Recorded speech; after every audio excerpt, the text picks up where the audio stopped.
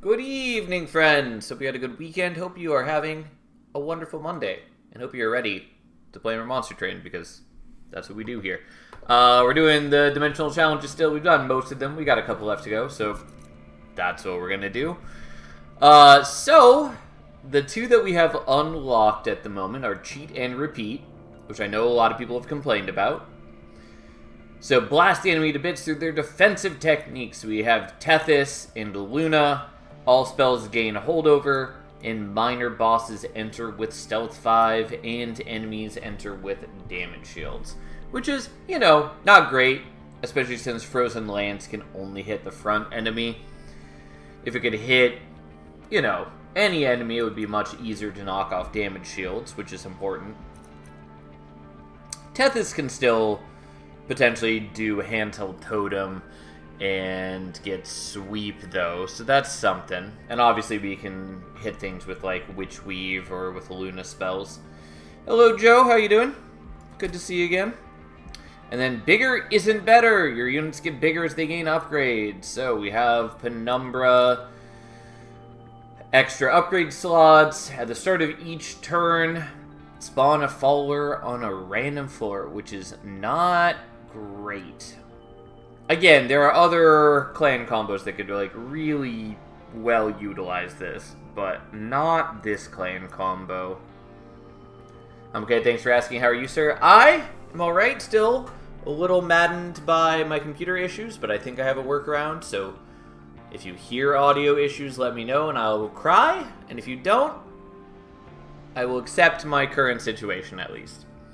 Other than that, I'm okay. I don't know. I got my own stresses, but for the most part, my life is fine. And then Gluttonous. Each upgrade you purchase for a unit increases its capacity by 1. Yeah, both of these sound a little miserable. I guess we're going to start with Cheat and Repeat and go from there. Okay, and we have Aquaths. Not a bad start. I would have preferred getting one of the spells that hits the whole floor, but we do have Cold Kalia, which does have Sweep, which takes a little bit of pressure off of things. Well, I hate Icicle Fracture, so we're taking Firestone Housing. I mean, it's just good in general, especially when you get it early and you can plan around it. Okay, so this is the first time we've seen Tethys in Monster Train 2, because I haven't been playing the Monster Train 1 clans. Of note, Conduit Tethys now actually does provide Conduit. And it's also just generally a good path. Made the mistake today of rewatching the Fallout series on Amazon. Now I want to play Fallout 4, which means hunting for a decent mod list. Fair enough. I never got into Fallout. I'm not into the post-apocalyptic setting in general. But I do know it's a beloved game.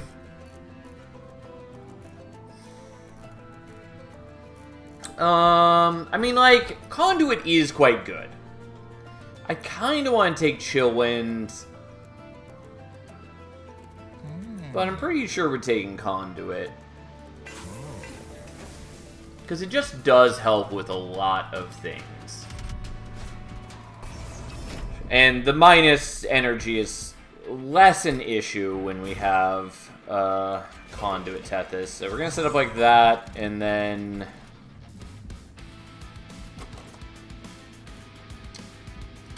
I guess we're going to do this. Fallout 4 is arguably the worst of the mainstream Fallouts, but also easiest to mod from my experience. Fair enough.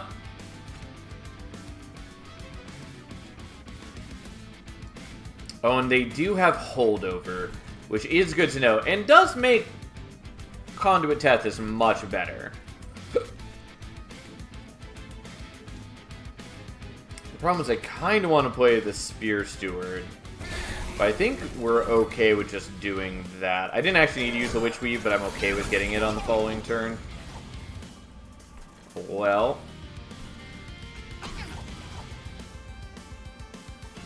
that is not what I meant to do. Oh, I do have Aquaths. Okay, I think maybe we want to use Aquaths. On the other hand, I kind of want to use Aquaths whenever they get to top floor. Like when the boss gets to top floor. I don't think we need to worry about that, though. Okay, so...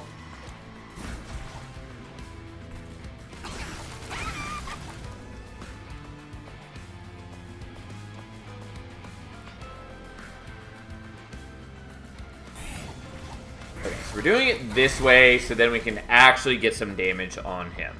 Which seems reasonably pretty good for us. We just want to play that, and we'll play that, because those are both good. Well. Yeah, and we just knock off its damage shield, which is whatever. And then we outlast his stealth, and just hit him a bit. Oh, I actually probably don't want to be using all of those, because then I'm only getting those from the holdover this turn, which is not a good plan on my part. I definitely should have not played out all of those, so I could have fished for another Helical or a Silver Strike. Totally spaced out. It's what I should have done. It's not what I did do. It's okay. We take one hit. It's not the end of the world, especially at, you know, Covenant 3.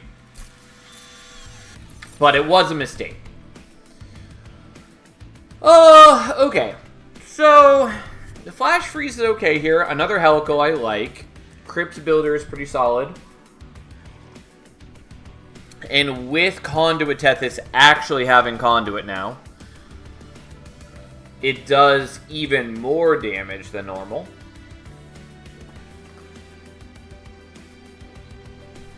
Because, like, at the moment, if we're playing it on Tethys' floor, then it's doing an additional 15 damage.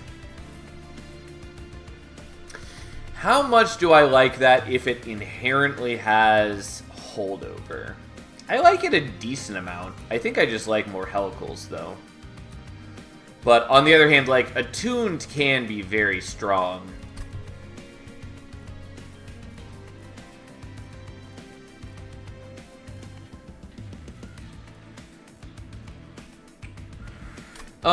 I'm just gonna take another Helical.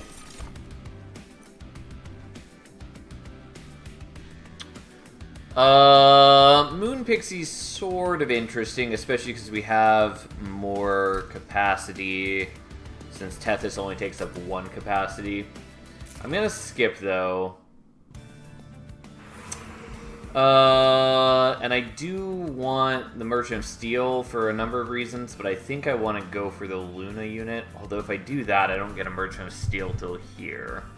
I mean, like, buffing my spells is pretty solid, because, you know, I get the same spells every turn, basically. So if I buff my Helicals, like, that's pretty decent. On the other hand, what would I even, like, be buffing them for? Not a lot. Because I don't really need to minus cost them. Because Tethys eventually is just going to make them 0 cost. And I don't need to do, like, holdover. That doesn't matter. Spell Chain would. Remove Consume doesn't do anything for me. And then, so it's just magic power, basically. Which is good. Whereas, like, I think I need to go here, because if I hit just, like, Incant Armor, that is so valuable for me. Large Mystery Box would be a great pickup. The challenge naturally limits your tool choices, so having a random, which can be holdovers, greatly appreciated. I mean, yeah, I still would prefer other options, probably. I think I need to go here. I'm not sure what Luna unit we want, though. But, like, eh.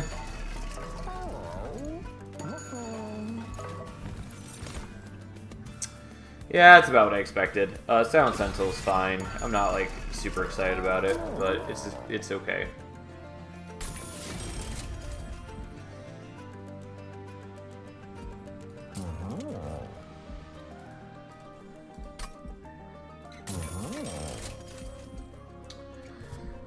That's fine.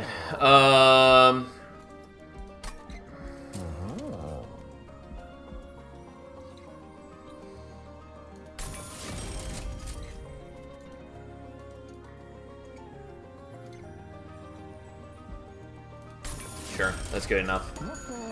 That's good enough. Okay, so we're gonna set these things up top because there are enemies invading and I don't want to be murdered by them.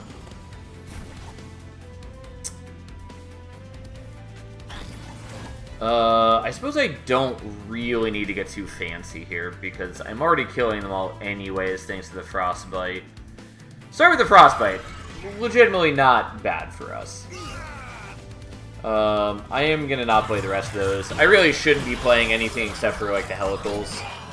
Like I should just be waiting for those. I mean, like healing our dude is okay, kind of unnecessary. Also, I do want to be building up our armor, but I really want to be fishing for other cards. Man, imagine this, but it's a wave of 12-1 plus 2 spell shields on top of the damage shield. Yeah, that sounds miserable. I will fully agree with that. Oh, wrong ordering.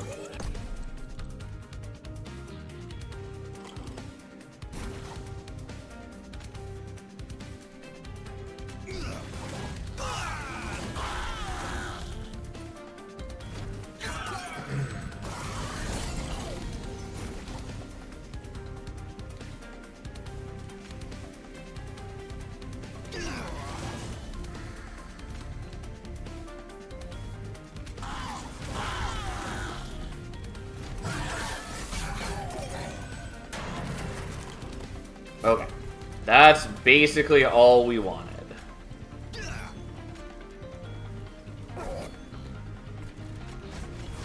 I did not do a very good job of building up... Oh, I forgot that I had Aquas, and I actually could have cast those on the boss that turn. Which, you know, would have been good, but I didn't, so that's fine. Doesn't matter. We have the victory.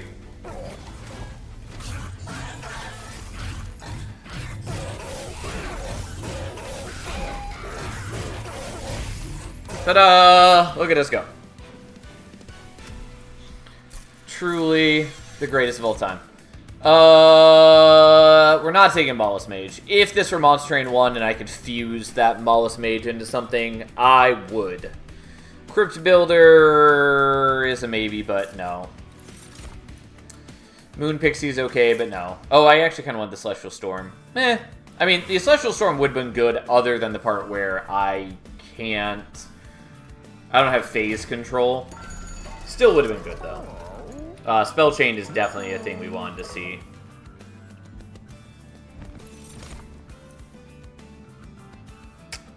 Yeah, I'll take the Siren of the Sea. Guard of the Unnamed is also pretty appealing, but...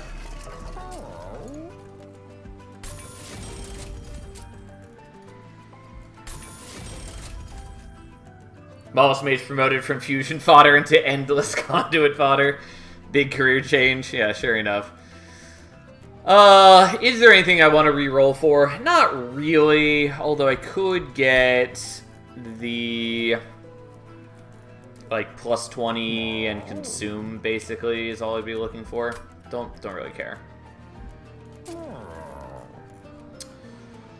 But I will get rid of some Frozen Lances because they're just real bad for us.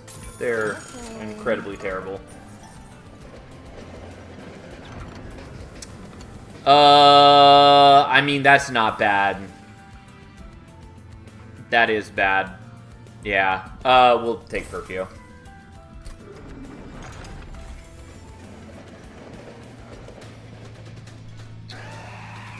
Okay, that's fine. He can hunt my Pyre all he wants. Who cares?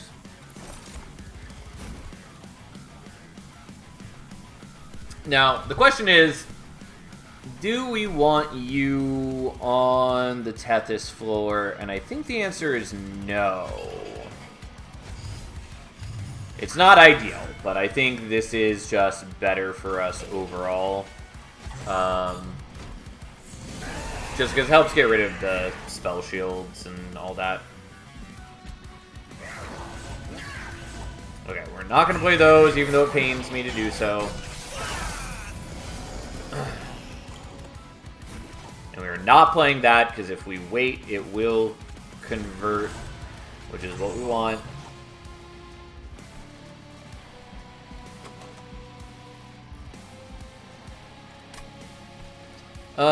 You know what? I'm gonna play these, even though it's a bit of a mess.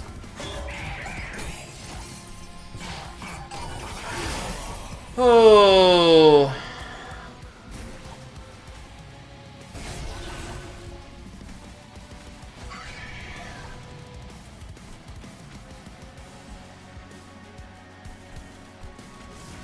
Yeah, we'll just do that for the incanting. I'm like, yeah, she's gonna die soon. That's okay. She's done her job. That's the important part.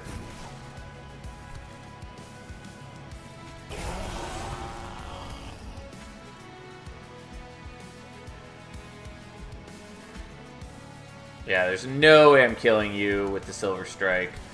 So I'll just do this up here. That's fine. We take a little bit of higher damage. Who cares? Who cares?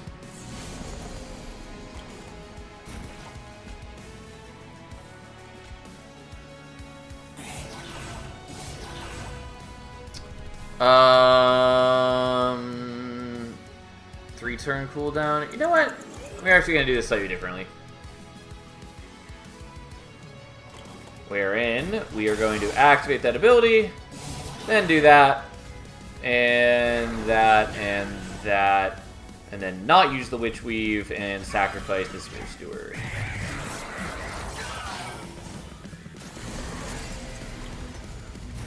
Okay, so.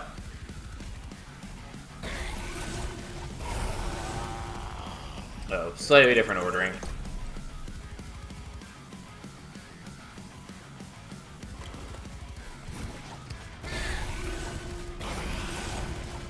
And we don't play out the Spell Chain one for reasons. We're definitely using this turn because why not? Oh, I can just kill you this turn. I could have done that last turn, I just didn't realize it. Either way, that's fine. He's dead. Yeah, we're gonna take Silver Ink. Like, the rest of these are good too, but I could also take Silver Ink. I'm gonna skip those. I mean, like, Shade Guard's fine, but is he really that good? I would say no. Okay, we're 100% going here.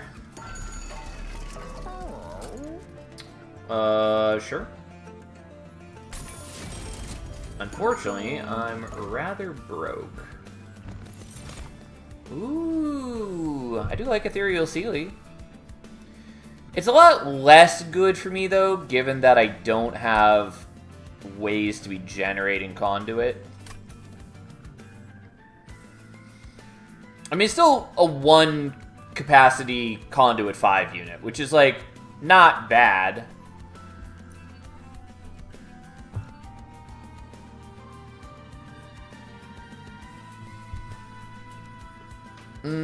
I guess I'm gonna take it, even though it's a little questionable. Yeah, and I could, like, re-roll, but I can't afford anything, which is part of why I should have turned that down, and then I didn't, because I'm a greedy person. Yeah. Hold over Silver Ink. Yes, except for the part where Silver Ink is a consume spell. Quick for the sweep. No. Like, it's not bad, but it's not going to be necessary in the long run.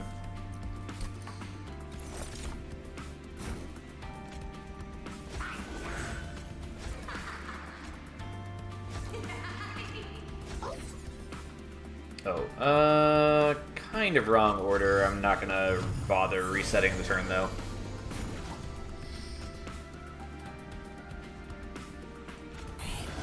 Okay.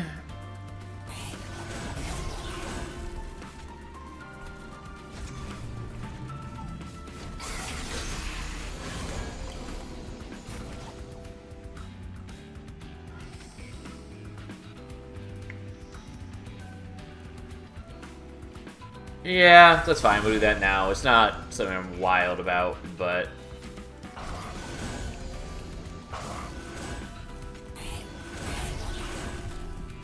Yes, I know I'm basically not drawing any cards.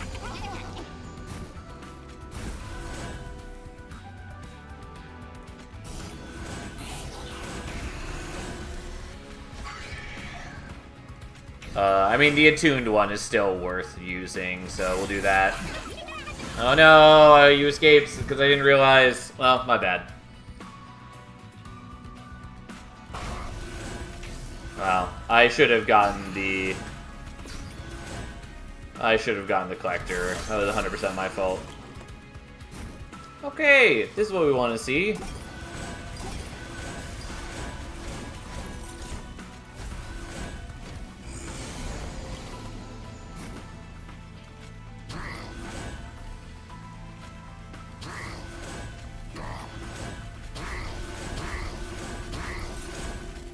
Ta-da, he's dead! Look at us go! Just gotta wait for the stealth to wear off. And, like, this is one of the reasons why it is better to be setting up on a higher floor, so that more of the stealth just naturally wears off ahead of time. But, still good for us to be on bottom floor for that fight, so we don't have to deal with all the Scourges.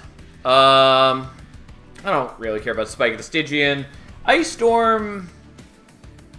I mean, Ice Storm is good, but I don't think we're going to worry about it. Like, I might take it still. What are the mutations here? The mutations are recurrent. All spells gain a holdover. Ninja training. Minor bosses enter with stealth 5. And shields up. Enemy units enter with damage shield. Like, yeah, the Ice Storm is capable of doing a lot of work for us, but it's also not as impressive as I want, given that it's mostly going to be hitting into damage shields. I actually might take Titan's Tooth instead, since it's effectively a sweep spell. And again, it's going to cost 0 eventually. And so having something that can just knock off all the damage shields is pretty useful. And on later fights, if we really want to, we can use it to kill some problematic enemies before they can ever reach top floor. How does it cost 0? Because Tethys is our champion, and one of her upgrade paths is Conduit Tethys, in which she minus cost damage spells cast on her floor. So at rank 3, it will be -3 to every damage spell. And so this will just naturally cost 0 when cast on her floor.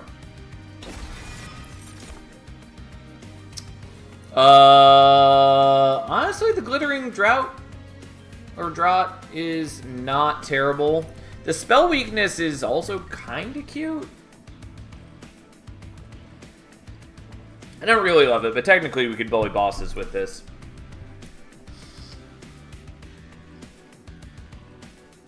We could also use it to, like, get around Dominion bothering our floors, but I don't think that's my greatest problem, kind of. The issue is that Dominion Seraph does put corruption on the backline. And if Tethys dies, we lose. Because my entire deck is built around her doing her thing. So, like, it might be worth taking that just so I can solve that problem. And, like, honestly, I think it's worth taking for that alone.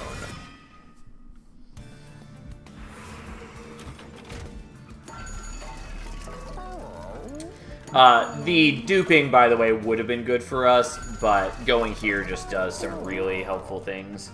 Like, the Excavated Ember is very solid for us. I'm probably still doing the Silver Ink, though. But the Excavated Ember is kind of cute. There's Smolder Stone for the ink. Yeah, the -2 and consume. Yes. I was seeing that, and so I'm pretty convinced we're just doing this. Because that's real good for us. And then we're hoping for Intrinsic. We didn't get it. I also wanted Spell Chain, but, like, Intrinsic was the thing that I wanted. I have to decide what I'm Spell Chaining, though. And I think the answer is this. Yeah, that's fine. And I'll do that because the minus cost on that does actually matter. We'll just skip that. Although, like, the Moon Priestess would have been okay. I actually maybe should have taken that. Technically, Meat Shield is okay for Tethys. Double stack Spell Chain, Hexcalation sounds like a boss killer. Yeah, I did consider it.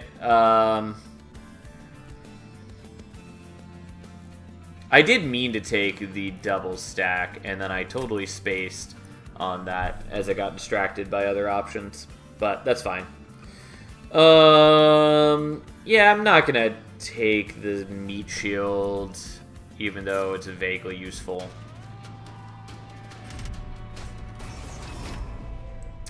Oh no, it's Quoto. I've seen a handful of people get, like, really mad about Quoto, and it does still kind of baffle me.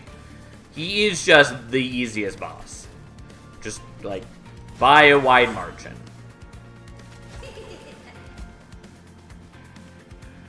Yeah, I think we still want to do it this way. And I'll put you down there, even though you're not doing tons of work for me.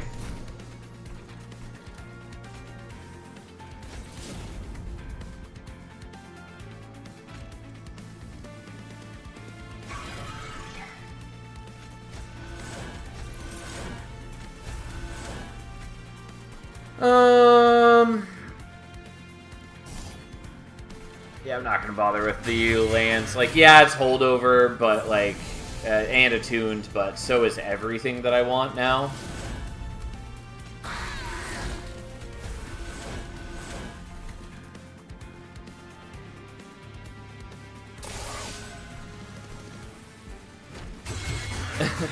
Good to see you, Rip. Yeah, I hope you're having a good time with the new job, at least.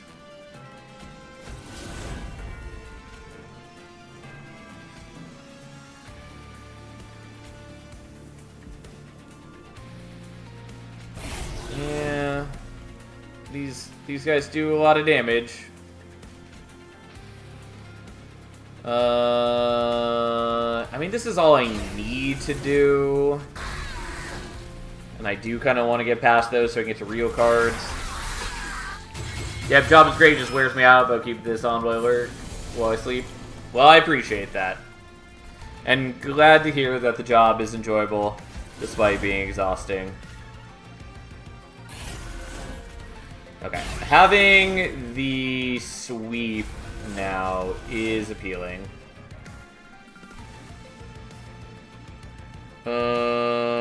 I should have done this differently, maybe, but that's fine. And I could do the Hexcalation, we're not going to. You know, I could use it on the bosses.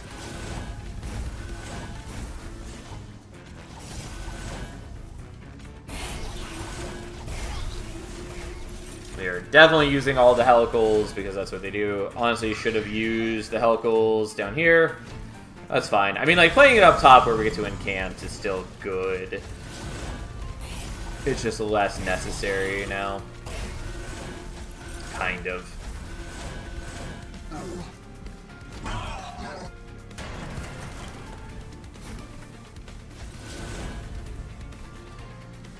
May as well do this now. And that way we can kill your backliner and hit you a little bit.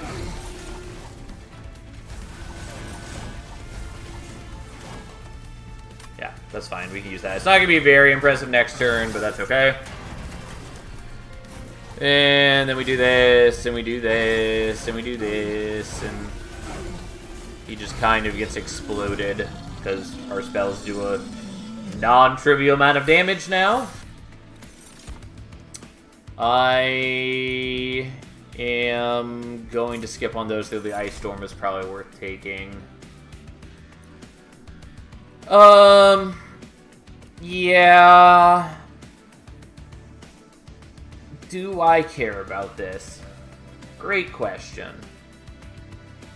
I think the answer is no, even though it is kind of good for me.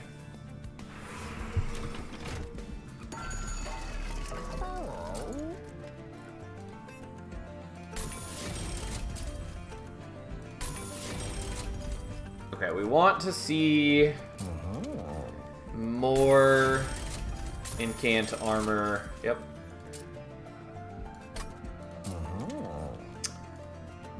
Yeah, I wasn't gonna do it this way, but I guess that's what I'm doing.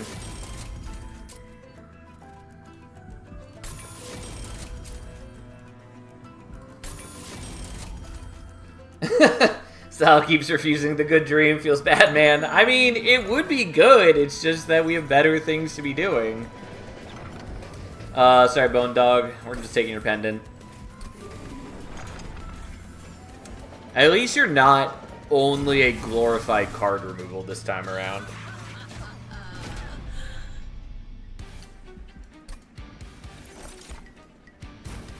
Alright, sorry, Silent Sentinel, but you got demoted, so...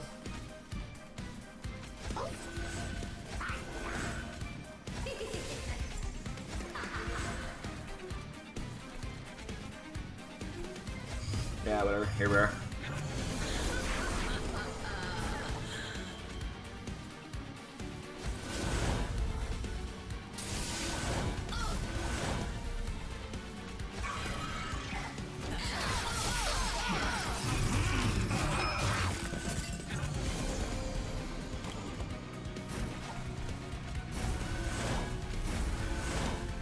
Not what I was hoping to draw into, but fair enough.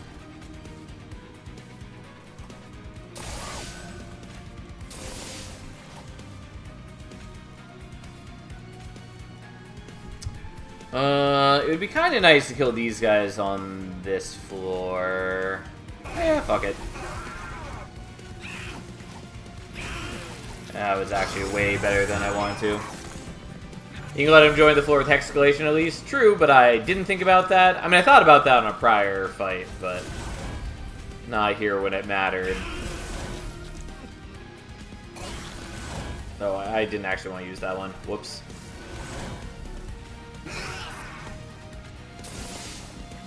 And I didn't know when I was going to draw the Hex Escalation. Either way, it's fine.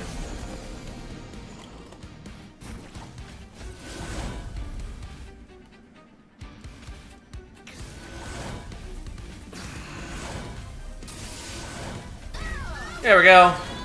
Just hitting for a clean 1200 damage.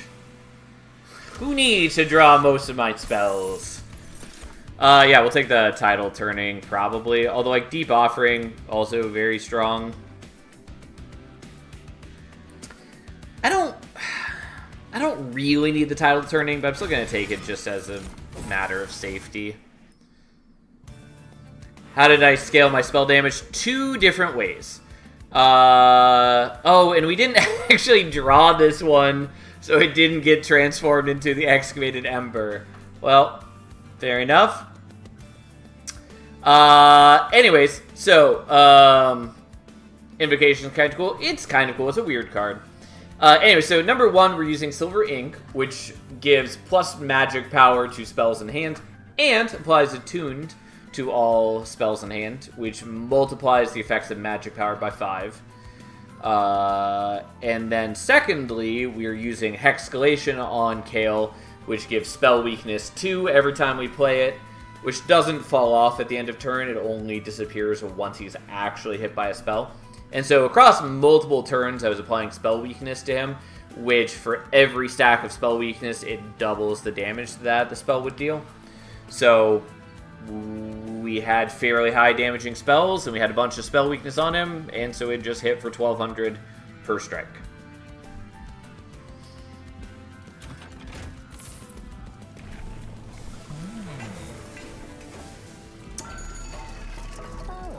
I mean, there's no reason not to do this, basically.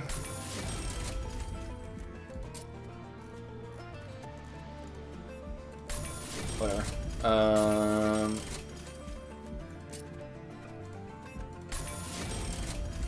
I do kind of want the double stack, but here we are. So, the problem is, I don't think the Calcified Ember gets transmuted into an Excavated Ember now.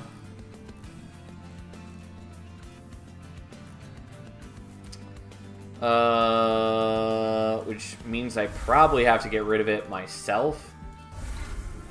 but we're just not gonna worry about that.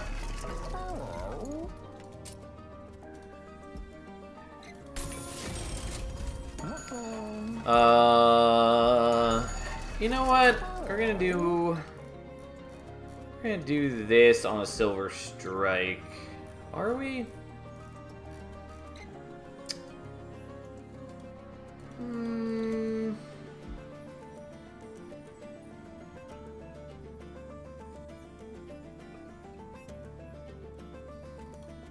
Nah, I'll leave it.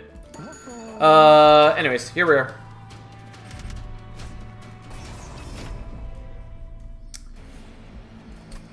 Okay, so.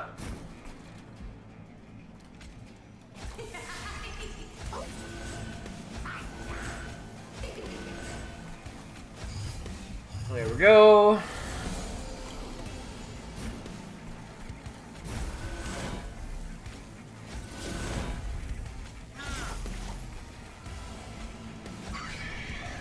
Whatever, you can join top floor, I guess. Doesn't really matter. We're not going to play the other spells, so I can draw into things I care about. Yes, look at that appealing turn.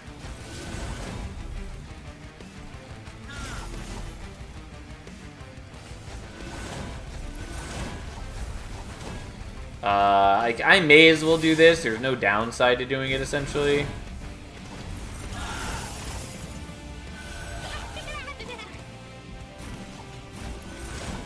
Alright, so this one does still transform. Good to know. Again, this is why... Oh, I did that in the wrong order, but that's okay. But again, that's why we took the Titan's Tooth. Because it is just good for us. Because it's wiping out damage shields and still killing things. And turns out that's pretty useful. Okay, so I can't get any more units on this floor.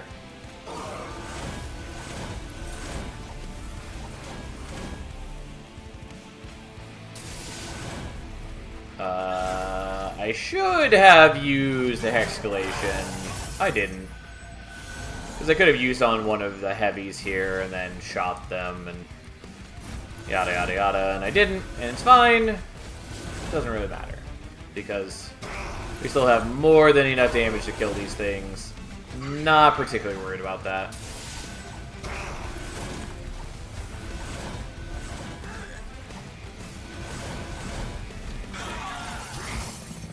Okay, look at us go.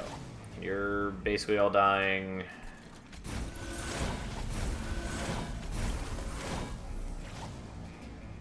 There it is. Just had too many cards in hand, and I was having trouble finding the one I wanted. And we just play these out because there's no reason not to.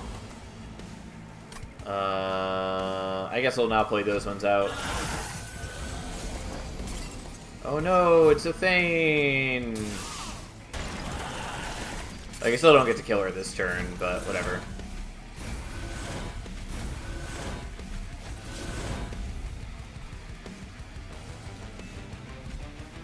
I mean, I can still do things.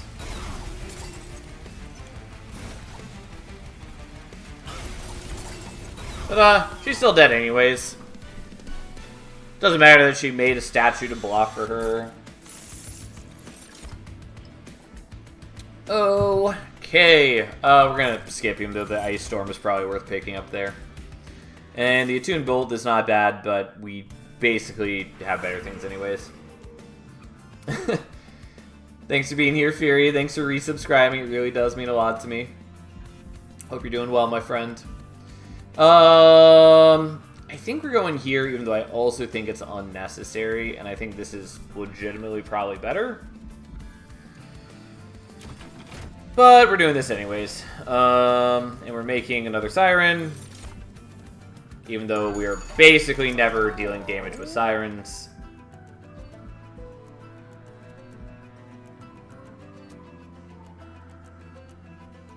Sure. I could take the Inferno Room. I'm not going to, even though I maybe should. I kind of want to take that. I don't think it actually matters.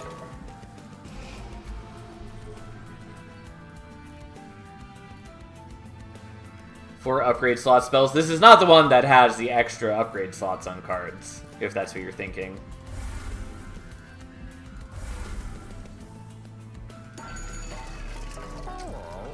I'm going to reroll even though I shouldn't. Oh, yeah, I actually will take that. Honestly, always forget that that's a card in the clan, because it's a... Or not card, but artifact. Because it's a weird artifact. Okay. Now...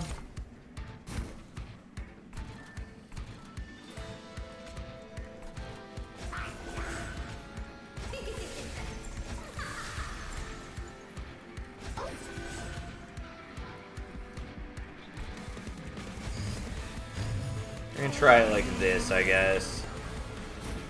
Oh, I got the title turning anyways. Well, I only set up the way that I did because I wasn't sure if I'd get the title turning in a reasonable time frame. I mean, not that it's like super strong at the moment, but... I don't know. Still plenty of armor. You click so fast that I missed what that artifact does. The one that we got is Seer Orb, which is when applying spell weakness, apply one more. And we are using Hexcalation, which gives spell weakness, so we may as well do more spell weakness. Also, I meant to use your ability last turn. Totally spaced out, so that's fine.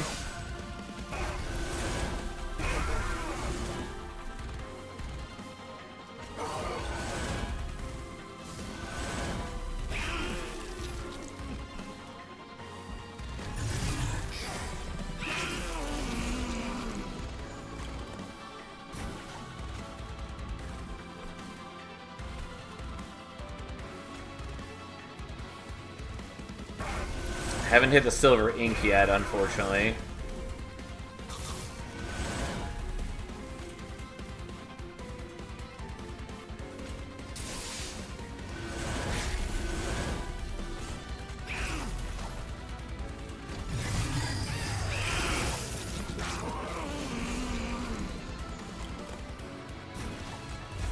Well, at this rate, I'm never going to hit the silver ink, which is sad, but whatever. So I guess we're just gonna not play as many spells. I can't play that now. No.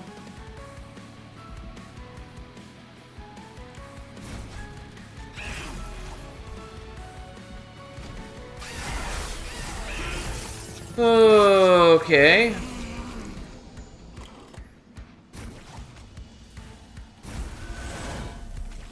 Well, we got that finally, even though it's not as exciting as desired.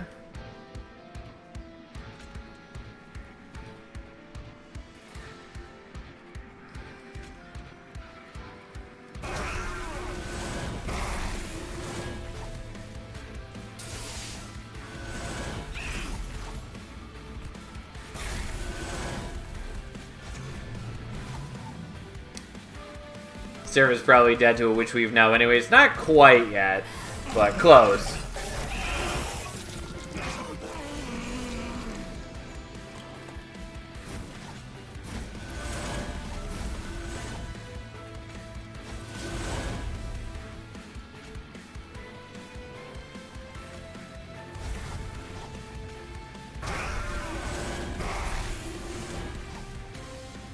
There we go. Just a clean 4,050 damage, and I had another one to play.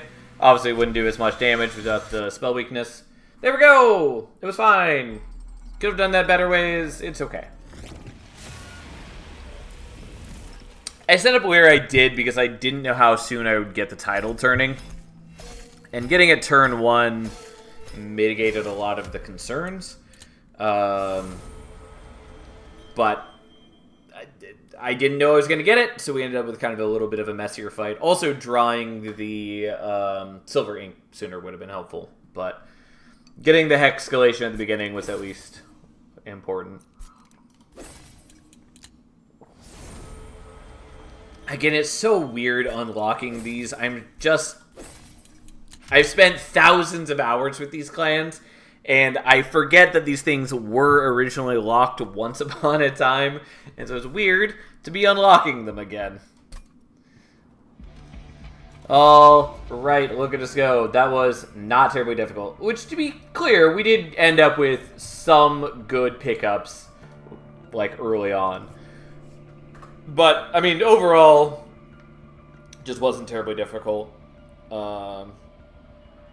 Like, having the Helicals was very solid, and definitely having Conduit Tethys is very good. It wasn't totally necessary, because, again, if we just, like, minus cost some key spells, we would have been able to do very similar things. Also, my Sirens basically never mattered. Like, I had them. They were my backup plan in case we actually need to fight things in Relentless, but we didn't. Regardless, we only have 3 more, and next one up sounds awful. As a reminder, this one, cards get extra upgrade slots. Every turn, we spawn a follower on a random floor, and every upgrade we give to a unit increases its capacity by 1. Conduit Ekka. I mean, we couldn't do Conduit Ekka since we started with Tethys on that run. Can't wait for the followers to ruin your setup plan. Yeah, 100%. That is the concern. So basically, we can't use morsels for the most part, because the followers are just going to keep filling up our floors. So we can't rely on any morsel-based strategy. Penumbra takes up a bunch of space on his own and is terrible. We're definitely hoping for Architect's Penumbra to at least increase capacity, and by increase, I mean eventually make Penumbra be space neutral. Alternatively, Monstrous is also okay. Especially with the It's Alive being able to give us lifesteal and scaling attack. Morsel Master, absolutely worthless for us. If this were a Morsel Maker, that would be good, but it's not. Oh, God. I mean, I'll take Shadow Sheath. Probably. Inga's Beaker is also good. Shadow Sheath is fine. It is going to be sacrificing every follower. Yeah. So, like, I just talked about how I wanted Architect, but with Shadow Sheath, we definitely want Monstrous. It is just the better pickup for us. We might still pivot away from that later when we get other units. That's perfectly fine. But for the time being, this is what we got. Got the lifesteal start for it? Yes. Oh, and they come down before putting down units? That's real bad.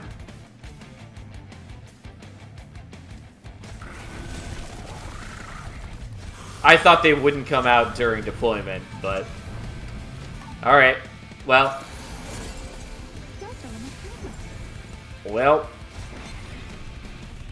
Something to consider, I guess.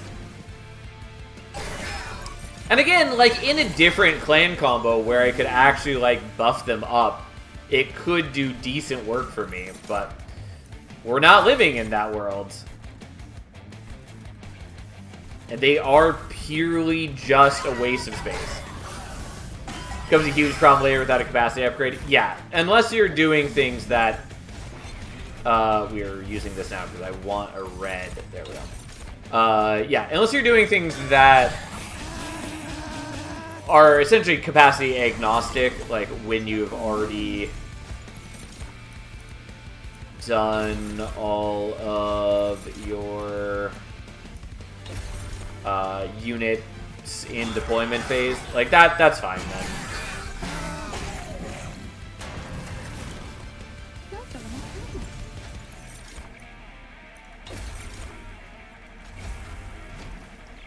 But, like, as is, I already have so many dead cards in my deck, because I can't play the Morsels, I can't play out my Spear Stewards. It's not like these guys are doing anything for me. Like, yeah, I could give them an infusion, and that's honestly pretty decent at the moment, but I could also just give it to Penumbra, and we're doing just as good work. Alright, there we go.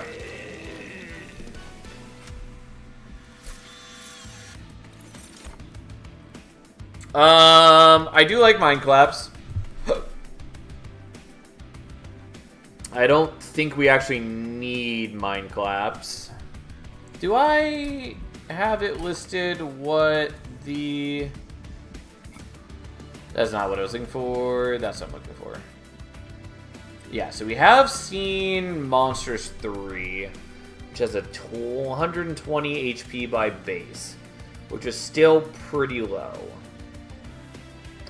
It's maybe fine as is. Slowly getting my purple crowns 10% done. I do not think of these as purple crowns. Like, they're meant to be platinum crowns, essentially, is what they are, as opposed to gold crowns. But yeah.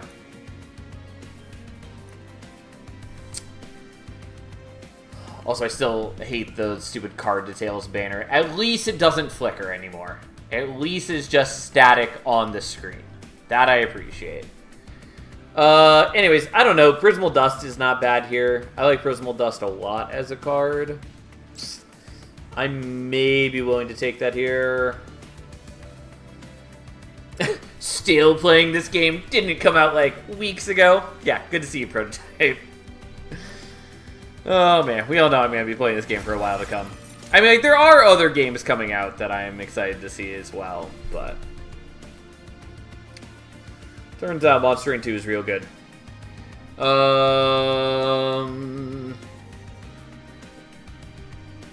So, I mean, we're skipping these. There's a world where I build to Overworked Assistant, because that was one of the viable strategies for this. But we're not doing that here. Oh yeah, I look forward to every Monday when I get to see a week worth of jank. Well, I'm glad you guys enjoy it. At some point, I'm going to try to actually be uploading runs to YouTube. I'm going to try to get back to putting up the VODs, and I'm going to try to select like a highlight run to post each day, I think.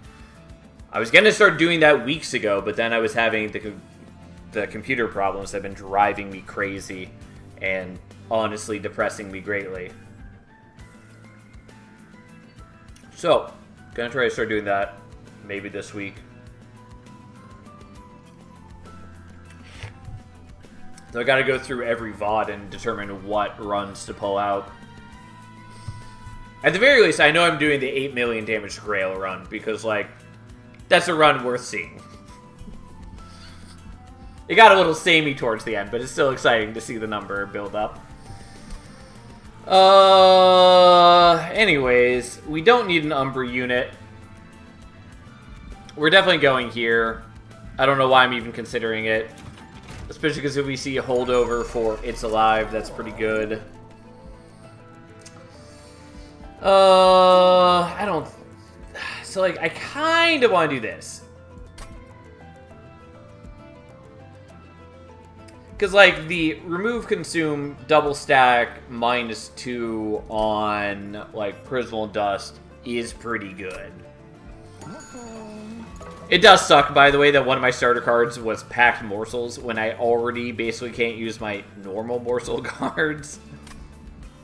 Like, it's normally not that offensive of a card, even when you're not using a morsel strategy, because you can, like, play the card, just play the morsels out, and it's just a normal consume card that costs 0, just like everything else. And, but now, when I have no capacity to play the morsels, particularly because I'm also playing Monstrous Penumbra, like, it is wholly a dead card for me. Yeah, we're not going to use either of these. I still haven't mastered Makeshift Golem. It is not a card that I like very much. I see why some people like using it, but I think that there are just... I think both Hulking Mass and Makeshift Golem are mostly unnecessary in Clan. There are some good things you can do with Makeshift Golem, but mostly I just don't care. Oh... Imps are so mad now that we can't infuse them. Yeah, they're still good, but I'm so used to a world where you get to infuse them, and they're way stronger and way more exciting in that world. And so it is very disappointing to no longer be able to do that. Also, like, Molting Imp suffers a fair amount with just the amount of, like, health scaling in this game. Because, like, in Monster Train 1, it's not, like, an amazing card, but it still kills backliners, and heavies in Monster Train 1 have between 150 to 275-ish HP. And so, like, that's a lot lower than double 500 HP heavies in front of, you know, like 50 HP backliners. Like, you know, it's a very different world. And there's no way to buff the Molting Imp's damage, which is underwhelming. Which is, whatever, it's okay. Don't you slander my boy. Slap some makeshift golem with unstable. I mean, like, there are good ways to use makeshift golem. Like, that is one of the ways. But, like, you know. Anyways, back to the actual run at hand. So I don't know that I really care about this. Because if we can get It's Alive online, we're already going to be generating a bunch of lifesteal. And more to the point, that's also generating, like, extra attack, which we care about. I think I care about that much more. Also, like, Permafrost and the Prismal Dust would be okay. I don't know. It's just... We're just gonna reroll. Okay, well... Spell Chain and -1 is in the acceptable range.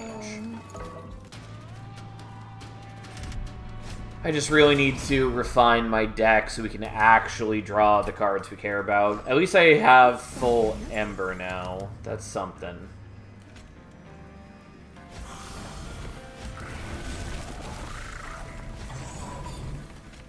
And yes, technically I could just, like, not play out all the Shield Stewards and I'd have more capacity for morsels. Who cares? Who cares?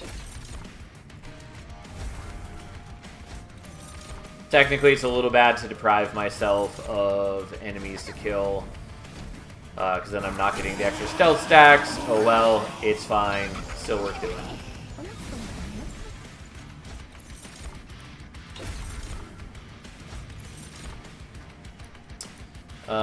Yeah, we'll take the extra rage for now.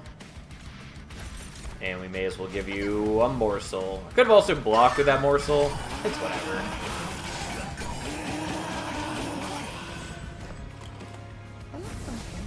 You bastard little followers, you. Yeah, I really need to remove cards from my deck. Or hit holdover, or both.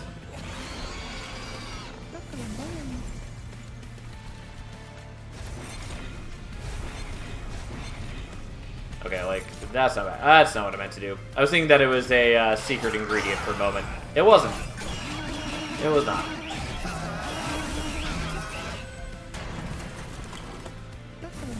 Perfect. Exactly what we wanted to draw. We'll do that. I considered playing this out to look for blue infusion to kill his backliner, but if we have enough stealth and lifesteal, it doesn't matter.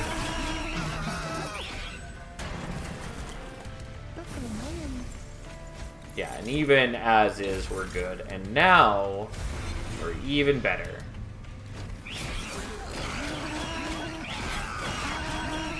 Like, we've only got one attack each turn, so the lifesteal, you know, sticks around much longer. There's Perils. Space Prism is, unfortunately, pretty fucking bad now. Mostly just because Deployment Phase exists. Because it doesn't have Deployable on it, and so most of your units are getting played out during Deployment Phase.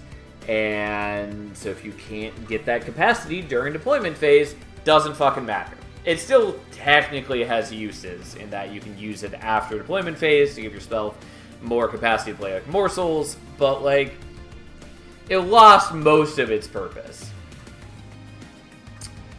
I don't know. We're gonna take Perils. There's a good chance we don't use it.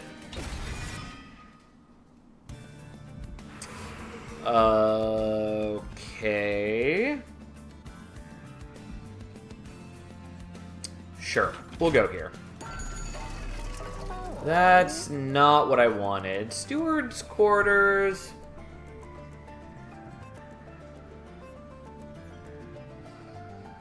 Is okay, but not really necessary.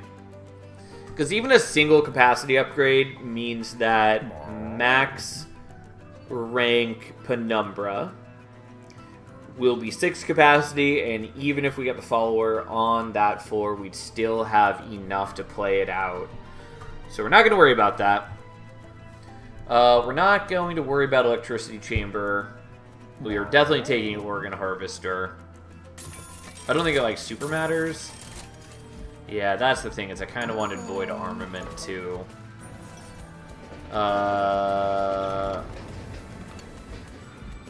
No, I really wanted the ability to... I mean, like, Gross Michelle is still good for us. It's just that I really wanted the extra gold from purging cards. Because then I could have purged to get myself enough to afford the Void Armament and to fuse. In case you missed it, you might want to check out the LCA North Finals this weekend that determined our teams for MSI. The final series was great. Some of the best of the league from us in years. I have not been watching a lot of League. I did catch the finals, though. And yes, I agree. It was quite good.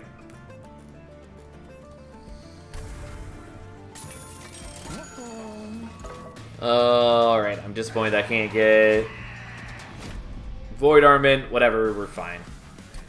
Like, the Void Armament would not have worked with the Organ Harvester, but that's not the point. The point is that I wanted... Whoops. Oh, that's fine. You can be in front. The point is that I wanted Penumbra to have multi-strike. Of note, by the way, Gross Michelle with the followers, actually pretty solid. Because now they do meaningful damage each, which is something. Sure, we'll just play that out.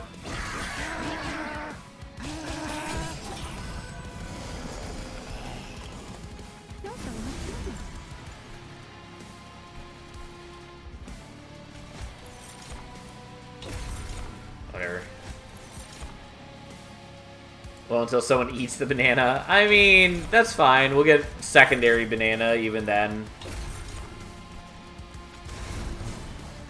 Yeah, I didn't really have a purpose for doing that. Would play the Spear Steward if I could. That's whatever.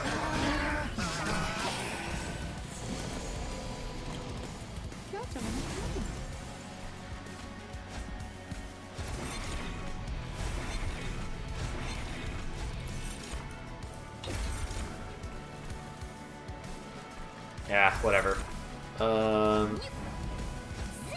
Have some morsels. Can't play this morsel anywhere. That's okay. Penumbra is not really getting to slay anything. It's what it is. Guess you're not taking capacity, right? I am taking capacity once.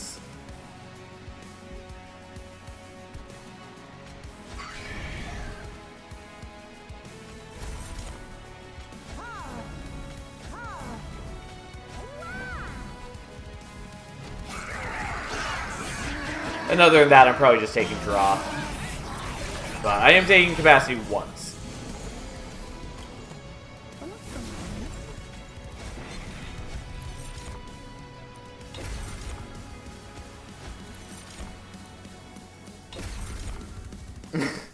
Runway for morsels before the jerks jam up the joint. Yeah, pretty much.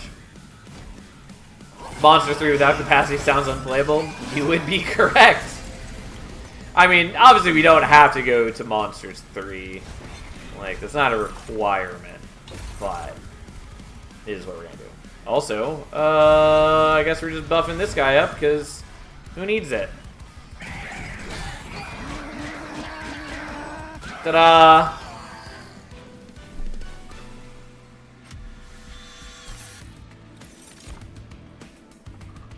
I mean, scrap for parts is cute. Doesn't matter. I could take Double-Edged Bearer, but we still struggle to play it out. Like, if I stop playing out the Shield Stewards, it becomes much easier.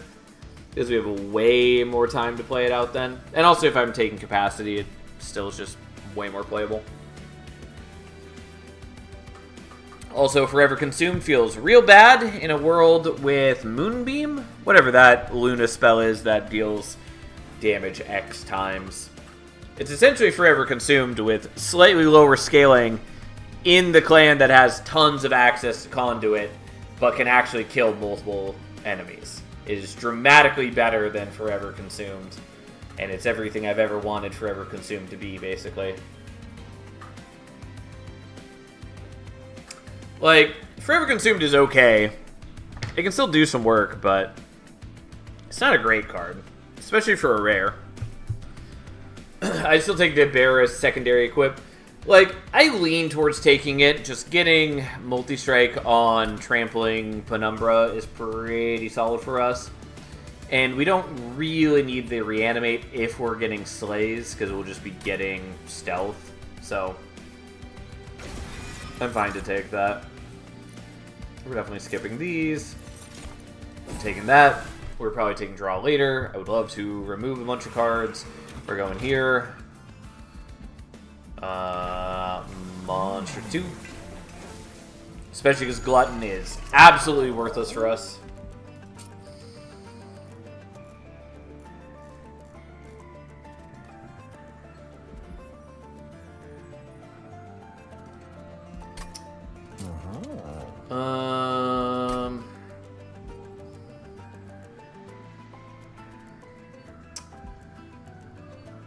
So if I take both of these, that's 110, and so I couldn't afford a holdover necessarily. So we're gonna reroll. There we go.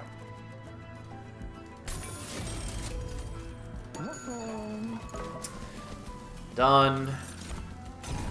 Heal even though I don't need to. Would love to remove cards. We can't. Okay, that's fine. We're in great shape nonetheless. Who cares about enemies healing? Utterly inconsequential to my needs.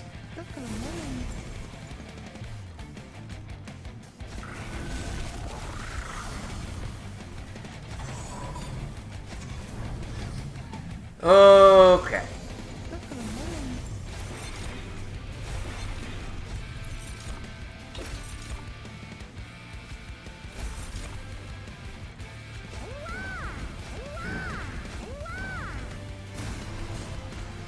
Enjoy.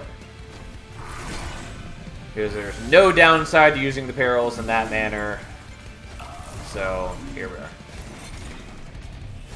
We're gonna keep trying to stack you up because somebody's gotta. It's like, you have decently high base attack, but it's definitely not that much in the grand scheme of things. We're gonna pull you up front so I can get the gold from you because I want it. Honestly, I could also be just buffing the followers with their triple strike, but we're not going to do that.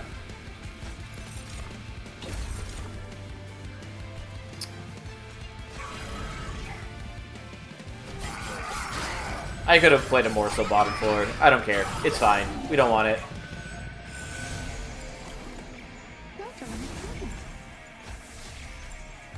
Saw the red X for a moment, thought it was on Penumbra, and I was very concerned. It's not. Whatever, you get Organ Harvester, who cares? Yes, you're just gonna get a bunch stronger by murdering these, and by that I mean you actually can't, because they have stealth. But eventually you'll be able to. Oh no, our banana went extinct! However shall we handle such a fate? Yeah, they're about to cleave through our followers. What a terrible fate they shall withstand.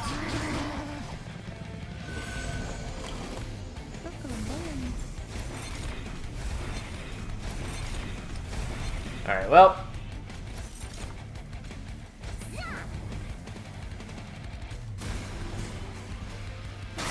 I don't see a problem stacking mooks. Nope.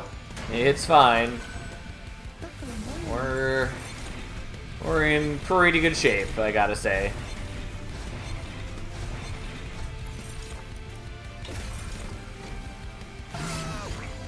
Oh no, he's gonna sap us if he ever actually even got a chance to do so. Like, he'll apply a little bit of sap to us because his action sap trigger is target agnostic, but he can't actually hit us, and then we just kill him. So that happens. But I do like Ember Cash quite a bit. I don't think I care about it here though, and I don't care about any of the other things.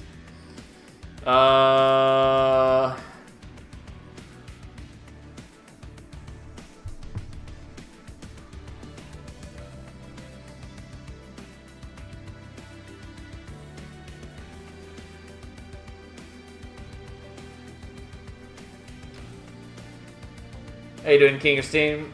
And what's the bigger isn't better challenge? I will tell you in a moment. Double Monstrous is good drug. The problem... So, I am considering Replicator right here. To go over the thought process, here's the problem.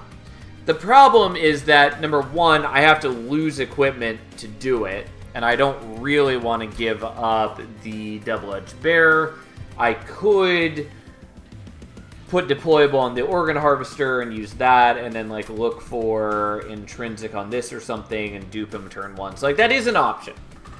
But then all of my buffs are single target, and like it's not really that good for me to be splitting up the buffs between them. So I think in this instance it actually doesn't help me to do this. Because there's a lot of hoops to jump through to get a unit that I then also have to protect and isn't really that strong. So we're just not going to worry about it. I love Replicator Ray in general. And normally it is quite good. Particularly with champions that have like passive effects or you know, triggers. Like Lion's Mane. Cannibalize is an innovative solution to your crowdfunding problem. Or crowding problem. Yeah. I mean, kind of. Except for the part where it doesn't really matter. Cute, but ultimately doesn't matter. If Cavendish breaks, you get something new, or is the banana gone forever at that point? It is gone forever at that point.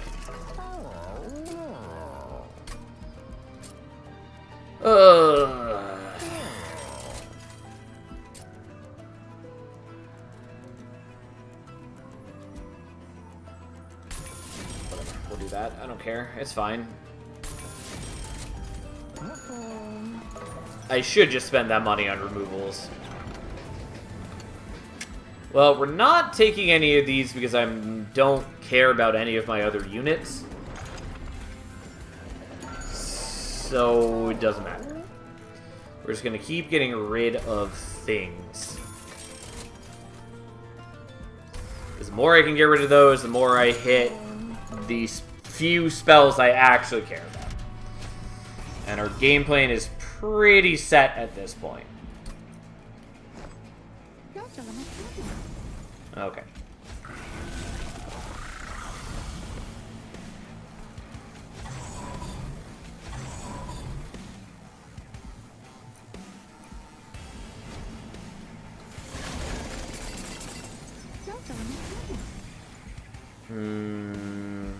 What is Penumbra's base attack at this point?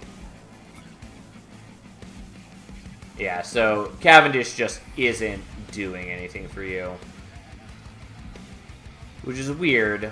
Or does it say non-champion? That's right. I forgot that says non-champion. Never mind. That's disappointing, but at least in line. It makes sense. And we actually get to make morsels for once. How exciting. Whatever, enjoy. I didn't think that through very well. That's okay. May as well have them hitting this a little harder.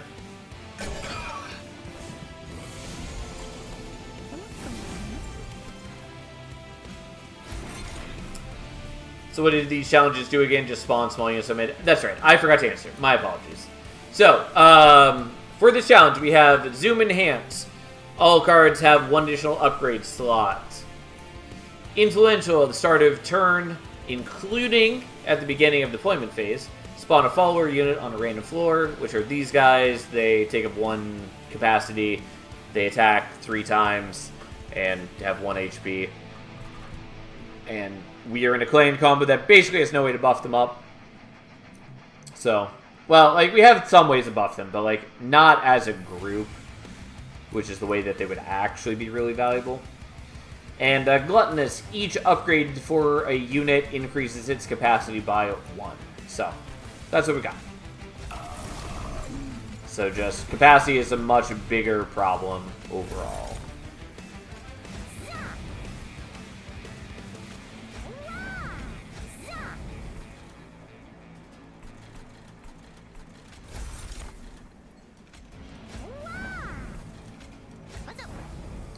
I did that a little wrong. Doesn't really matter. Whatever. Have some sap just for the sake of it. That's a pretty fun challenge. It's okay. I appreciate that it at least changes things up some. I'm not willing to go so far as to say that it's actually enjoyable. Also did this in the wrong order. That's fine. Not a big deal. I looked it up, at least plus 70 attack compared to Monster Train 1 stat for Monstrous Penumbra. These are not the things that I was hoping to get. But yeah, like, the stats went up. I still think they're overall kind of low for Monster Train 2. Since, again, like, late game, you end up going against enemies that are hitting for... You know, or not hitting for, but have like 500 times 2 HP. And Trample doesn't matter in the slightest if you are not, like, killing things. Like, yeah, you can now use equipment, which helps, but, you know, it is what it is. Like, yeah, it certainly is an improvement. But I'm not willing to go so far as to call it, like, a huge improvement in the grand scheme of things. Like, I do think Penumbra, on the whole, is better than in Monster Train 1. But that's also a pretty low bar, given that Penumbra was awful in Monster Train 1.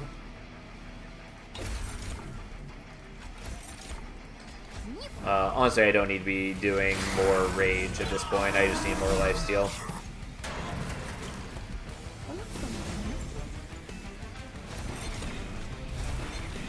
Yeah, I'm struggling to win with the Monster Train 1 clans.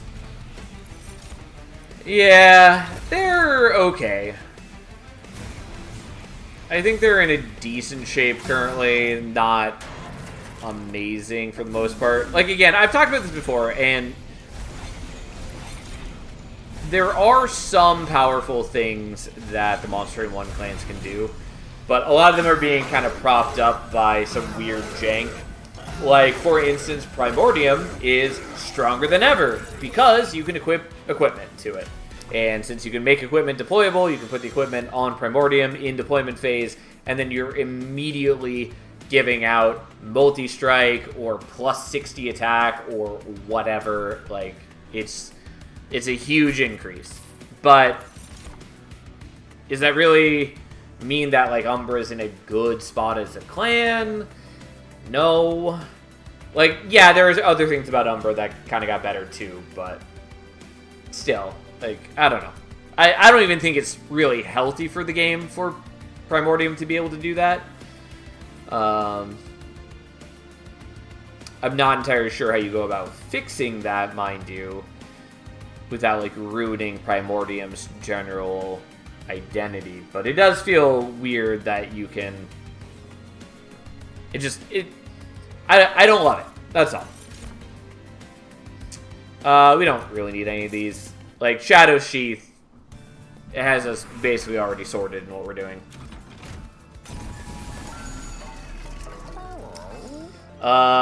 Inferno Room is cute, but unnecessary. Bloodthirsty Blade is cute but unnecessary. I still kind of want to take it though. I mean, I guess I'm willing to take it just in case we see Void Armament. Still gonna deployable it, and we'll see how much we actually end up using it.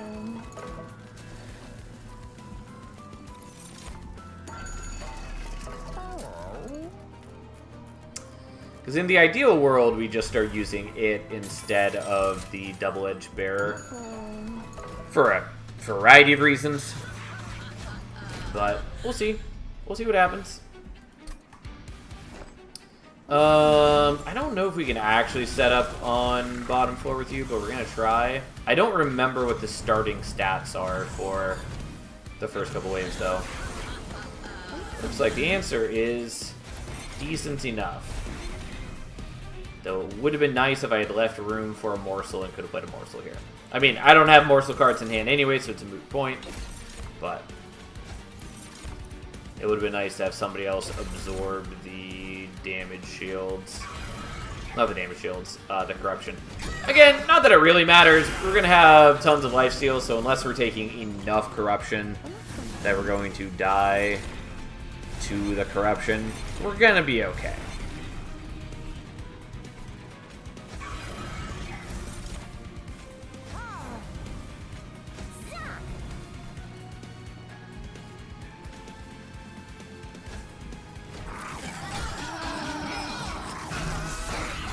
Yes, feast, Penumbra, you glorious creature.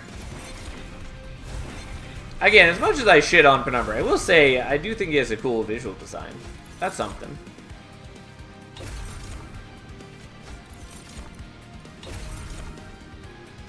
Okay, you go there. I forgot that. I got two of you. Doesn't totally matter, because you're not particularly impressive morsels. But you do absorb the corruption, which is vaguely nice.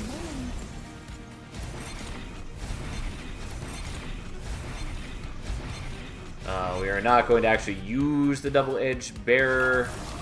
Just gonna play him out. Anyways. You hated him because he is too beautiful for you. How dare you? How dare you slander my name?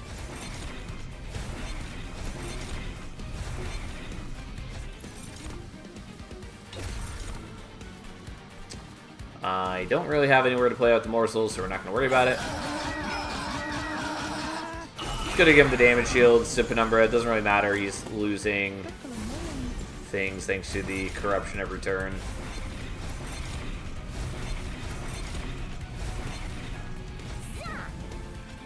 Go forth, my multi-striking morsel. Surprisingly, you haven't hit Furnace Tab the whole run with the limited card pool. Yeah. I mean, it is what it is. It actually might not even be unlocked since I haven't leveled up Umbra yet. Also, I did not mean to play out the infusion, but that's fine. I misclicked, but it's alright.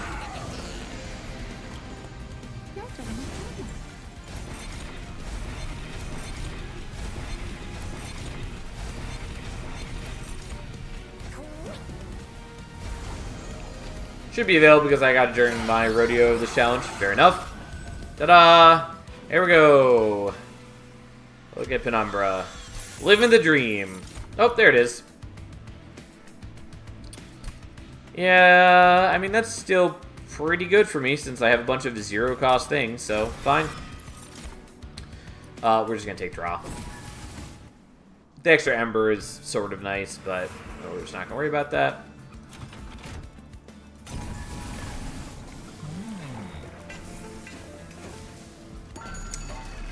Okay. Well, I could hold over Perils now.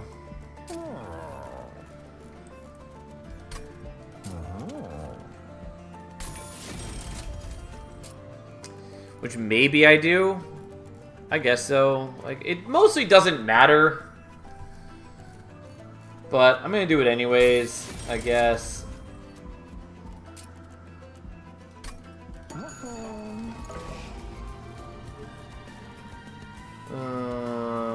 Okay.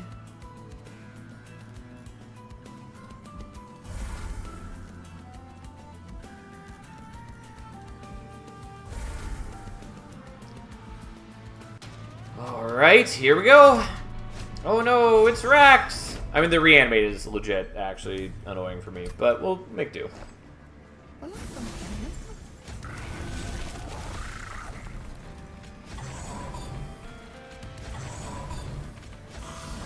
We will see how things go. Yeah, that's about what I expected from this. Though, we did get the first tap on turn 1, and that helps a ton. Yep. Because it takes me from not killing them to actually killing them. Which is an important distinction. Oh, I forgot that we're getting dumb morsels on that floor. That's fine.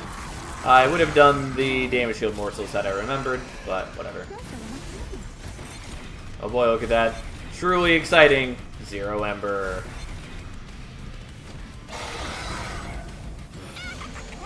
I'm gonna get none of this. Strongly matters. Since I'm just doing this essentially every turn and I have 3 attacks, and that's all I need in my life.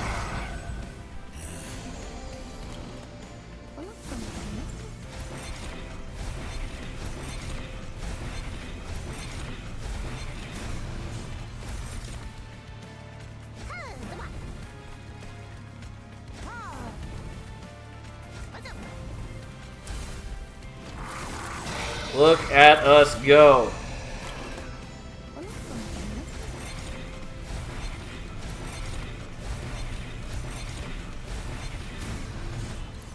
Who cares? Definitely not I. How you doing, Death Rage?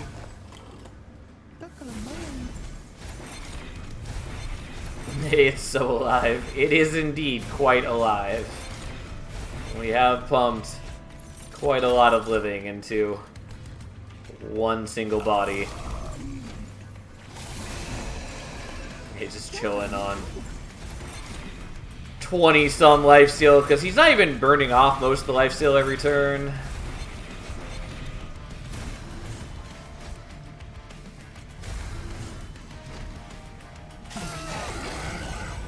Kablam! Look at us go. Ta-da! Turns out Trample is real good. I would take Void Binding, but we've long since passed the time where we cared about Void Binding. We're definitely going here. Okay. Intrinsic was appreciated. Alright. Done.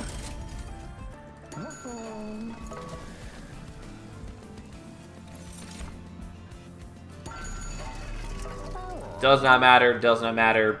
Do not want. I mean, sure, I'll take this just to get something out of my deck.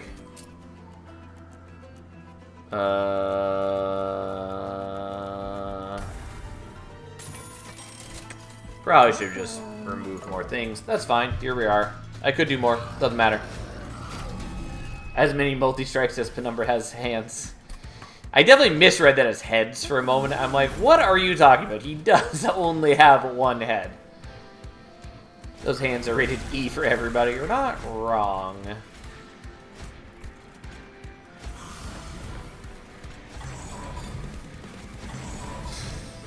Okay. Well, I was hoping that we were going to get the Perils on turn 1, so I'd have enough Ember to play out all of these.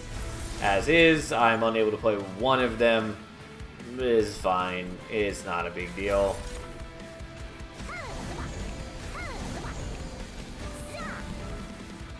We'll just play that anyways. Alright, he has 7 attacks. I think we're okay. Oh, you're 1 turn late.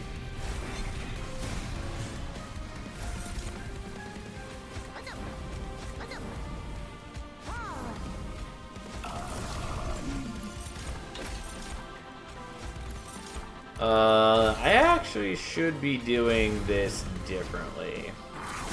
And by that I mean I should not be getting a red infusion. I should be going for purple. Though again, the logistics of the situation are largely inconsequential.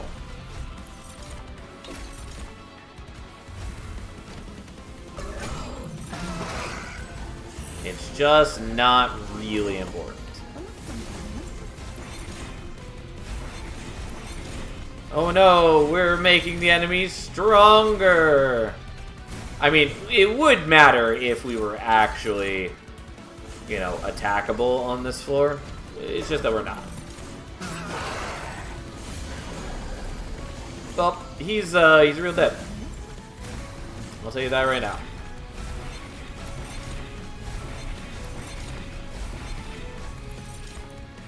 Okay, melee weakness. And melee weakness. And thus, now our first attack. It's for a couple thousand. And then we just beat him to death. Ta-da! What a run. Yeah, starting with the Shadow Sheath, very good.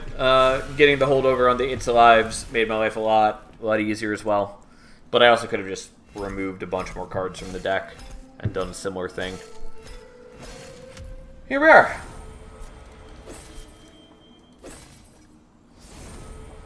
Oh boy, engine upgrade, my favorite card of all time. Primordium!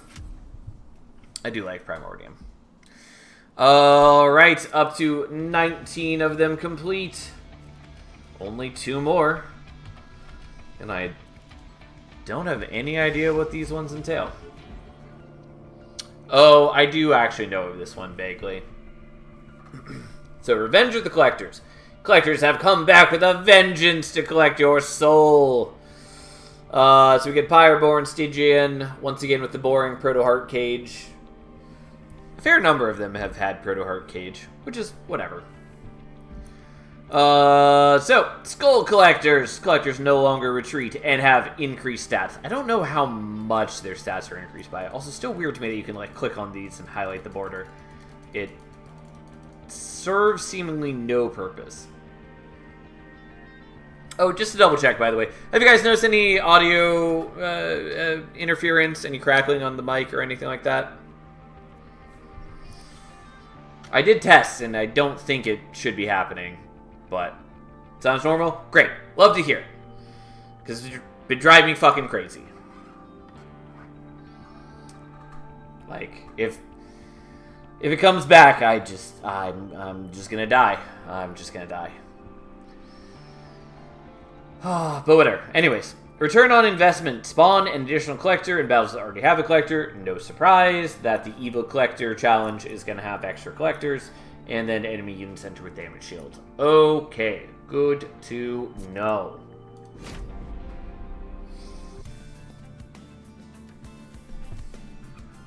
If you leave a unit alone with the collector, that unit will probably have an unpleasant time. Good to know.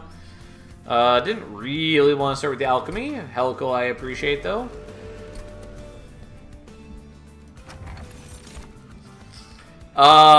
We're dang Split Anvil. Like, Totem Fragment is also not bad. But I really like Split Anvil. Especially when we have the starting Alchemies. It's not relevant with Foregone Power, mind you, but so be it. So be it. As a minor aside, I don't really like the Stygian border to cards. It's okay, but I think it looks worse than a lot of the other borders. Like this one being, you know, magma, essentially. The, like, little hashes of purple just kind of feel out of place. But, it's fine. Anyways, grumbling aside, what are we actually playing? I mean, I do like playing Overlord. I think we probably want Pyromaniac, especially with Split Anvil. And, you know, Stygian, like, we already have incentive to go with an Incant-focused deck. And Pyromaniac works real well with that, kind of, so we'll do it. Also, Overlord is a lot worse when enemies have damage shields, so here we are. We'll see what we can do.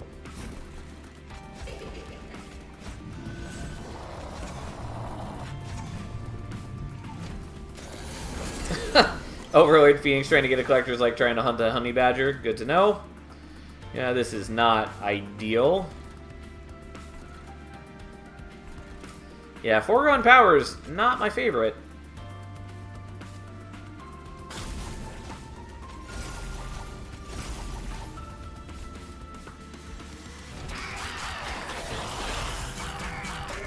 Like, I think they're an okay starter card. I think people are overly critical of them, but yeah, it's not great. Yeah, that's a problem.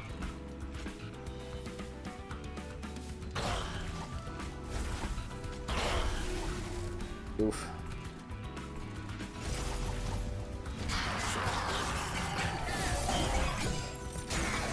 Yeah, we take some damage. Okay. But I assume you guys do count as dying when the boss leaves.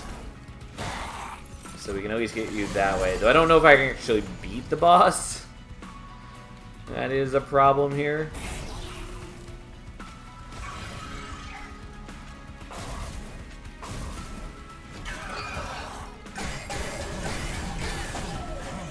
But yeah, those are some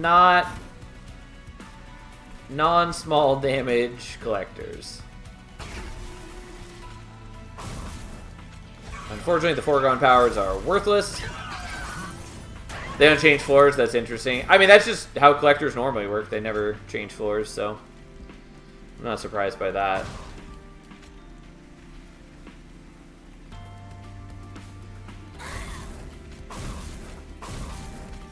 Okay, well, we're a lot closer to a kill here. And, you know, we'll take a hit. That's fine enough. We took 2 hits, which was less great, but whatever. We did get 4 Horde thanks to the Split Anvil. Honestly, the extra HP from the Lava Armor is vaguely appealing right now. I don't love it, though.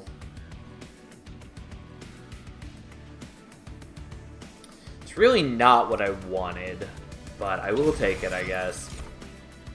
I will take another Helical. I'm definitely looting this.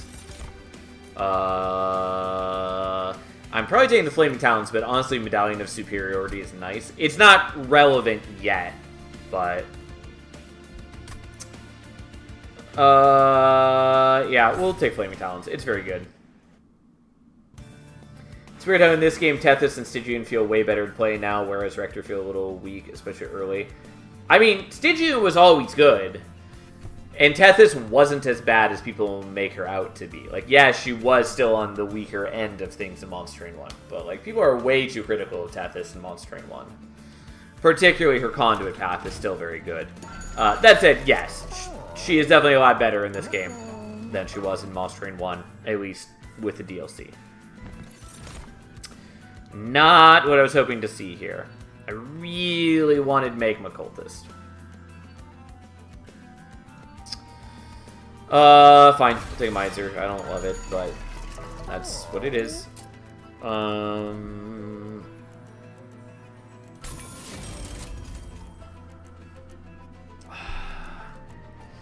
we don't want the large stone.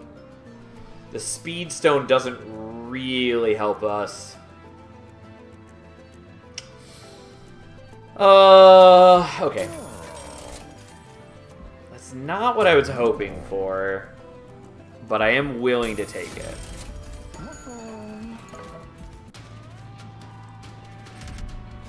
And yes, I will say that Remnant definitely is in a much worse state overall.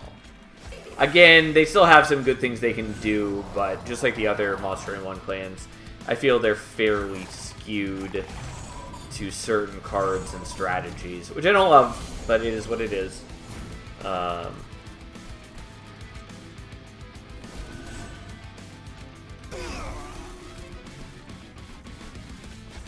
Okay, we can at least get the armor from that. And yeah, like, Little Icarus in particular really struggles, which is unfortunate because I do really like Little Icarus Fade in Monster Train 1 at least.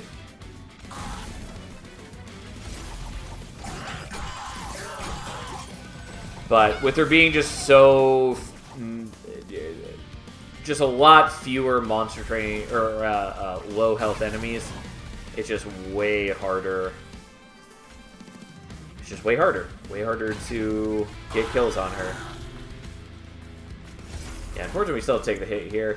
There maybe was a way in which I could have done that where I didn't take the damage, but yeah, here we are.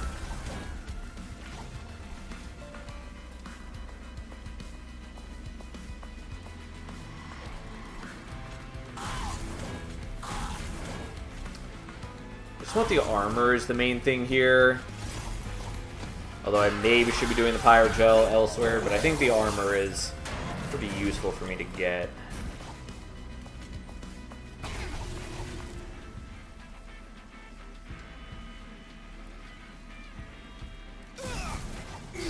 I don't love that, but that is what we're doing.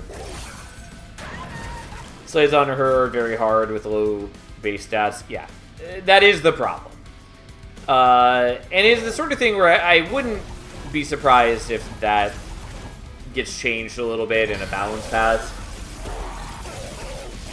But yeah, it's also just always tricky with something like Little Fade, well, specifically Little Icarus, because it is permanent scaling, and if you get it rolling, then it does essentially take care of the entire run for you. And so you can't make it too easy, otherwise it can be unsatisfying. So it's hard to get right.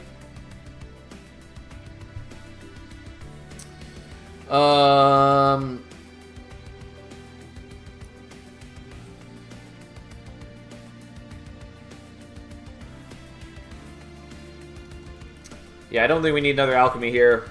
Don't think we need a lava armor. Not going to take the lava flow, though it is a fair bit of Pyrogel. Can you merge two of the same equipment? You cannot. You used to be able to. They changed that once upon a time so that you cannot. Which is a little sad, but overall I think is the right choice.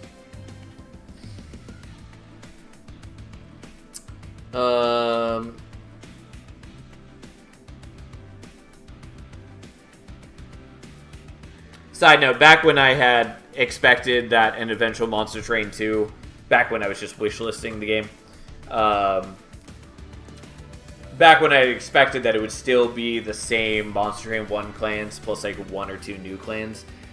One thing I was hoping for was that, you know, there would be like a time gap, and so we'd see updated versions of the champions, not just mechanically, but like visually. I thought it would be cool to see how they've changed over time. Like Little Fade in particular, having her actually grow up some because she is the only, like, you know, young champion.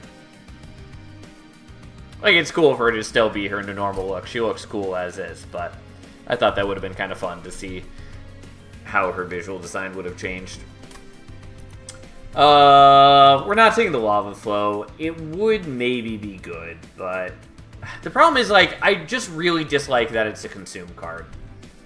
And if this were not a consume card, I would take it dramatically more often, even if it cost 1 energy. But being consume card, it just is a lot less appealing. So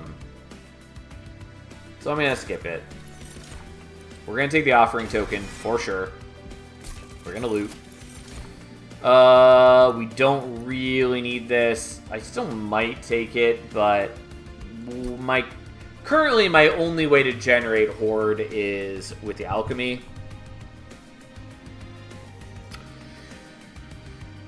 There is possibly a world where I remove Consume and hold over the Alchemy, though, because it works with Split Anvil. Alright, I'm going to take it. I don't think that's really the best plan, but...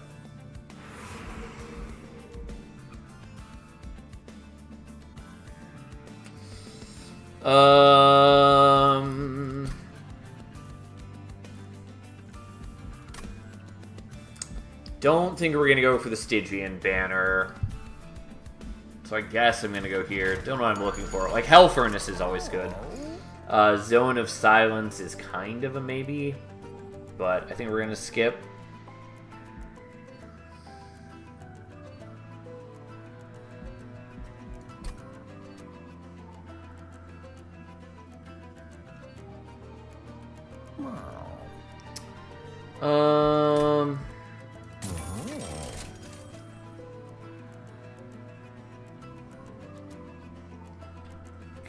say...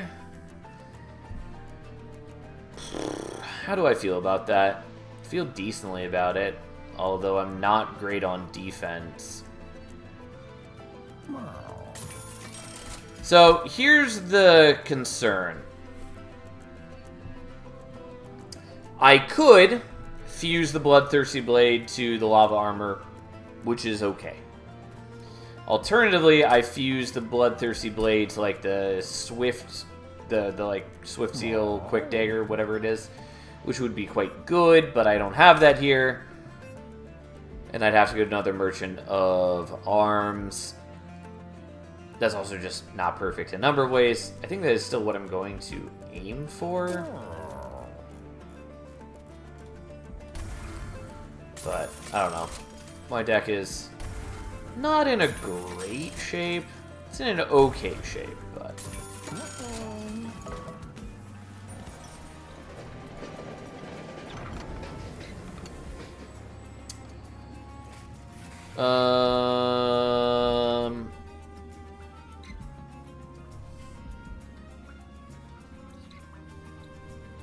Yeah, fine, I'll take Chico.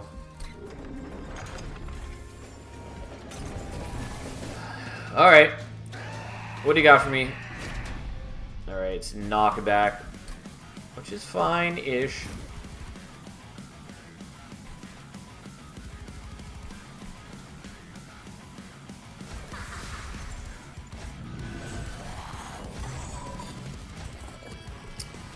Alright, we'll see how this works. It doesn't give me as much time to build up defenses, which is an issue.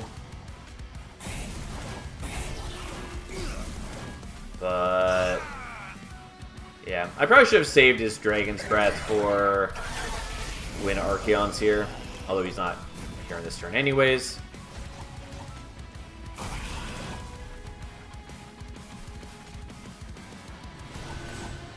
I think I know the next challenge, and it may be Blessed with Chickens. What?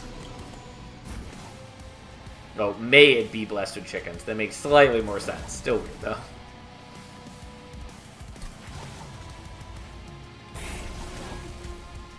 Oh, wrong ordering, kind of. This is why I wish I had a good 3-cost card, by the way. So I could activate the... Yeah, because that's what I meant to do. So we actually get the kill. But yeah, anyways. It'd be nice to have a good 3-cost card so then we could be activating the Split Anvil more reliably. This is not a helpful draw by any means.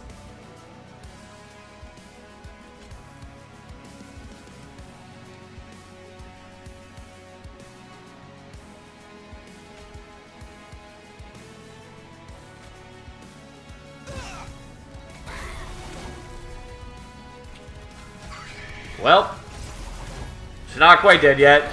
Not doing a whole great job with the Bloodthirsty Blade, unsurprisingly, but we're doing what we can.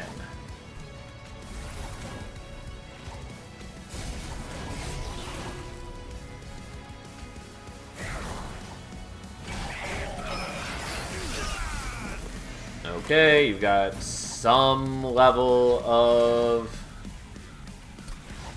Pyrogel on you. Honestly, we want to do this one first and then that, because getting a little bit of Pyrogel on you first is better. You're not getting the kill, but that's fine. We kill him. He's dying to the Frostbite. Well, so be it. I mean, I want the Hell Furnace, but also, like, Deep Offering is real good and is definitely the better option for us, kind of. It's actually worse for us with Split Anvil. We'll just take the Hell Furnace, though I think the other option is great. We are going to take Magma Cultist. And we're going to take Capacity, I guess, even though I do really want, like, draw. I'm still going to loot this now.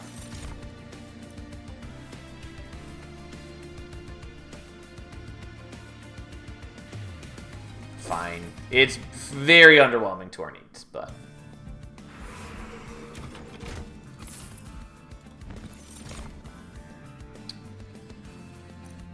No, no, that's not what we want.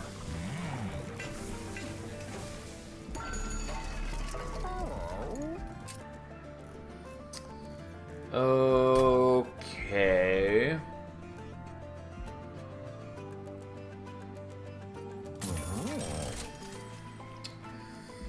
Not exactly what I had hoped for, but fair enough. We're going to minus cost you. And I guess remove some cards?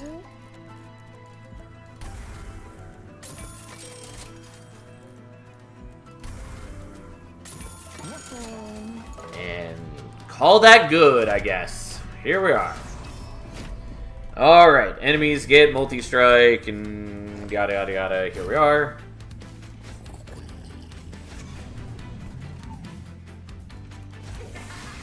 Oh, I don't have enough to play the Magma Cultist if I do it this way. Well, let's not fuck that up then.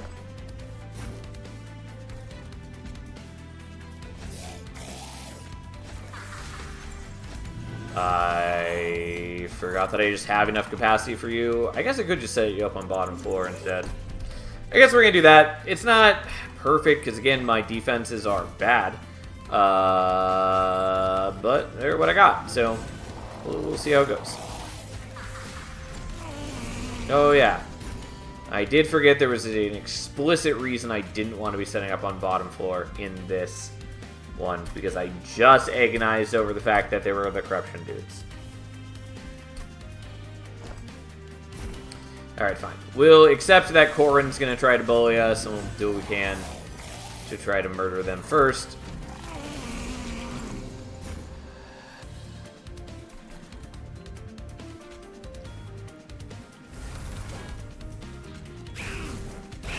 And yeah, so no, I'm not playing at the Bloodthirsty Blade. So be it.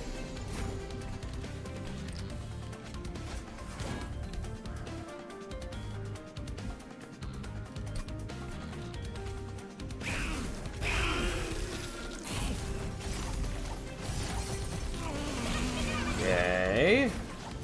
Thank you for not trying to murder me.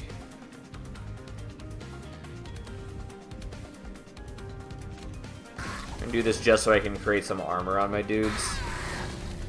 You know, it's otherwise largely pretty worthless for me.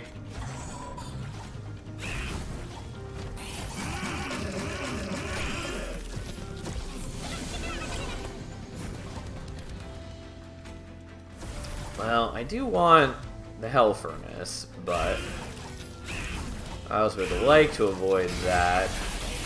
Although missing out on the Hell Furnace is real bad. Good thing the collector's under the trial buff. Agreed! That would be bad.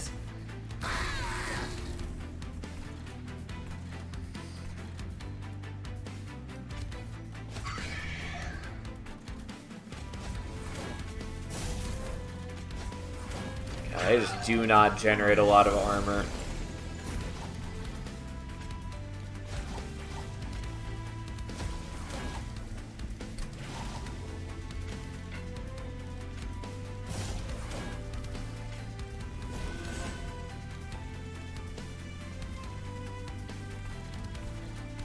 Yeah, whatever, we'll do this. I did forget that we mute bosses. Oh well. So be it. I actually should have done this differently, because that was not very helpful for me, whereas getting a little bit more Pyro Gel here would have been good. But I didn't do that, so here we are.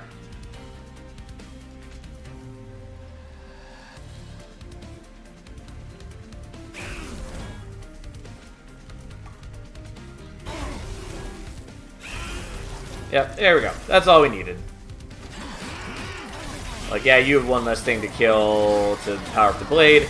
I'm not really expecting the blade to get terribly strong at this point. That's not our major game plan. Unfortunately, our game plan is generally just be bad.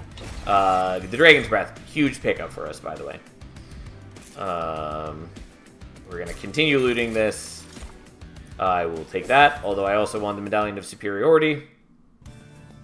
We are absolutely going here. that's all good and legitimately would have been quite nice, but if we can hit a hold over here, that's just so much better for us.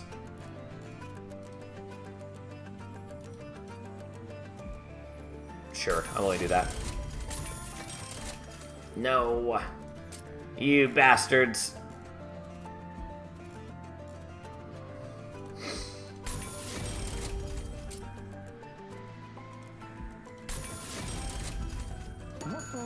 Not really the pickups I was hoping for. Sure, fine. Who cares? Who cares? Yorgon and honestly Yorgon. Hello, Glacier. How you doing? I probably should have paid for more removals.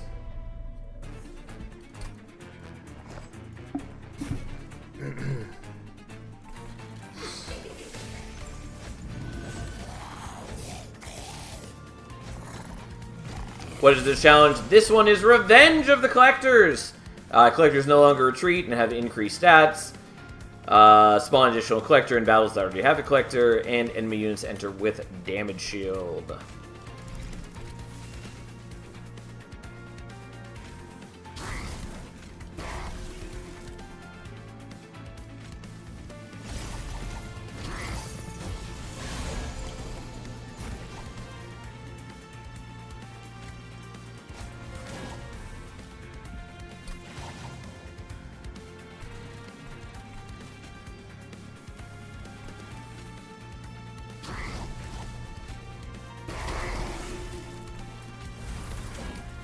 Okay, the mass amount of reanimate is not great for me,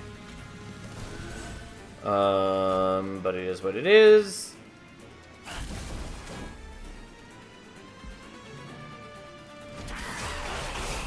Mostly my weak defense is what's not good for me, but you know, I'm trying real hard here.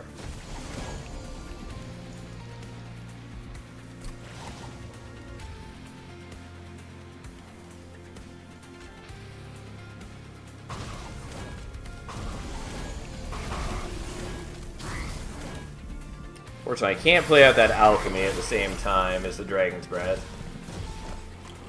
Oh, God. Everything's awful.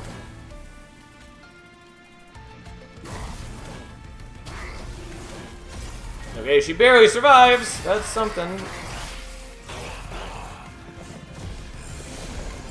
And then Quoto is muted, which isn't, you know, ideal, per se.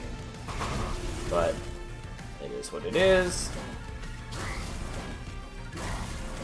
Yeah, we're still taking some damage because unfortunately she dies, which is a big loss for us.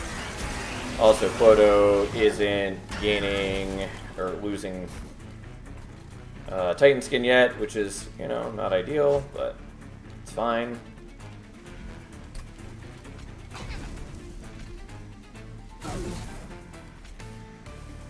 Unfortunately, that doesn't matter in the slightest because you're dying anyways.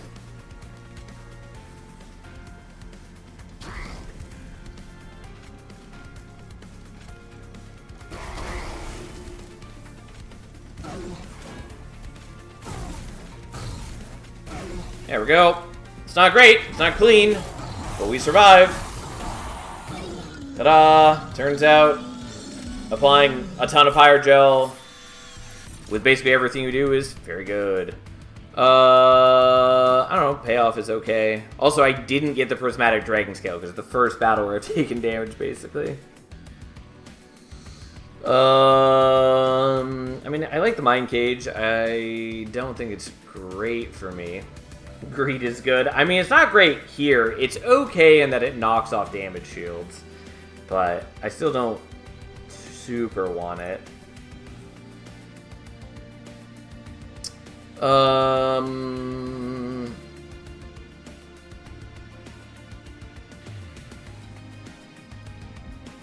just gonna skip. Guardian Stone is cute. It's not perfect for me, though. I kind of want it, but it does cause issues.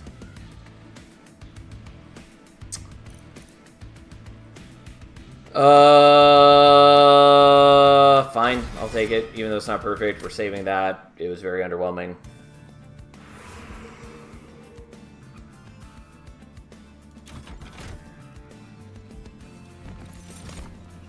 No.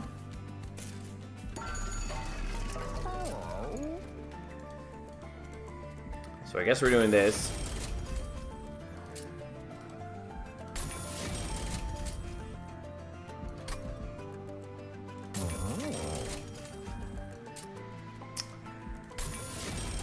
Alright, well, that was not exactly what I had in mind, but I will do it.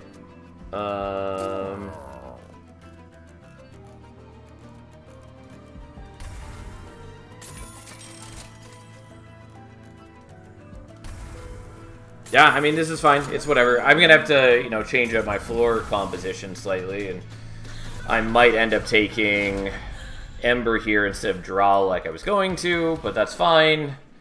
We'll make a decision in a moment.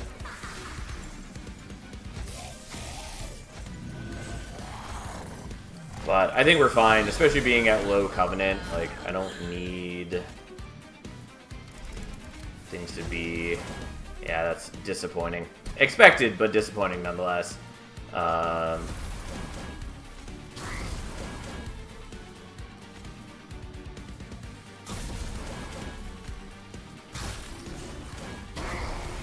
Okay, you're still taking a chunk of damage, but you're not dead. And Kale already has 45 Pyrogel on, and a little bit of Frostbite. Oh, I already forgot that I was trying to leave space for the Guardian Stone. Well, let's, I guess, leave that and see what we can do. I just set it up and then already spaced out on it.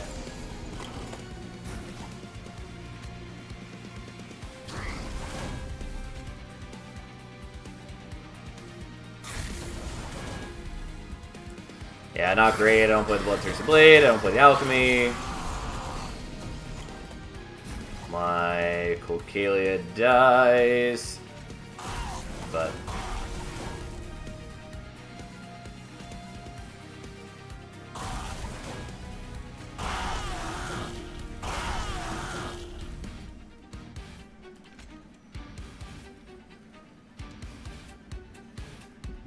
yeah, whatever. They were still going to win the fight, but it was definitely not great.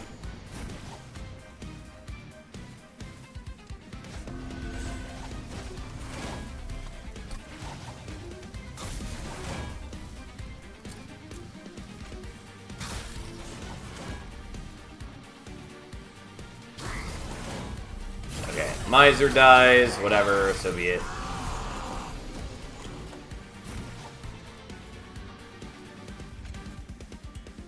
Kind of want to play the Bloodthirsty Blade. I'm not going to.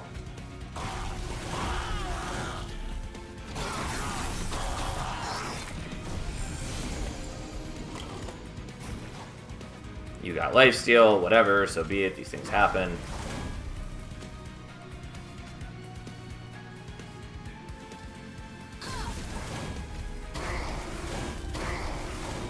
Yep, unfortunately you are dying because Kale does a lot of damage.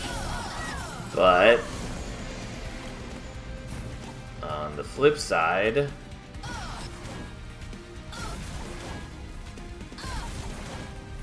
Kale is also dead. So, there we go. Not a great fight for me. It's fine. We're going to take Ember, even though I was originally going to take Draw.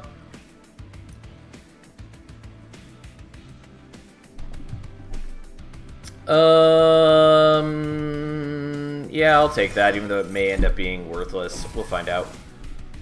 I will loot this now. Fine. Sure.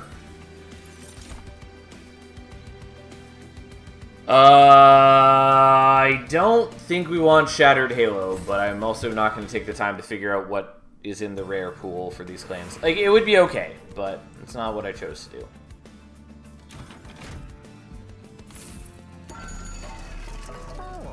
Okay, well, the Intrinsic is going on Soldier of Fortune.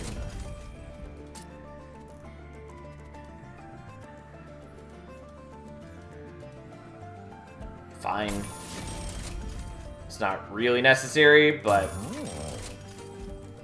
Okay, that's going here so I can at least stop being annoyed at that. I really just wanted to hold over. Like, that's what I want. But here we are.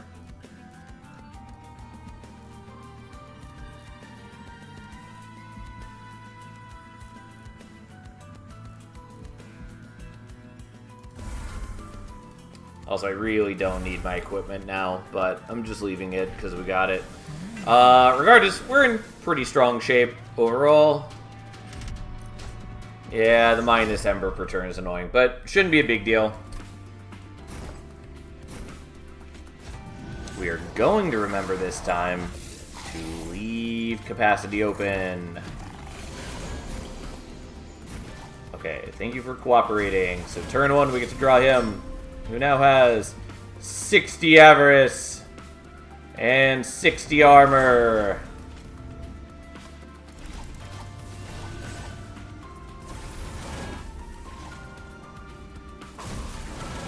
Yep, and now we're actually killing everything.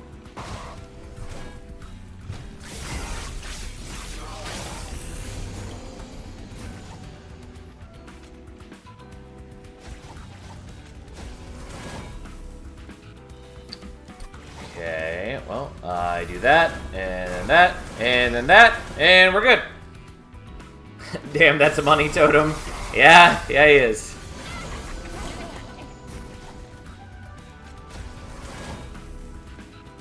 I guess we'll do it this way. We generate a lot of Pyrogel. Like, a whole lot of Pyrogel. Thanks for... Oh, I actually do have to kill you guys. I was about to say, thanks for not bothering me, collectors, but if I don't actually kill them, I won't get their money. I mean, it's not that big a deal. But, hey, I still want it.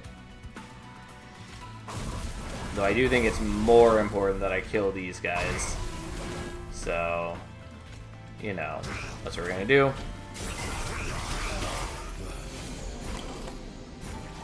But, like, legitimately, I'm getting 60 gold every time our dude attacks, so not in, like, bad shape.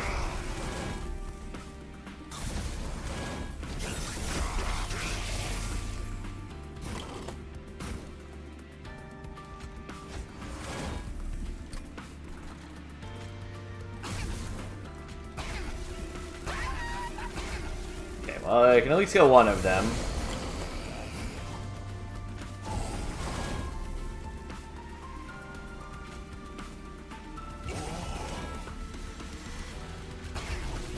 Okay, and I can kill the other. Unfortunately, you died without being able to attack. That's okay. And our Cold Kalia with the Bloodthirsty Blade got a couple more kills. Yeah, we're gonna skip these. The Mind Cage is not bad, but it's whatever. I'm going to take the Deep Offering, I guess, even though it's not perfect. I will take this. And I'll happily take that, kind of. It's actually not that good for me. I definitely got carried away. Still kind of want to do Merchant of Arms, but we're just going to give up that dream, I think. Although, what would I dupe? I guess the Offering Token.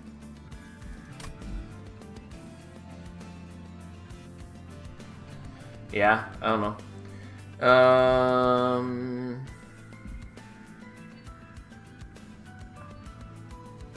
Yeah, fine, whatever. Here we are. Yes. Doesn't matter. Doesn't matter. Not taking doesn't matter. Fine.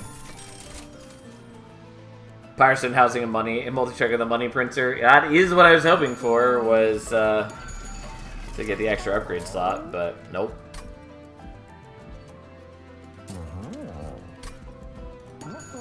Whatever.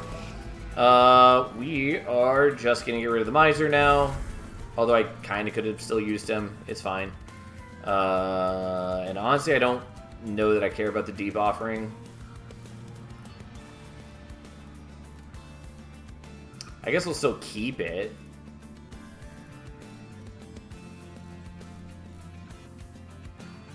Could get rid of one of the alchemies. Fine, I'll do that. And then we'll do the offering token, because it's just free and can't. I would have loved to have done more with that. Oh well. Dupe Dragon Breath is probably best value. No, the offering token is far and away the best value for me.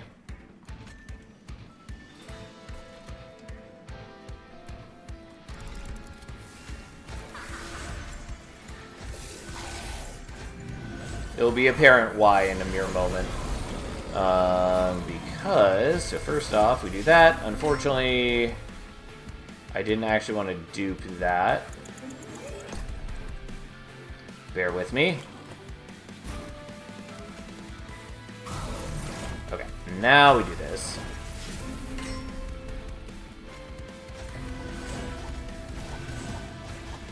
Unfortunately, I can't trigger the Split Anvil, whatever, that's fine. We're still doing a lot of damage to him. We get some extra gold too. He chills out, whatever, who cares. So, free and can't. Free and can't. Free and can't.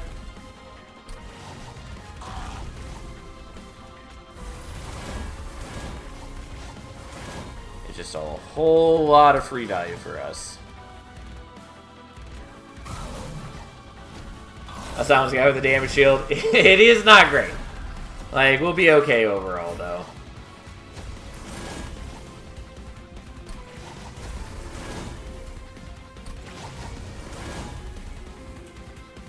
It doesn't really matter which one I'm doing. Yeah, these guys are actually fairly gross. We're still okay, though, because we're doing just massive damage.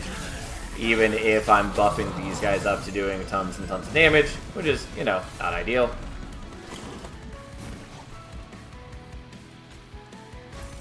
Oh, yeah, I forgot that I don't get the incant. There we go.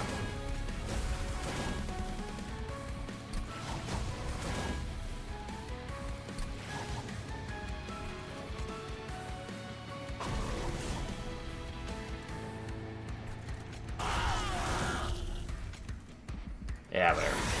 These guys are jerks. Poor Bloodthirsty Blade basically never mattered. And our poor dude died a horrible death. Okay, we're still gonna do this on this floor. You know what? I actually should have done this earlier so they wouldn't be getting buffed.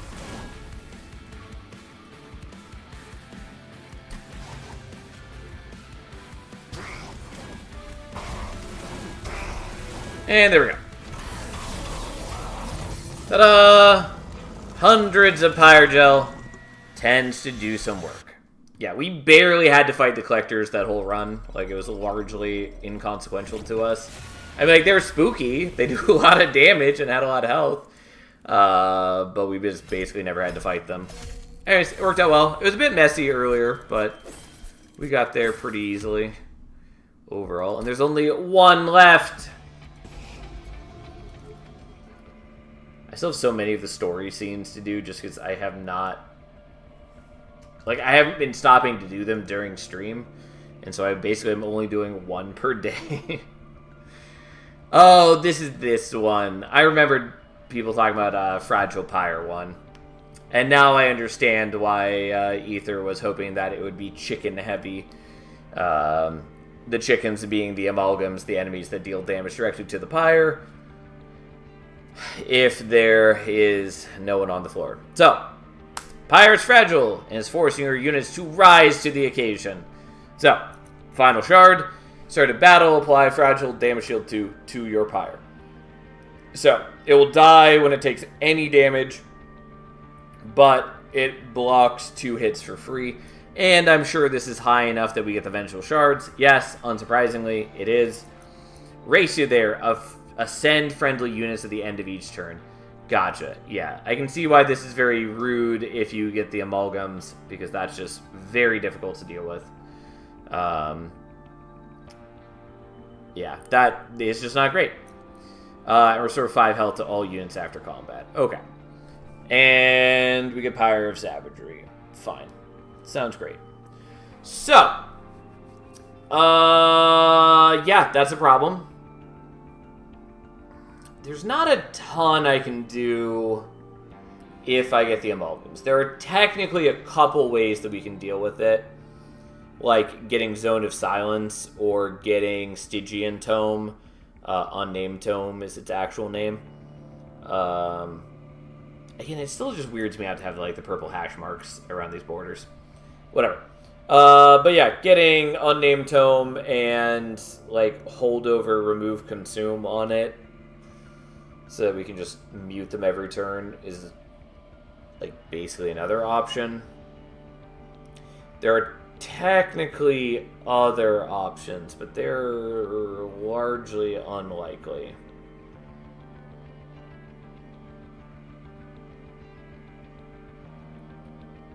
This one took me a few tries precisely because of the Amalgams. I had to deal with a chicken horde, so Misery Loves Company. Fair enough. Yeah, I can definitely see myself losing on this one. Like, I haven't lost a single one up till now, but I would not be surprised if I lose on this one. Daze is the best bet. Yeah, it is. I was trying to think of Daze options and was only thinking of Siren Song. But I did totally space out on Frenzied Swarm. And so, like, that's an option, especially if we can double stack it.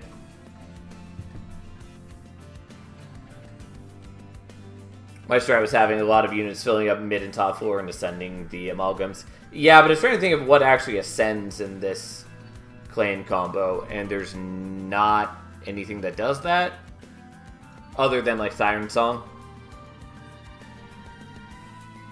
Also, of course, we do have Pyre Hunter Archeon, which might be an issue, but we'll see what we can do there. The Silo fight is interesting.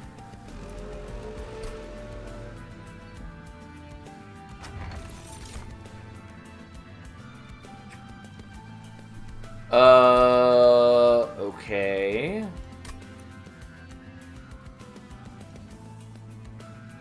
Sure, I'll take that, I guess. Fine.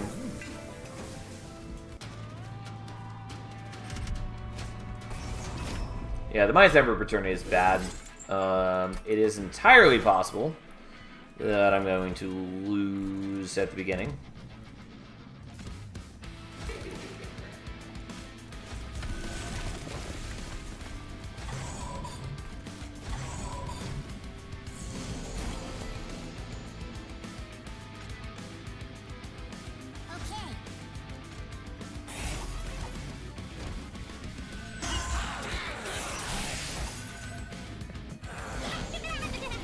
I think in one run I had to rely on Endless Green Recruit to stave off the Amalgams, but I lost anyway. Yeah, I was considering options like that. Oh, and I did forget that I heal every turn, which makes taking the chip damage a lot less painful. Okay. Good to know. Alright, we'll just let you die.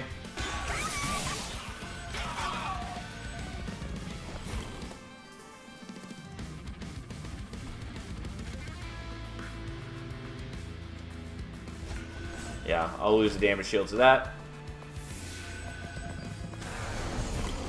This helps me kill Yoriel, which is the thing I care about.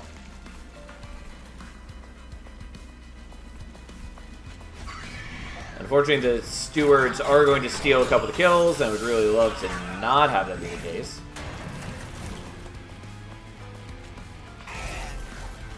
But, so be it.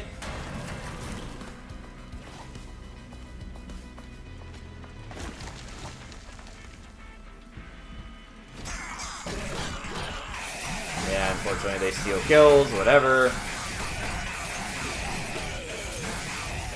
And then nobody got the kill because he died of the frostbite. Oh well. Right. Proliferate is good. Glow up is pretty good. Mushroom Cloud is something. I'm going to take this even though we get the Calcified Ember. I'm going to take this even though we get the Calcified Ember. I'm going to struggle to know what I want in life.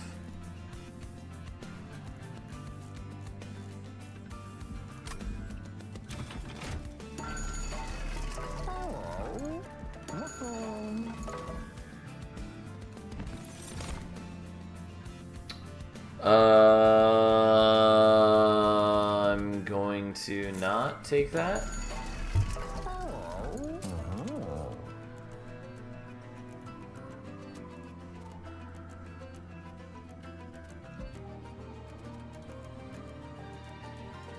No. Okay, well that was one of the things I wanted.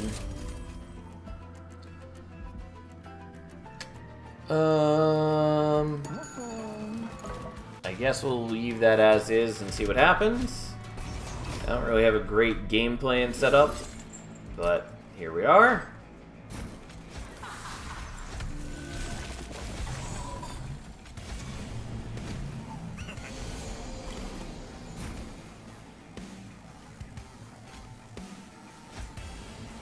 Cool. Glad to discard that. We'll do that. You are taking a lot of damage, which I don't love.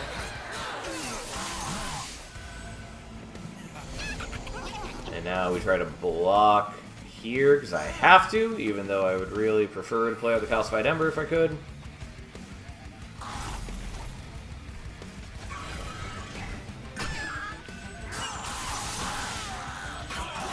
But we are at least permanently powering up Bullet and the Silophyte a bit.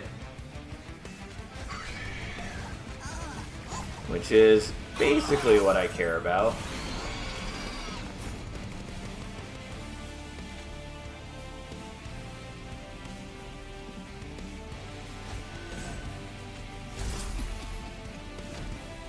Not that I totally want to be buffing up the fun guys, but it is just useful to know that I'm not going to die to the boss.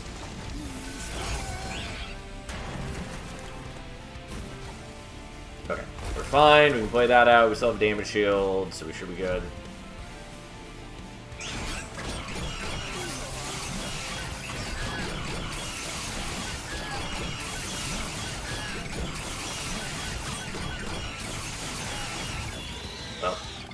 Once again, he dies to Frostbite instead of to one of my units, which is a little sad, but not a big deal.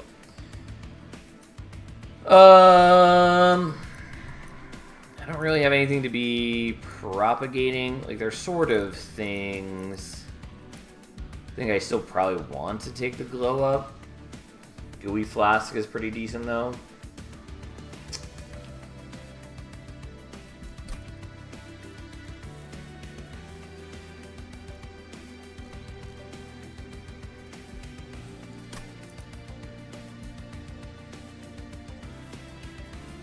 I'm just gonna skip, I guess. I'm gonna skip on those that maybe shouldn't. We are definitely gonna go here. There is value to be found here, but there's a lot of things I can get that I really would appreciate here. These are not them. Okay. That is useful.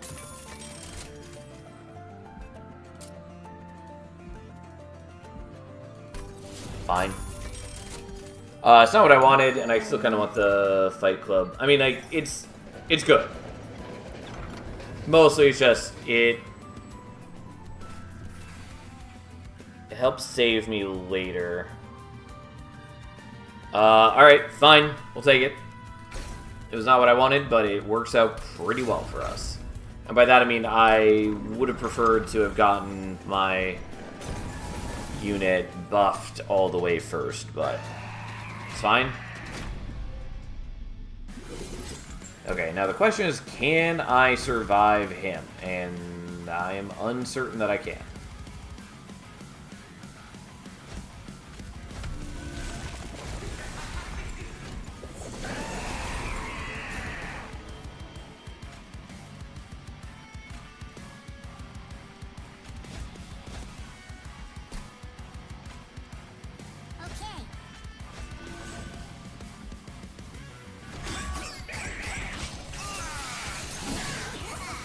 Okay, and then you follow me up, which is exactly what we want.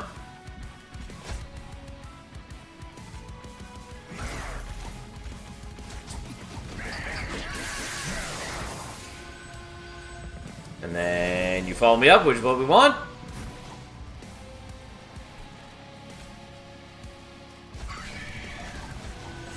We're gonna do that. I probably could have done a fun guy instead, and it probably would have been better. That's okay. We're just trying to set it up so that maybe we can block. Yeah, and then we basically have to play those out, because otherwise it gets real bad. We're just trying to prevent you from dealing damage to the pyre.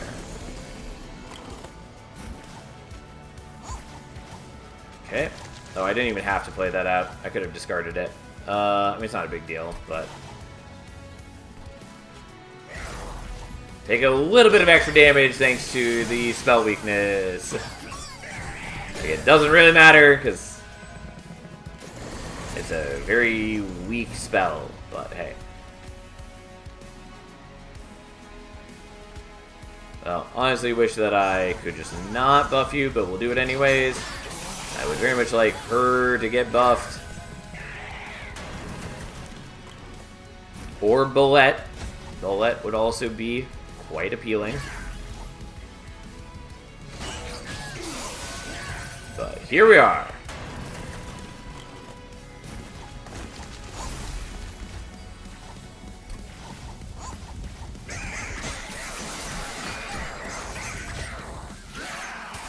Hooray, she got the kill for once. I mean, she's getting some kills. Like, she is getting some strength. Just, I would like her to get a lot more. Ice and Pyre... It's not a bad spell. I don't totally know that it matters.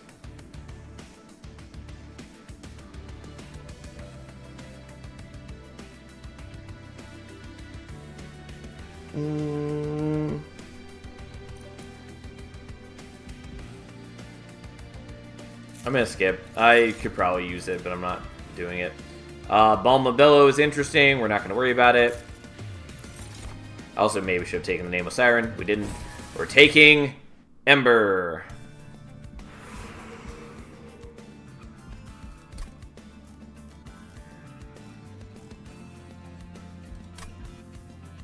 I guess I'm going here, honestly.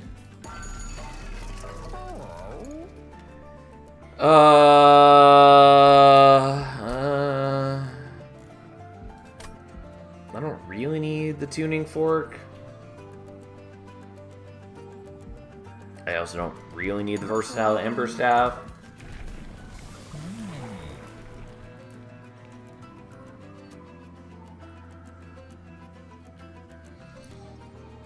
Do I care about Executioner? Not a ton. It's generally a pretty bad path. But maybe it's worthwhile. I think we're still just going to go Headsman 2, even though I find that maybe questionable.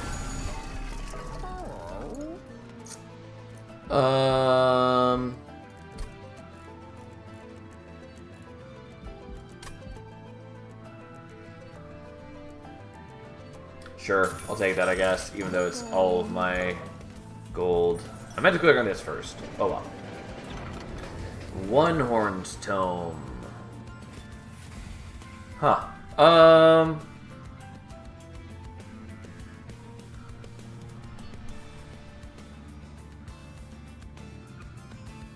It's questionable.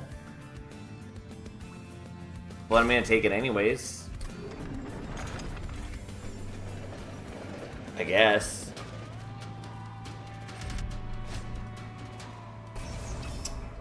Kel is real bad, though. Well, Kel is a great reason to not be doing things. Okay, so let's...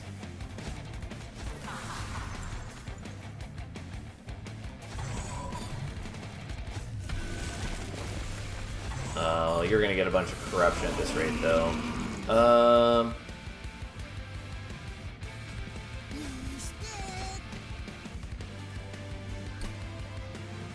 Oh no, never mind. I was thinking that I could do 3 different card types if I played that out. Not true. Let's fix this a little bit. Fragile into Kel sure is a plot twist. I mean, we're not going to use it. Okay, well, it's not great, but... like, had we not been up against Kel, I would have used one Hornstone here, but we are, unfortunately.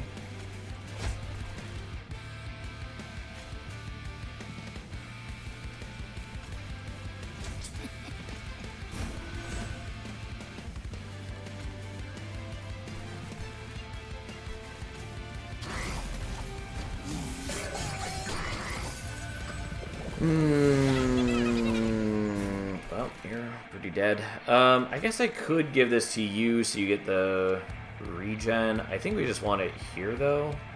This is the last challenge. What's it about? This is the last challenge.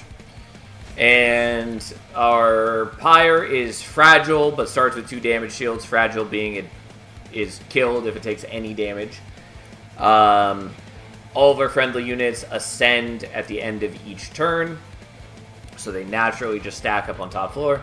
And we restore 5 health to all units, both friendly and otherwise, at the end of each round.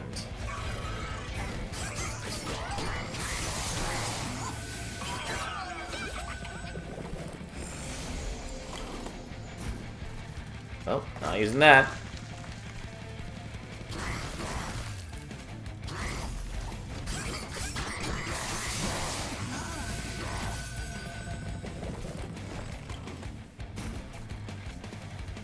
Yeah, unfortunately, Bullet dies here, which we all knew was eventually going to happen.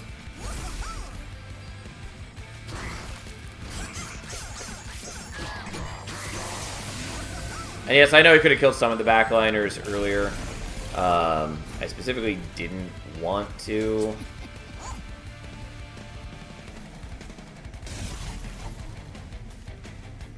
Because I was trying to leave them up for murder. Want to save the Bullet with the equipment? Because I wanted the Cold Kalia to survive instead. And having it on the fun guys is useful. Because it keeps them as a wall in front. Yeah, and I was pretty confident I'd have it like this. But the Cold Kalia, or the Silophyte, excuse me, is able to kill backliners where Bullet is not able to. And she ends up doing slightly more damage than Bullet, just in general. So, that's why. I mean, honestly, Truffles is sort of okay. It's not great, though. I'm just going to skip, even though maybe I'm going to skip those. I would not have hated... well, there's a lot of things I would not have hated, but they're not things that we have. Okay, let's go here. There's a lot of things I would like. For instance, Manifold Mirror. Tuned Whetstone is also pretty decent. It's not exactly what I want, though, but I will take it. And if I reroll, I can't afford anything, so we're not going to worry about that.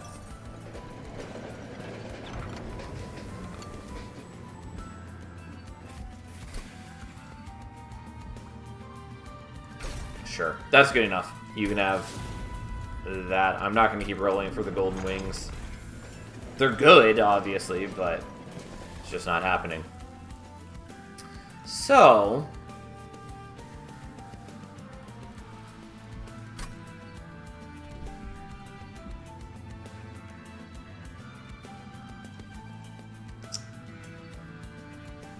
So I could dupe the Zone of Silence, which I might do. It's not ideal. Might do it anyways.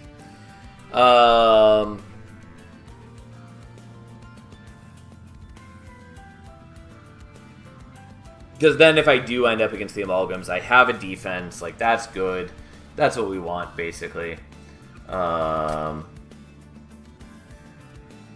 It also helps mitigate Kale, even though I can't totally use the second Zone of Silence effectively yet. But it does help. And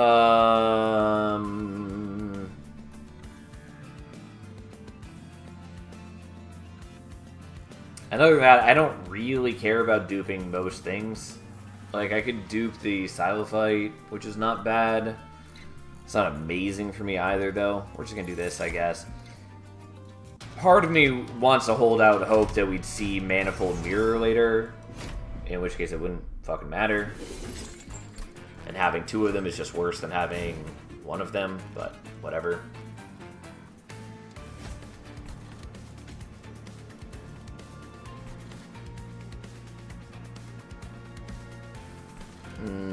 You know, I wasn't even paying attention to what enemies are in this.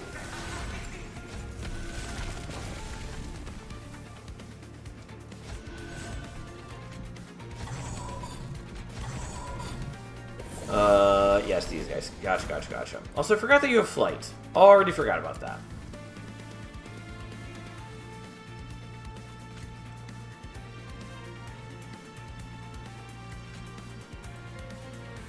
Bro Strat, let the boss get reanimate stacks so you can farm him. That is what I'm all about.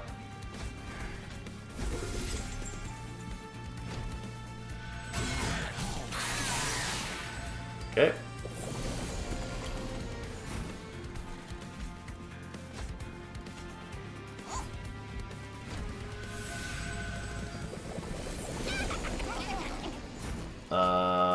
Well, no, you're silenced. It doesn't fucking matter. Alas, what a miserable life. Take some damage. It doesn't matter in the slightest, because we basically have no damage to stick, and you just heal it back up. Oof.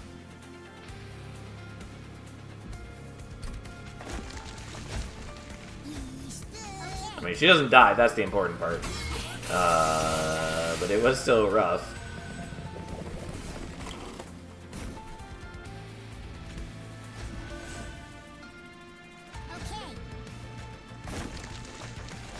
So helpful. Boater, that's fine.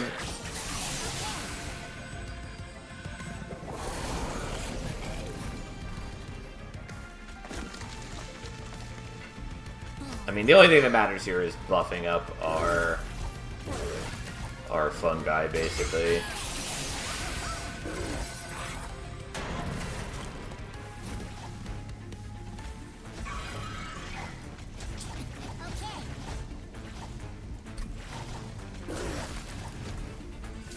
Okay, now let's hope that we have enough.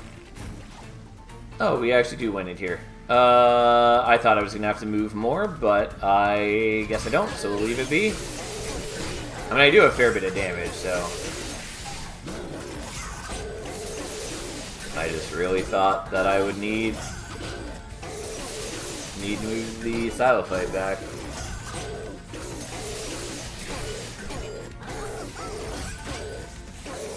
Ta-da! Alright, fair enough. Doesn't matter. Doesn't really matter. Cute. I guess good enough to take. I don't think it wildly matters. We're definitely going here. I mean, there's a lot of things I would like in general. Well, isn't that something? I can't really afford to do that.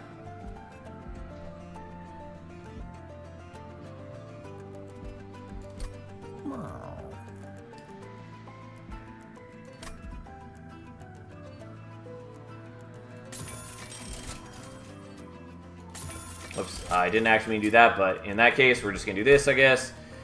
That's good enough. And we're going to greedily get rid of the just base-ass loam coat. Not what I meant to do, but that's what we've done now. That's fine. Also, I didn't actually need to pay to get rid of it, because I could have done this. But that's fine. That's fine.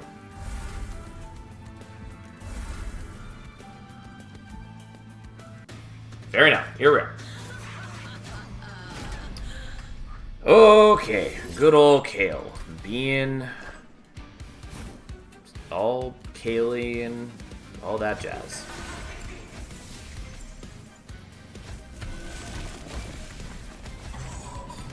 Okay.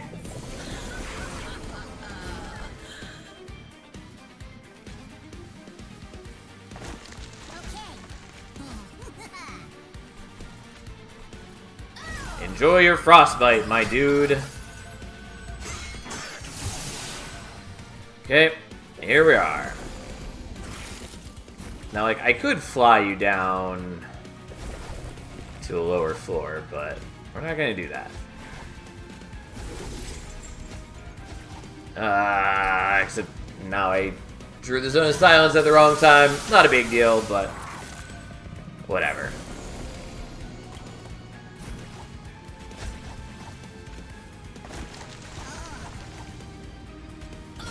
Take 90 damage from our... I guess they do 10 damage now. Frozen Lance. I keep thinking of them as 6 damage, but... nonetheless. Alright, their damage shields don't really matter to us. Since... you know... we have 4 attacks on our attacker. So they can block one of them, but... it's not a big deal to us.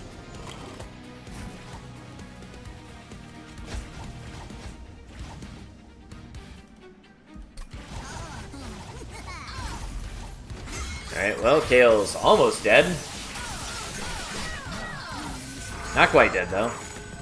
Which is sort of fine. It means that we have a little more time to grow some power.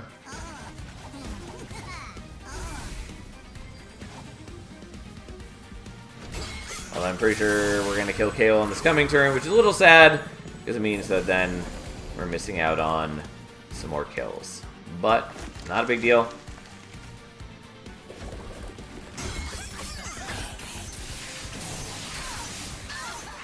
Yes, feast my Silophyte.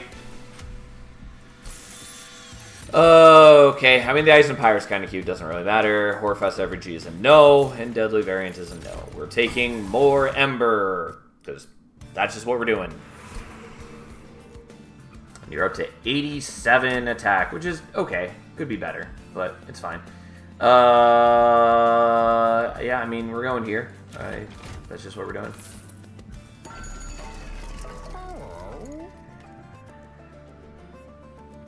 If there's a hidden event to have all 3 Titans bless your deck like the Stoat, that would be cool. That would be kind of cool, but... yeah. Hall of Mirrors is cool, but I don't have the Ember for it.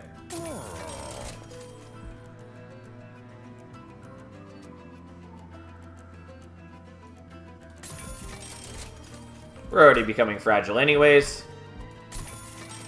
What does it matter?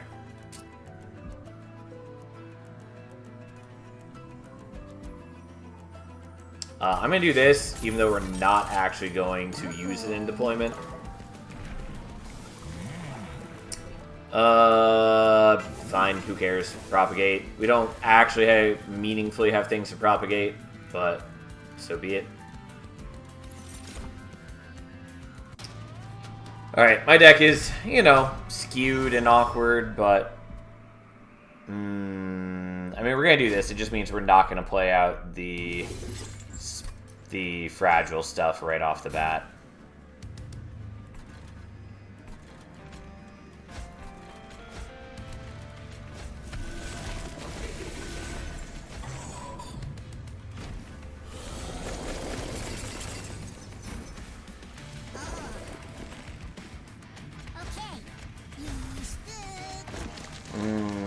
did forget about the fact I can't fly you thanks to this silencer. Oh well.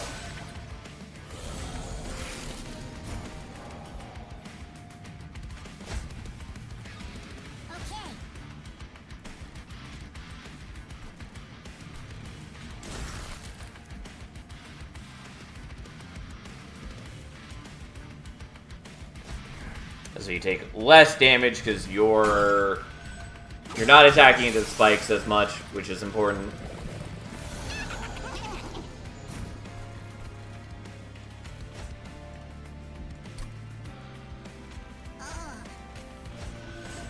Okay. That's good enough. I can't kill you, whatever, that's fine.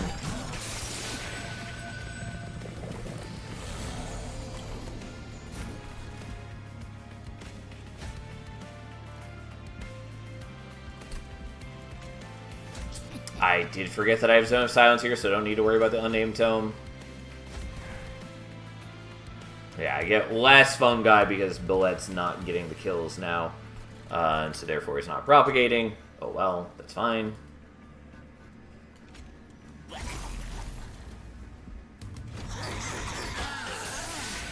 I mean, it's a little dangerous, because like, we are losing a lot of fungi, but... So, no chicken, so blessed. I mean, I prepared very strongly in case we did have to fight the Amalgam, so like, I'd be okay even if we did. Like, that's why we have the double Zone of Silence on deployment in case we had to deal with them.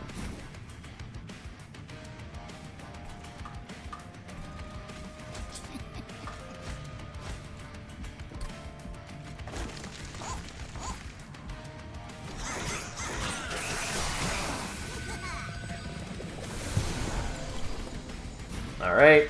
Sorry, Rax. Sadly, I don't get to use the One Horn's Tome. Oh well.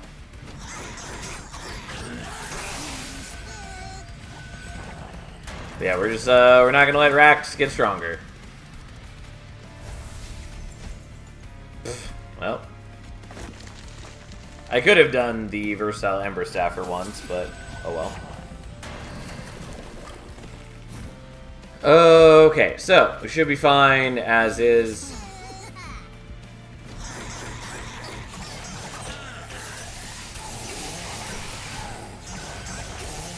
And there we go. Such power. Such thrills. Yeah. Anyways, we're skipping all those. And then there's this. Alright, I guess we're going here. Okay.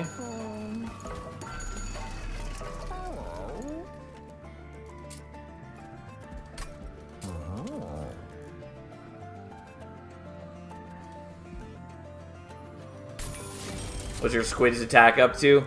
Our Silophyte is up to 108 times 2, but she also applies melee weakness on strike, so on the first hit, she doubles the second hit, essentially.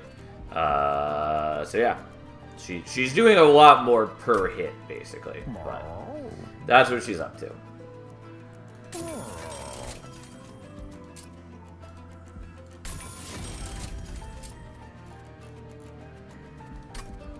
Okay, it's gonna look questionable, but this is what we're doing.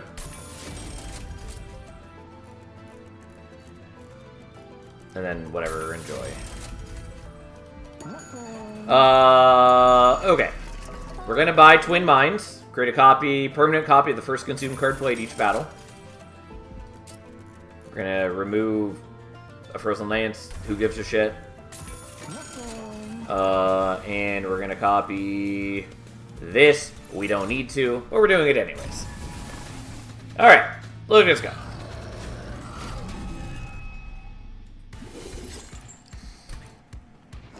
Okay, so does a lot of the multi-strike? Yeah, I mean, we're not going to get to use most of it, but yes.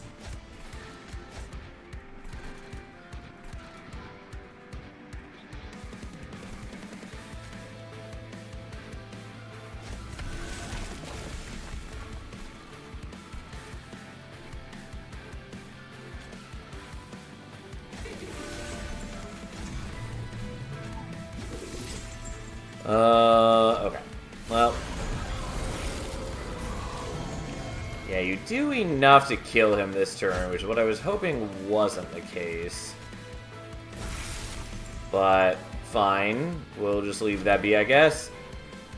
Oh, I did forget that I had Versatile Ember Staff, and I could have avoided losing the damage shield.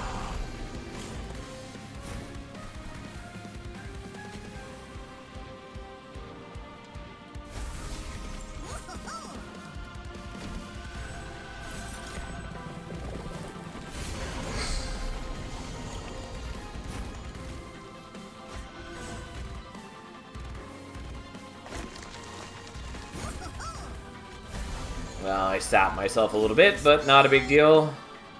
You dying is kind of a big deal, but we'll see what we can do. I probably need to play this slightly differently where we keep Golett alive, but, you know, we're working on it.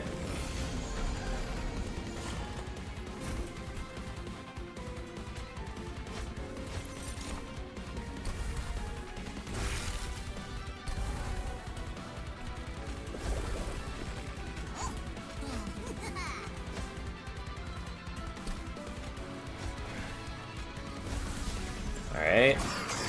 Unfortunately, having the troops go down last turn and not surviving with the Loam Coat and all that does hurt.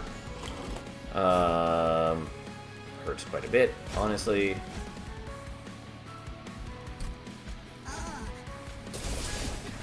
Yeah, it's just not quite enough if we do it this way. We'll restart that battle. I knew that I was being a bit risky, so no surprise. And honestly, I don't really need to play out both Zone of Silences right now.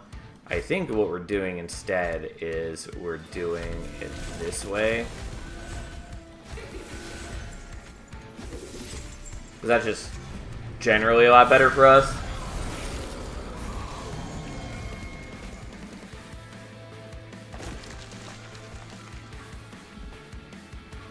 Actually. I don't really care about taking the damage shield hit. What I do care about is getting more multi-strike. So there we go.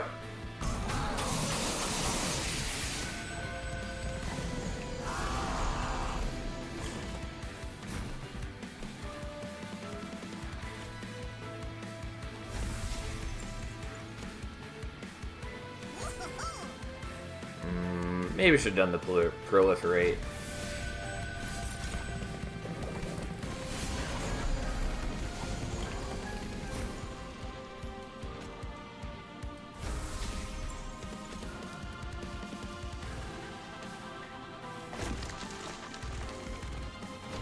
Is taking a lot of damage, which is not great.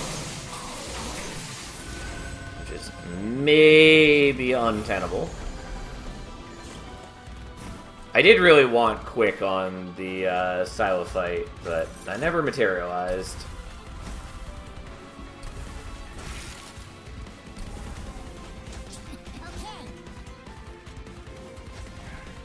Once again, I think I'm just a little too low on defense this way. Which is fine. There are other ways I can do it where I'm like a little less greedy.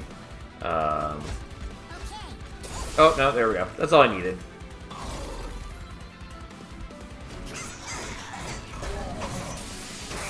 There we go.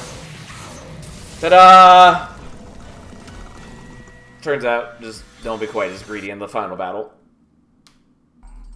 Alright, we did it! We completed all the challenges, and I believe we didn't lose on a single one. Ta-da! Look at us go. Look at us go. There's some pretty fun ones in there. Siren Song. Yeah, so we already had this unlocked. I guess it is pulling from the full list for the challenges, which makes sense to me. I wasn't sure if they would do that or not. But, like, you want players, when doing the challenges, to be using the same pool of cards. So, yeah. Anyways, there we go. And we have unlocked a new card frame, finally, which we're going to use. It is weird to me that it's the kind of, like, pinkish red color. Because when The entire time when I was looking at this in the grayed out version, I was fully expecting it to be purple. Or to be kind of like the purple yellow that the similar card frame is in Monster Train 1. And it's not. It's this weird red one. I honestly, like, I don't hate it, but it does weird me out. Like, it is just not the color it should be.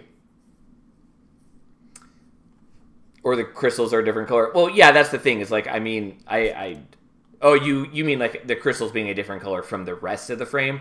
Like, it makes sense to me that they're the same color as the rest, because this is supposed to be crystal too. It's just weird to me that it's all this color. But anyways, it's fine. It's not like a terrible card frame. And it's my second favorite of the card frames in this game. Though, admittedly, that's a pretty low bar, because there's very few of them, and I hate this one, and I don't really like this one either. I like this one, though. The one that we are very far away from, but I just really want them to add more cosmetics. Either way, we'll use this one for now. We're probably going to switch back to this one after not too long. But we unlocked the card frame. We're going to use the card frame. So, there we go. That's the plan. Anyways, I'm going to get up for a moment to get a drink. I'll be back in one moment, and then we'll play some normal runs, because we finished all the challenges. So, if anyone has any particular combo they want to see, let me know. Otherwise, we're just going to hit random, and go from there. So, I'll be back in a moment.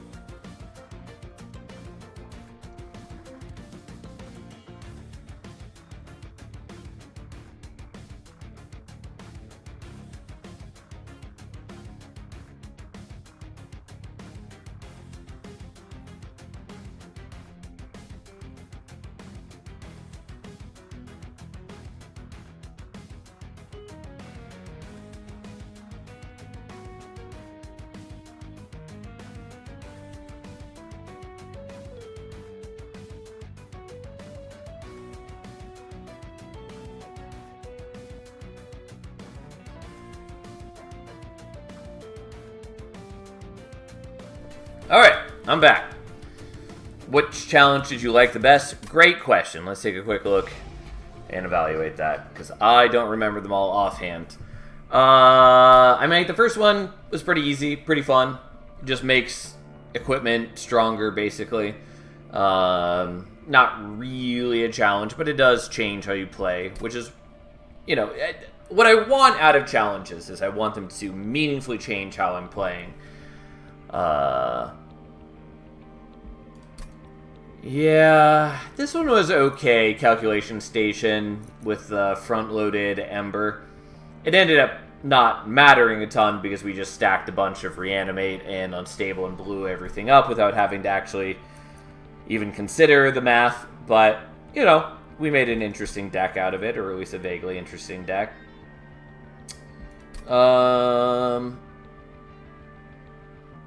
Entropic Agony ended up being okay fun, just specifically for what we ran. The Train Steward one was okay.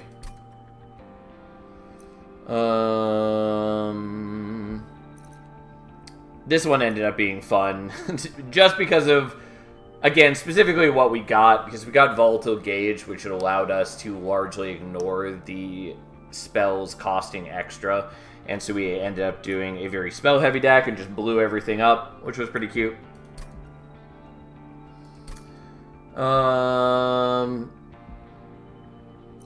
Yeah, this one was fine. Pretty easily ignorable things, since, again, we just blew up all the enemies, so the days didn't matter in the slightest. Really did not like Organized Chaos. Glad that we did it on the first try.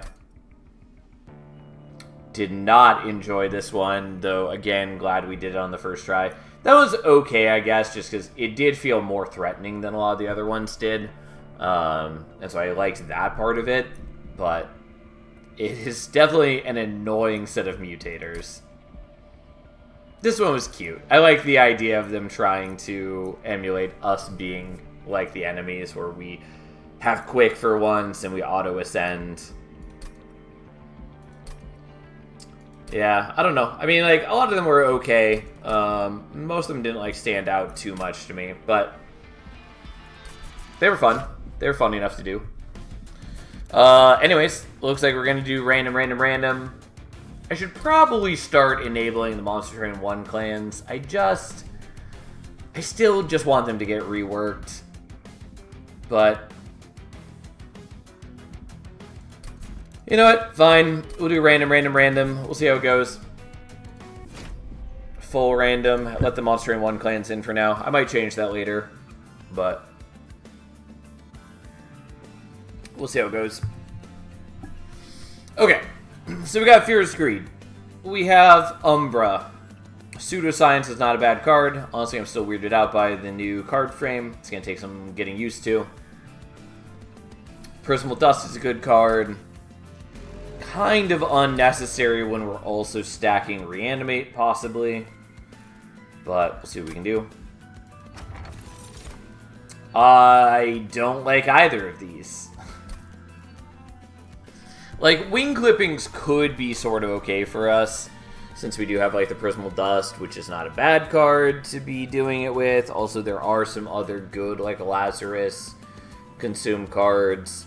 Nonetheless, I think I would rather still reliably know that they're going to consume. And Volatile Gauge, while potentially good, is way more awkward with this set of things. Particularly with the Erratic Assistance. Alright, we're just gonna skip that.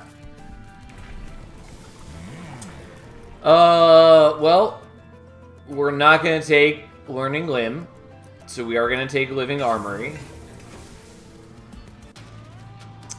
Umbra doesn't have too much to contribute in the Living Armory sense, though it does have Trample Tome, although honestly I don't know if that's unlocked yet. Okay, and we do have base Umbra, so we can get the Shade Splitters. So, you'll just chill up there with the Morsel Master.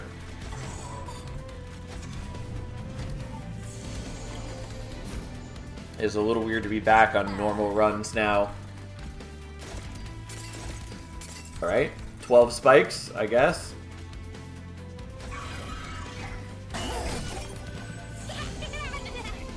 No! My poor collector.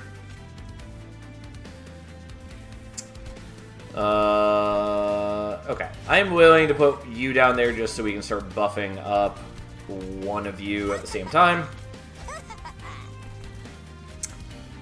And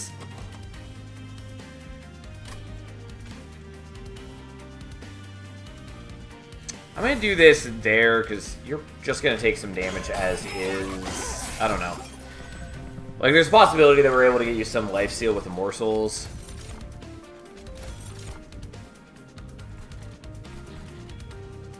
I'm okay with doing this here because, like, you'll block and then we'll just gain a decent amount of HP back anyways. Also, I need to get used to the new morsel stats again. Also, I keep forgetting that Fear is Greed. I should be just taking the mental shard damage. Anyways, even though I've played with Umbra in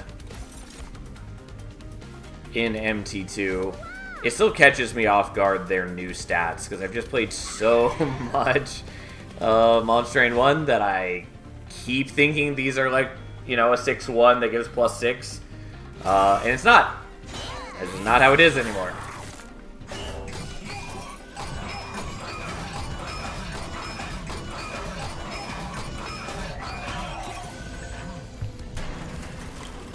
Alright, we knew we'd be drawing the Prismal Dust this turn. Honestly, drawing you right now is okay. I can't play out the Erratic Assistant, though. Whatever, that's fine. We're just going to give you the 3 damage shields. We easily have this already. It's like, yeah, his sap is worn down, but I'm going to tell you right now, that doesn't matter to us.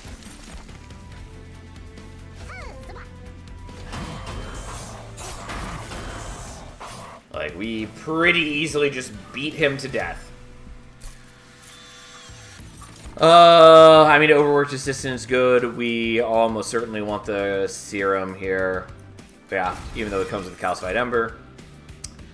Space Prism is okay. Again, it's way worse since we can't use it in deployment. But with Living Armory Grail and with morsels and things, it's still vaguely useful. We're definitely going here, especially because if we hit Test Subject Alpha, it's real good for us. Yeah, fine. Sorry, Makeshift Golem. Maybe someday.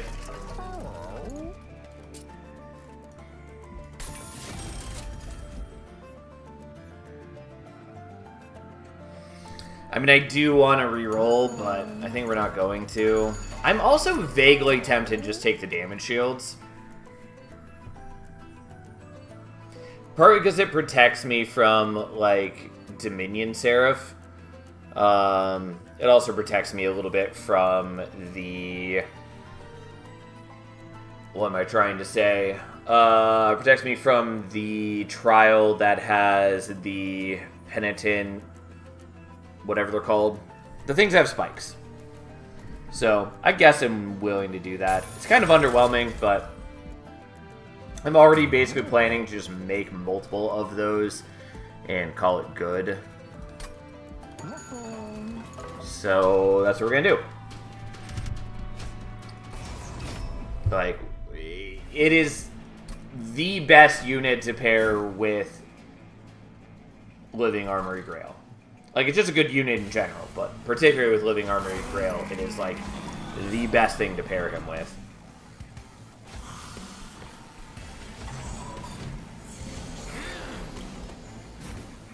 Well, I'm going to get rid of that, I guess.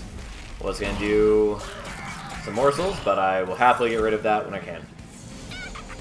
You're a better man than me. I would have greeted for a large stone. I mean, the large stone would be good too, but we don't really need it.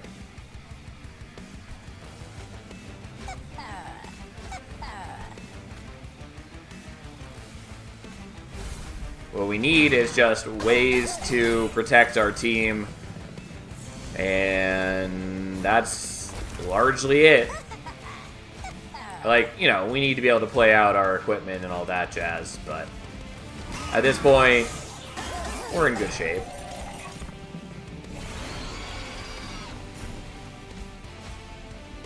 Oh, technically I should do this first.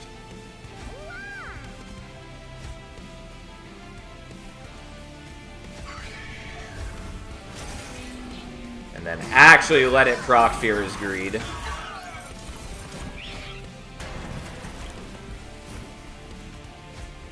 Oh.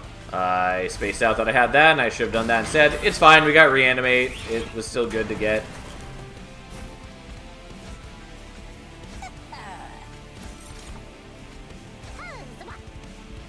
Okay, we'll let it take the damage so we can get the sweet, delicious, beautiful gold. And we did get to play out both of the calcified embers, which is pretty solid.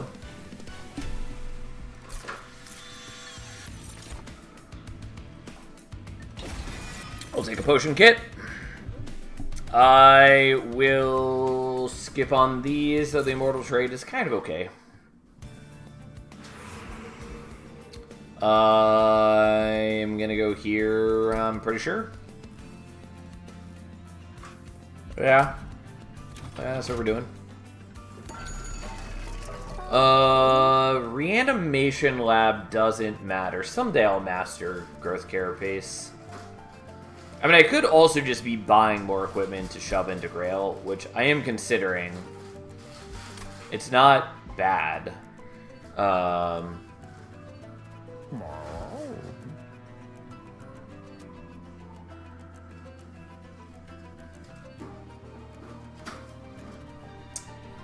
But I don't think I want the Overgrowth Carapace. Soak Plate Mail into Subject is okay. It is, and that's part of what I'm looking at right now. Because it doesn't change anything about his stats, and it does just give me a big bulk to defend myself with, which is okay. I don't love it, but I think it's pretty worthwhile. Yeah, that's fine. I don't think we super need it, because we do have, like, the Serum, and we've got the Prismal Dust, and I'm going to make those better over time, but we'll do it. And I guess we're going to skip the Carapace. Does not matter. Sure, I'll just take this, and I will take that, even though it doesn't really help us in any meaningful capacity. Oh, I did this in the wrong order. Okay. I was going to be a little pissed if it was the one where I can sacrifice HP for stats. Yeah, I'm going to tell you right now, we're doing melee weakness on strike. Easy call.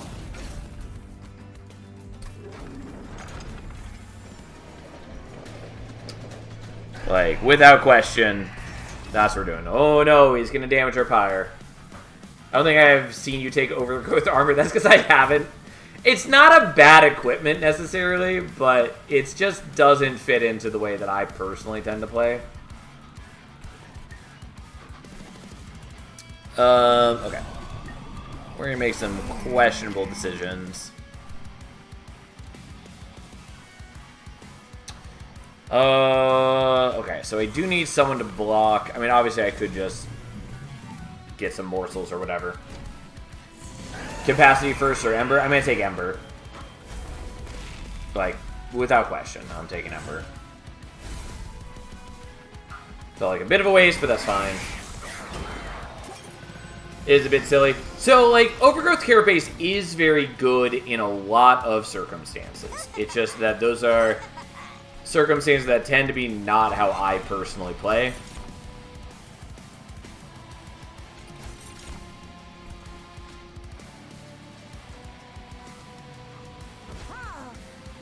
Yeah, I don't know why I played that there, because there's no way that I'm... Well, okay, I could. But I also don't really care if I'm taking the damage on the Pyre, so we're just going to let it do Pyre damage. But anyways, like, Overgrowth Carapace can be very good on things like Hothead, for instance. It also is pretty cute if you are... like if you're using Smidge Stone on something and you have extra capacity on the floor, you just keep gaining the stats every turn. Yada yada yada. Like there are a lot of good ways to utilize it, even if I just don't do those often.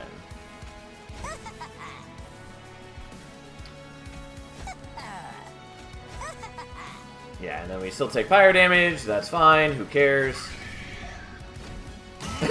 I myself like to lose, so I play a lot differently than you. Fair enough. It does seem that there are a lot of people who play differently than me currently, but, you know, that is what it is.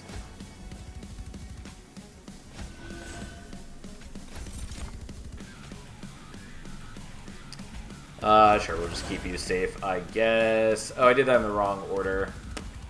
It doesn't matter. Oh, it still worked. I was not expecting that, but I guess it's because this is not the color that I would have expected, even though that's 100% a trigger. It's just not coded as a trigger because it's a weird one-off ability. Like, all the triggers are kind of universal things like incant or reanimated or whatever. And so that one is just this weird one-off ability. So I do get why it's not affected. 100% wasn't expecting that to be the case, though. But I do see it.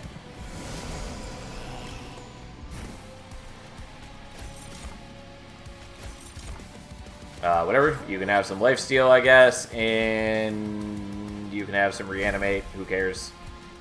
Enjoy killing my morsel. We'll take some damage.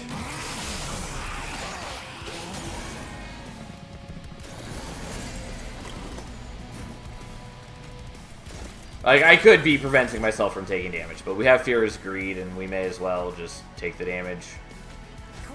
Because why not? What is life without taking a bit of damage? The thing Sal does for money. It's true.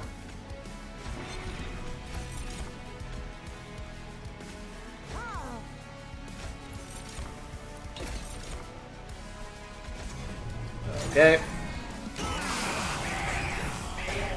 He's got some spell weakness on him. Doesn't matter, because we don't hit him with spells.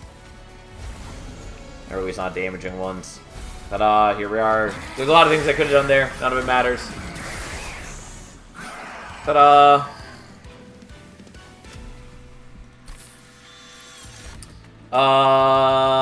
Brain Transfer is a weird card, but I do think it's a fun card, and potentially a very good card, as long as you have the right setup for it. Either we're just taking another Combustion Suit. That's fine. We're not going to take a base Test Subject Alpha. Kind of want to take a Meat Hook.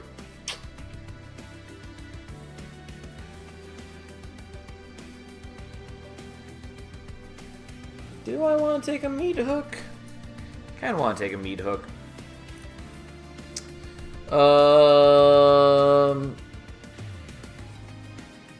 It's a bit questionable.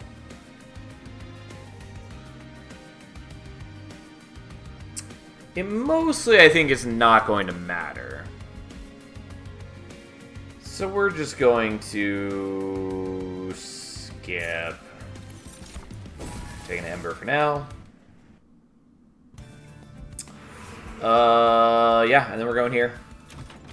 Obviously, there's some value we could potentially get there, but this is much more likely to be valuable to us. Sorry, Pincushion, you can be good, but you're not what we need right now. Do I care about the Space Prism? Not a ton, kind of. Like, I'm gonna eventually get rid of the Morsel Master. So that doesn't matter too much to me. We're just gonna do this, because I think that that's just better for us. I don't know. Sure, why not? And then we get rid of Spirit Steward number 1. Not gonna lie, the Mastery Frame is still weirding me out. I might switch off of it sooner rather than later. I don't think it's bad. Even if I do wish that it were like a purple instead of a pink-red, but it does just weird me out.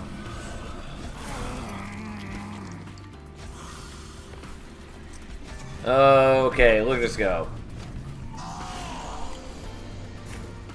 Yes, murder my assistants, please.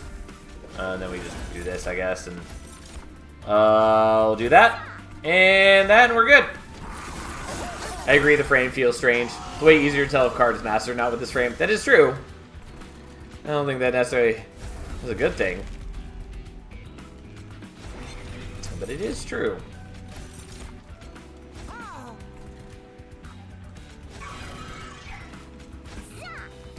Okay, and then we power up the team. I really would like to make a second test subject alpha, but I need to get that first. Also, sadly, can't get the collector.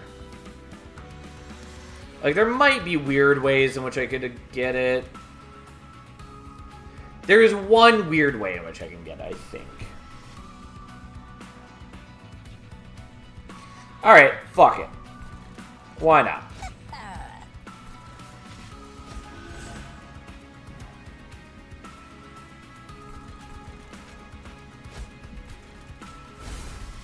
There we go. So, he now applies Unstable on Strike. And therefore, he's able to kill the Collector. Look, I've got bad eyes. I need the distinctness. Fair enough. Fair enough. Okay.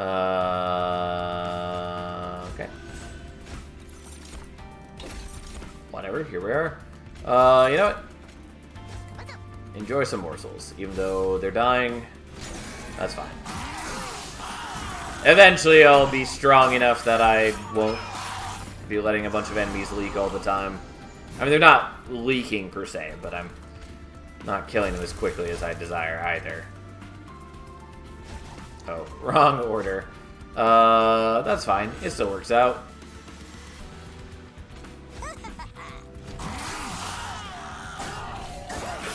Getting a second test subject alpha will be so strong for us. Like, we would have been able to do very similar things had we just hit, you know, multi-strike, but it's not a big deal that we didn't.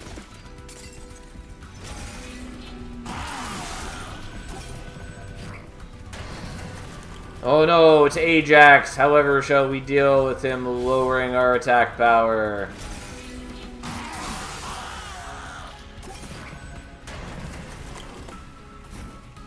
I do need to remember that keeping 2 Vengeful Shards in hand does not give me more gold than keeping 1 in hand. It's not a big deal if we take the extra damage, mind you, but, you know, so be it.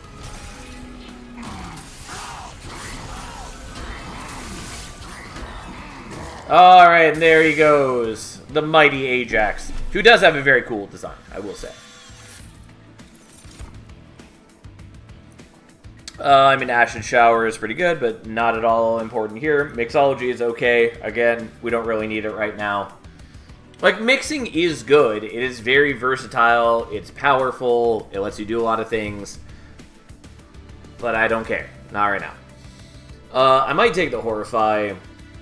I guess I'll take the Horrify. I don't think we need the Horrify, mind you. Also, poor Umbra is basically getting neglected because Grail is fairly self-contained in his power. When do I even get a dupe spot? Not till here? Okay. It's fine, we'll survive. We're not really in danger, as is. Yeah, fine. Why not?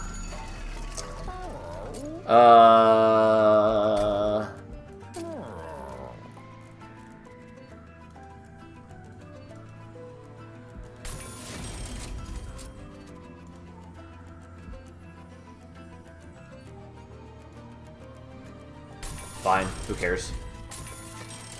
Yeah, holdover is what we wanted. Although, admittedly, I was hoping for... I can do double stack. I was hoping for Intrinsic, but that's plenty good for me. I'm not terribly worried about it. Just as I am not worried about Quoto. He is definitely the easiest boss in this game.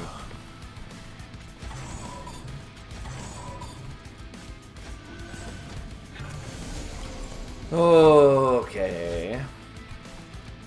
He's not as easy as the easiest boss in the prior game, but, you know, that's a low bar.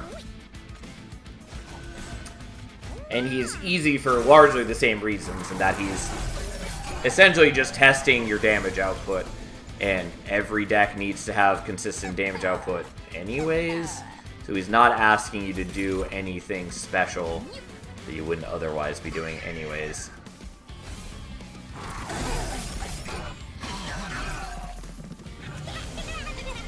Oh, I would love to get the collector, but this time... Okay, there's one way in which I can get the collector this time. Oh, let's do this in the right order. I guess it doesn't really matter because I'm also equipping the potion kit.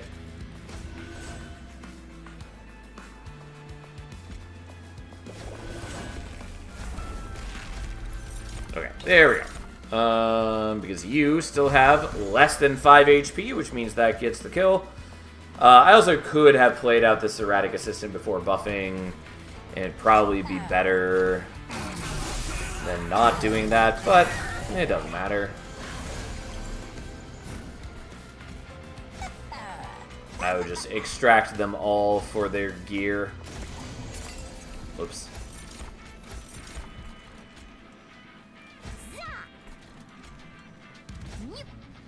Okay. Someday we'll get a second test subject alpha. Someday.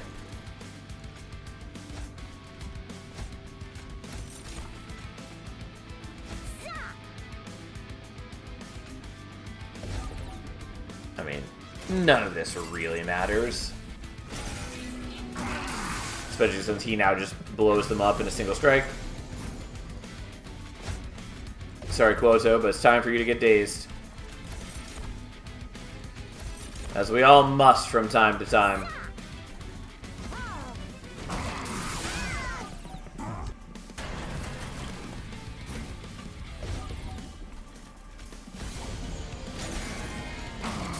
Ta-da! This is only going to get better as we get to Living Armory 3. Ta-da! Easy. One of these days I'm going to make the faulty body deck. It's not this day, because it does not at all fit into our needs, but it's a good card, as is Void Binding. But we're not going to worry about it. These are not cards that are useful to our function. I might just buy more equipment at the Merchant of Arms. Honestly, pretty decent for us. Yeah, fuck it. Don't need Inferno Room. I will take these just for the sake of it.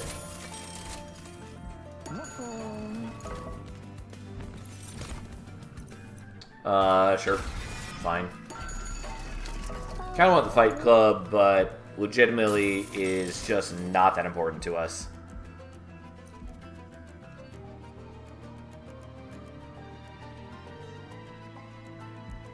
Yeah, we're just not going to worry about that.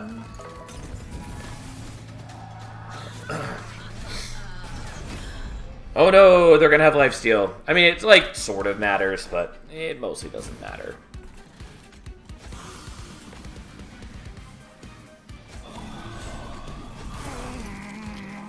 I do forget that he has damage shields, and therefore I can just use him to block the boss. I would love to set up on the lower floor. Doesn't matter. We are not doing so because I do still need to bulk up. So bulk up is what we're going to do.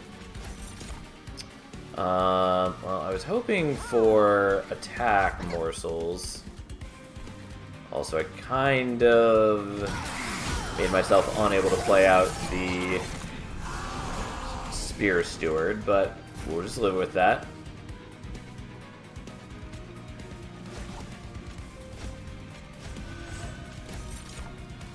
Fine. Enjoy.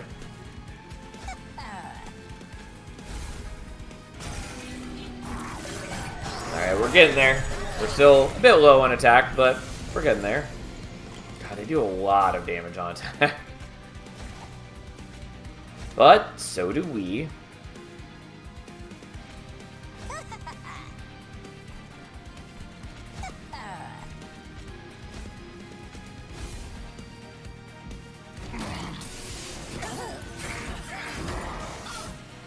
He tries lifesteal into us. It does not work. And thus he suffers a miserable end. I could also give the combustion suit to him. Like, applying AoE unstable on sweep is not bad. It just also basically doesn't matter.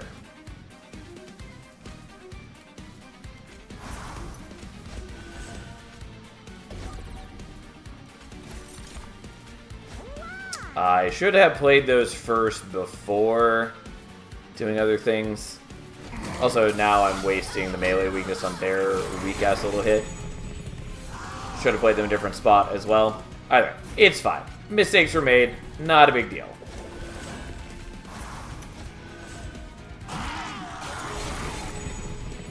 Okay. Well, still a ways off from killing Kale, but oops, I didn't mean to play that out. It's fine. We're getting there. My one lonely little rage infusion. Like, I only get the mixing off of the potion belt, which I got at the very beginning of this battle and immediately overrode it with other equipment, so it's never going to be better than it is.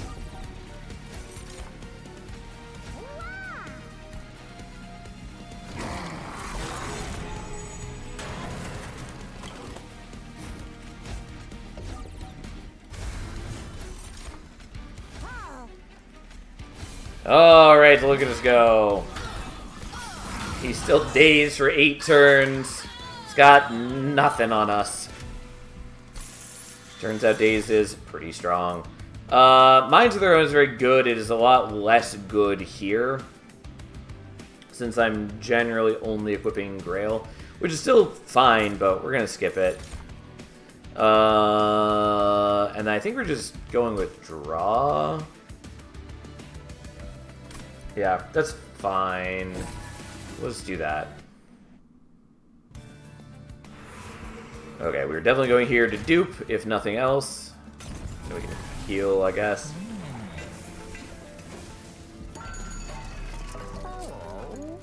I don't really need to hold over anything. We are definitely duping Test Subject Alpha.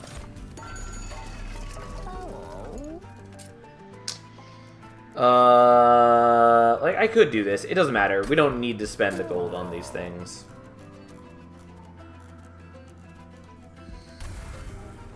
We're just gonna get rid of a couple cards and make our deck better than ever before.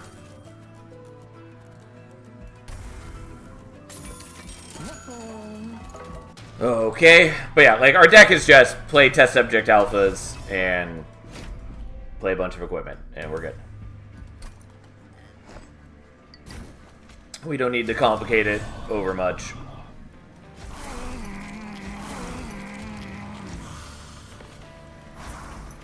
Okay.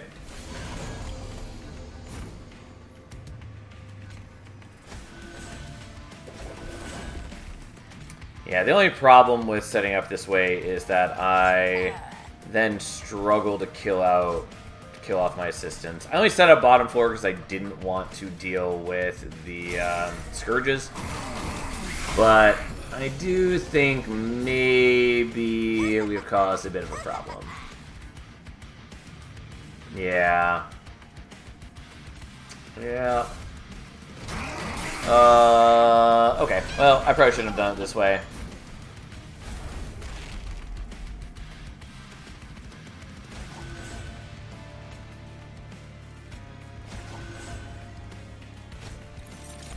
I mean, it's fine if I take a little bit of pyre damage. It's my own hubris, and I can definitely take it.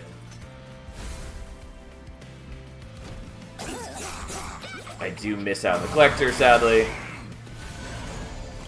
But, whatever.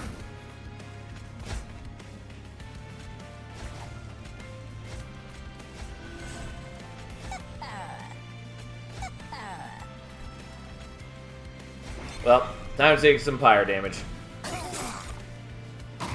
And by some, I mean more than a little. Oof. That's a lot of damage. Doesn't really matter.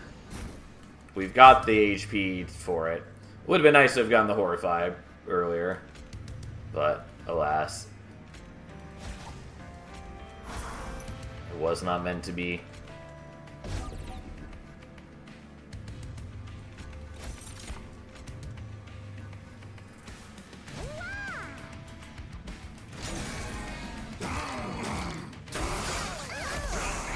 So close.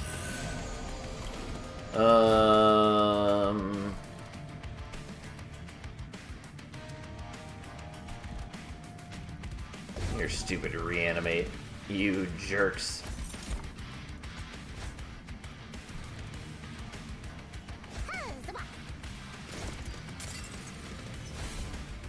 Alright, well, we're basically there. Like, yeah, some of them survive. It's not a big deal. And then it's just Rax. Good old Rax. Showing up just to die. As one does. Alright, well, I did play that poorly and I took a lot of damage. Definitely would have been better to set up a little higher. We would have had a lot less damage taken. But it's okay. We have more than enough to handle it. I'll just take the Organ Harvester for more equipment.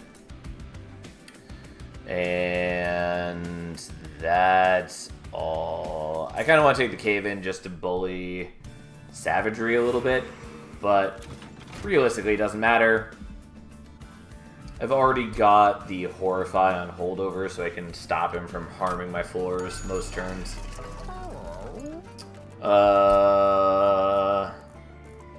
I don't have a room card, so it doesn't matter. Neither of those matter.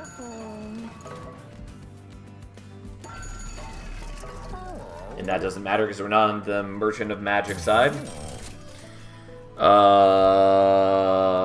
I mean, I could take Mind Jacks, I guess. The extra Graft unit doesn't totally help because I'm not going to have the Ember to play it. But it's fine.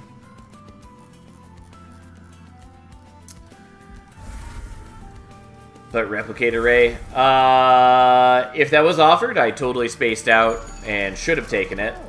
It's fine though.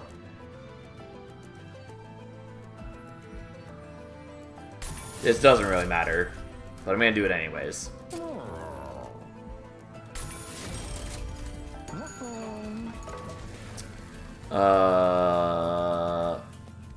It was with the Calcified Ember. Yeah, if I had been paying attention, 100% would have taken it. Well, I mean, maybe. It would have been okay for us. It's not the best champion to use it with.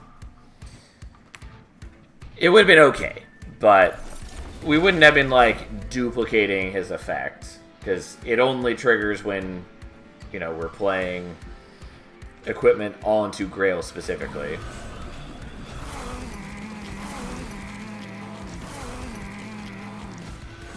But, you know, it would have been okay. Alright, so let's get rid of that. Let's Horrify you. Which makes our life even easier. I guess we'll start playing this out because I don't need the money at this point. I was thinking of it for test object, only found one equipment. Yeah, that's a much better plan. Don't know why I wasn't thinking about that. That is definitely what I have done in the past. But yeah, fair point. That would work out fairly well. So you can go there to block the corruption. We'll just keep doing that.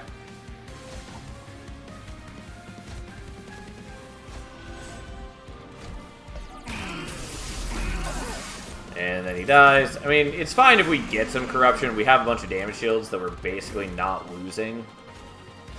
But still nice to avoid it.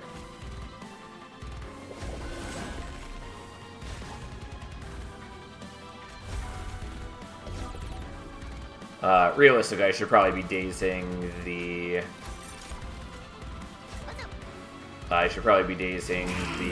Scourge Generators. Also, if I'm going to play out of Morsel, I should be playing it before I buff the floor.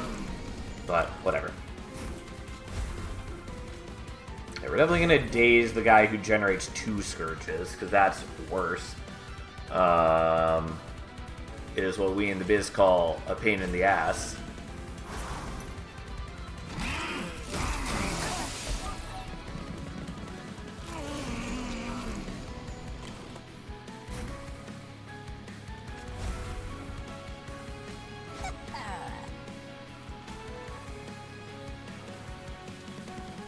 Yeah, we'll just play both of you now. It's vaguely worth it. Similarly, we're going to daze you.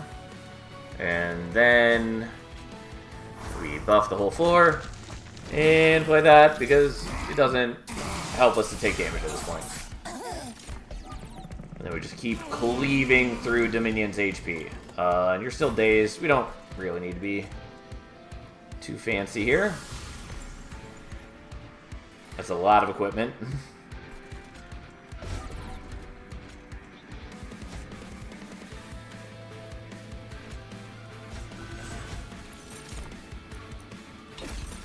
Whatever, doesn't really matter.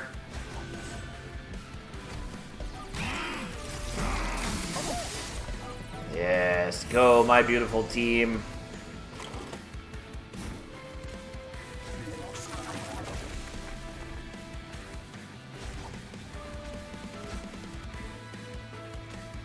Okay, I will daze you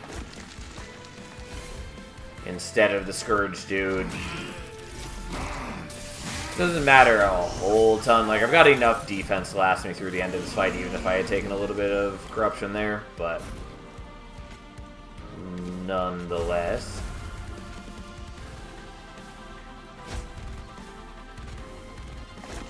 Yeah, whatever. We'll just do it this way. I'm not playing the Horrified, but it's not a big deal. I'm just reducing the amount of damage I'm taking. Alright, and then we just kind of cleave through his very existence. He gets a 1 hit off, and then Grail just kind of beats him to death. Look at us go, and we finally get to fight the Titans for the first time in quite a while. Because we haven't fought them for the last several days, since all we've been doing are the challenges. Oh, boy-oh. Okay, so we are going to set up on mid-floor.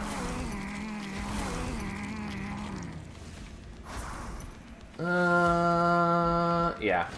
It's a little annoying because we have to deal with, like, the Scourge dudes a little bit, but for the most part, it's not a big deal.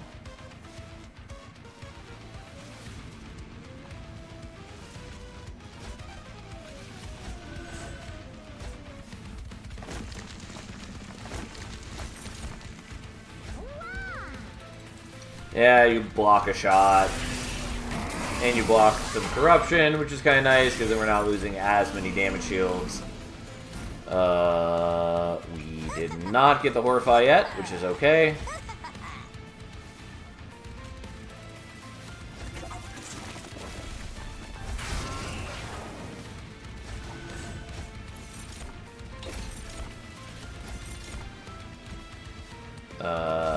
There's no point in putting... Well, I guess it would have blocked the corruption.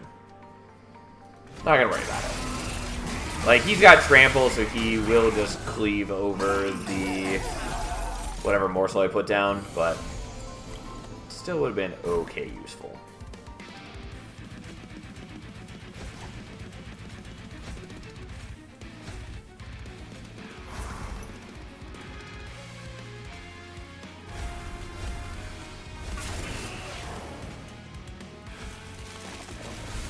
Okay, so you're barely alive. May as well sap you for 1 turn, because we're never going to generate more infusions after this.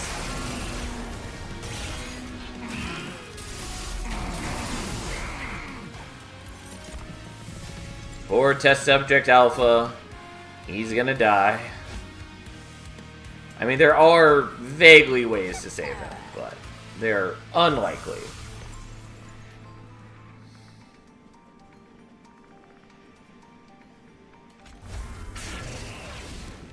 Also, I'm a little annoyed that we still haven't seen the Horrify.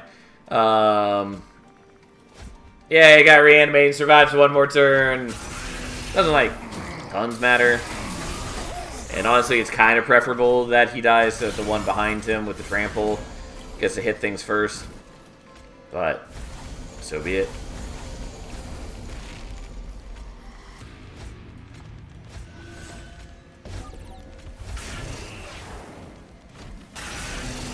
Alright.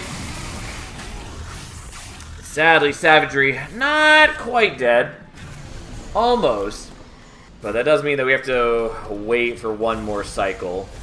Which is a little annoying, but not a big deal.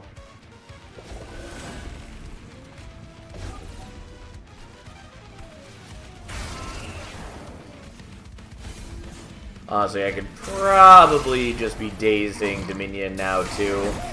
But we have so much HP that it doesn't matter. Even after that one fight where I took, 47 damage all at once, we're doing okay.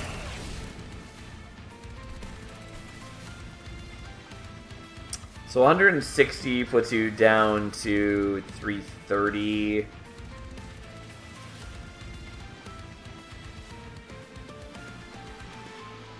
Yeah, I mean, whatever. We'll just take it. We end the battle faster. I really wish that he still generated the Pyrolite, whether he was dazed or not. It just really irks me that it is one of the few ways to defensively interact with Dominion, and it just makes the fight take longer. But whatever. We'll daze him now, and then we'll just beat them to death together. Anyways. That was a reasonably straightforward run where turns out get Grail, use Grail, smash enemies. Grail is like he works so well with his starter card that he's fairly consistent. Like obviously we didn't have the strongest deck because I didn't get like multi-strike and whatever, and I took a long time to dupe the test subject alpha. Doesn't matter. We were still pretty good.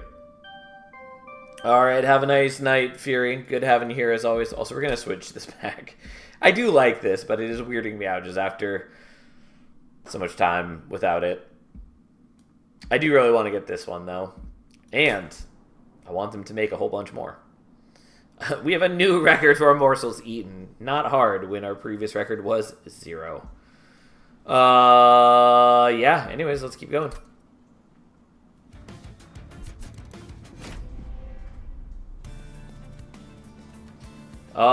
And now we have Umbra Lazarus instead of Lazarus Umbra. Cool. Good to know. Don't love the pack of morsels. Explosive reaction is fine. Crucible Collector is okay. It's not great. We do have Primordium.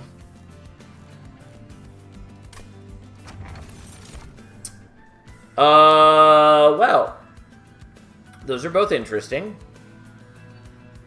I'm pretty confident I just want Golden Idol right off the bat.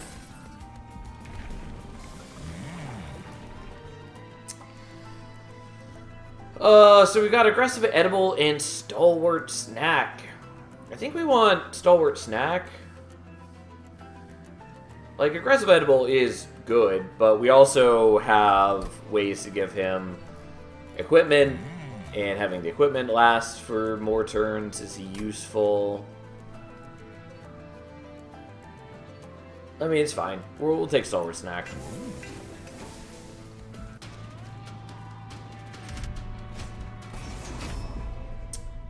Okay.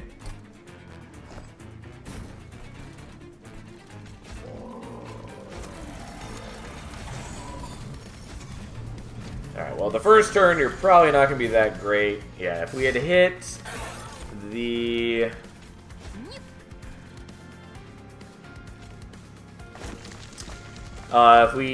There was one way in which we could have gotten equipment on a Primordium. It was specifically by doing this, with the Erratic Assistant and the Explosive Reaction. Where we do this and explode him so we can put this on in the same turn. Now, he is giving less power than the...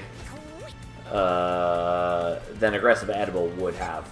nonetheless, it's fine. It pays off over the extra turns, which... excuse me. Which is good enough at the moment. And once we can start visiting Merchants of Arms and all that, it'll just look better and better. Also, should have played that in front. Doesn't really matter. He has lifesteal. If it were damage shields, it would matter, but not lifesteal. Okay, let's just blow that up.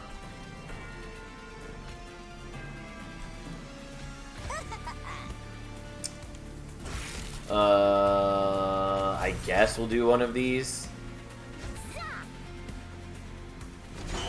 We only have capacity to play one of them, so that's okay. We'll may as well give you something.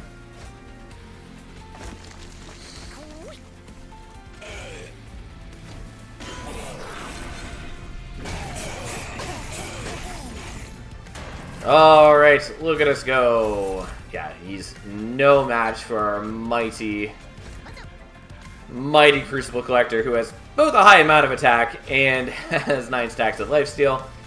It's, you know, doesn't work for us. And thus, Uriel goes down pretty simply.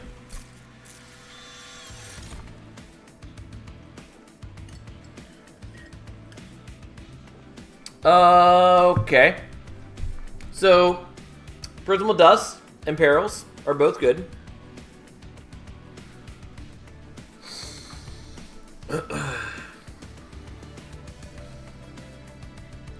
I mean, I probably want Perils, but I also... like, I know there are a lot of ways that I can deal with damage scaling without it. Whereas with the Prismal Dust, it's a great defensive option. Particularly if I end up going into Superfood, I can like intrinsic it and then dump it into Primordium and then just be giving off a bunch of damage shields. And that's pretty good. But, I don't know, we'll go Perils. We'll see what happens. I'm not wild about Potion Kit, though it's okay. I probably should have taken it, but I didn't want to.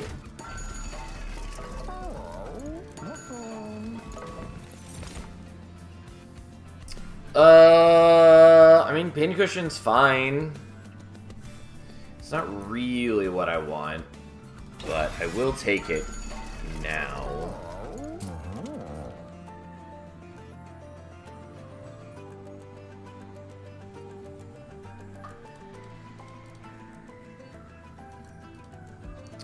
Yeah, I guess. Okay, fine. It's not amazing for us, especially because if I'm using it to its full potential, I have to route the equipment away from Primordium, which I'm not sure is wise to do.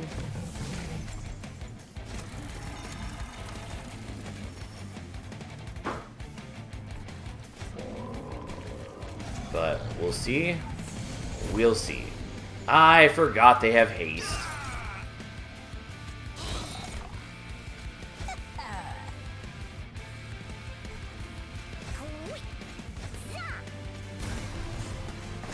Well, it ends up mattering not at all, but that's okay.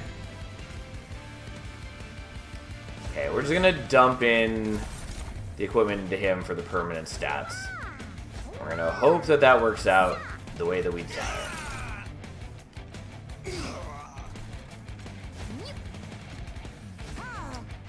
Because we do still need to, you know, actually beat the boss here. But I think that will go okay.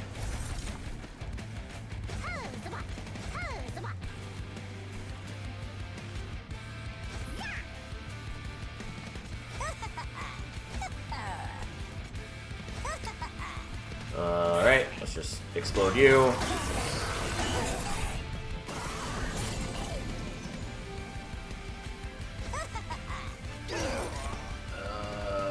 Good enough, I suppose. And like, our collector should murder Legion pretty well, or at least do a lot of damage to him. Like, we've got a bunch of... He's got a bunch of lifesteal. And turns out that's very good against early bosses. And there we go. Everything's fine.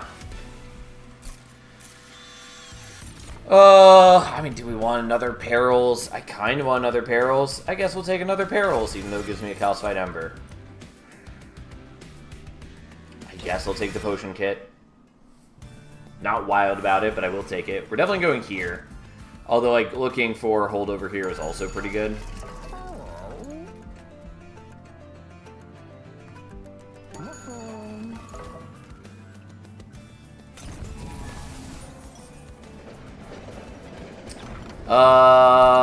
Interesting.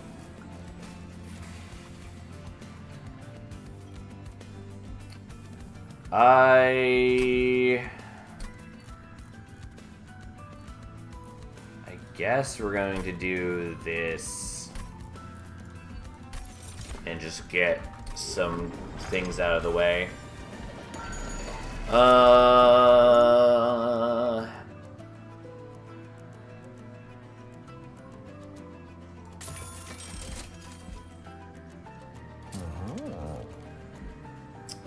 Well, we're gonna do that.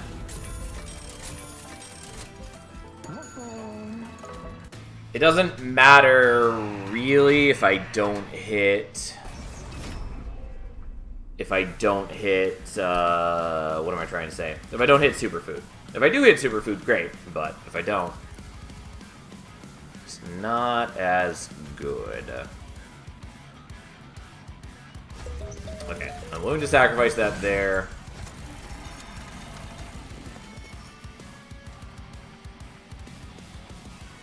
Yeah, I'm willing to do that. Although that it does use up all my Ember.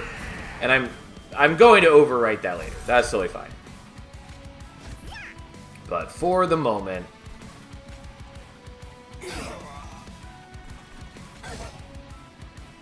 it's a bunch of free stats. Well, I was trying to kill you, but I didn't quite make it.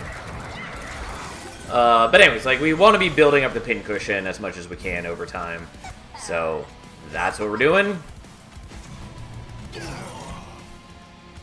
And ideally, we're killing things on not Archaon's floor.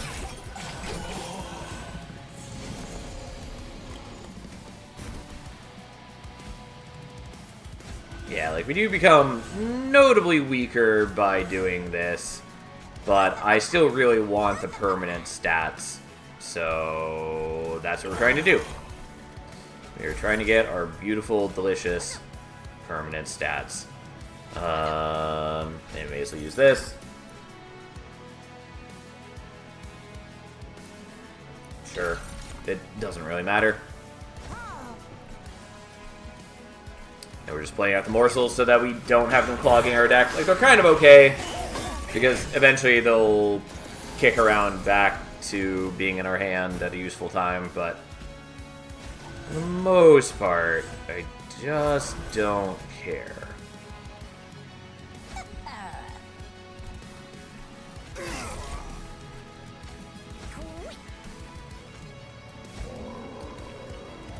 Okay, well, no reason not to play that.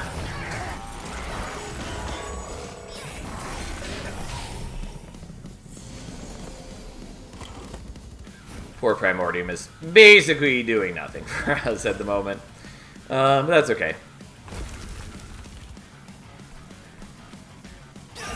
Alright, we are going to take a little bit of pyro damage, but I figured it was good to kill things before they can do damage to us.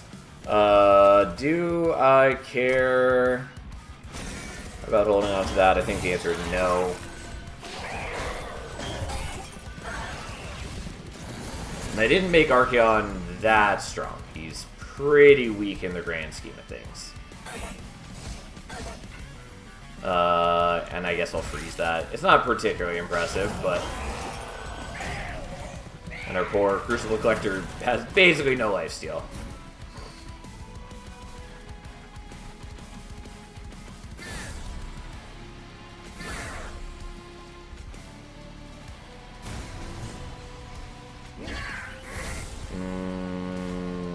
I should have done this slightly differently. It's fine. I'm pretty confident our dude is going to get the kill up here without much effort. Ta-da! Yeah, when you're hitting for, 200 damage a turn, makes pretty short work of Archeon. And there we go.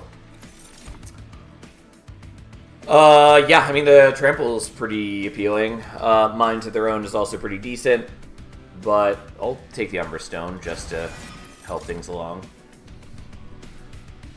Well, that's a cute set of options. But I'm just going to keep the Pincushion. Like, some of the other options are probably better here, but we've already got him up to a pretty hefty chunk of stats. And I'm pretty okay with that. I mean, I probably just want Ember, particularly since I'm trying to do shenanigans in deployment phase, so here we are.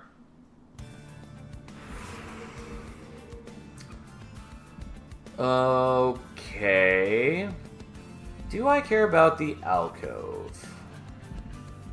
Maybe. Mostly I'd be going here for the Merchant of Trinkets. Because I don't know what I'd really want to dupe here. Like, I guess what I'd be duping is equipment. Which is fine. It's not bad to dupe. Since I can just jam it into the Pincushion for increased effects. I think I'm still going to go... I don't know what artifacts I'd really want, though.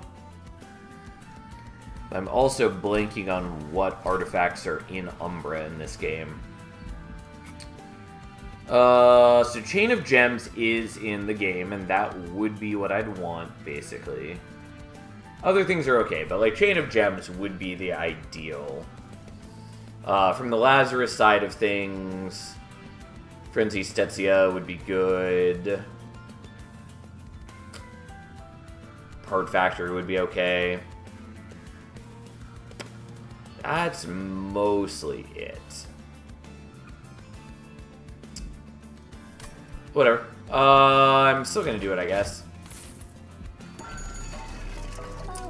I mean, Jackstrips is okay. I don't think it matters to me, though. Interesting.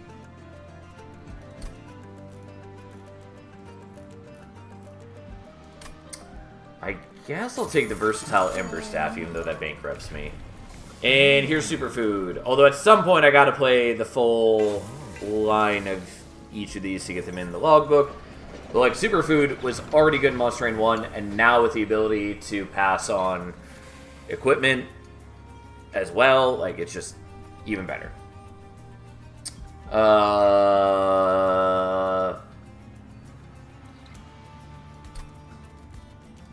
Honestly, I'm just gonna graft in equipment on this. I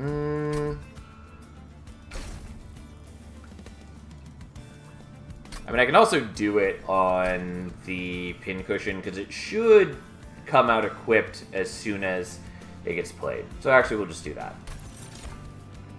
Glass Cannon. Well, it's not what I wanted. That was exactly the sort of thing I was afraid of, but we should be mostly okay. God, this is the one situation that's really bad for us. Oh, God.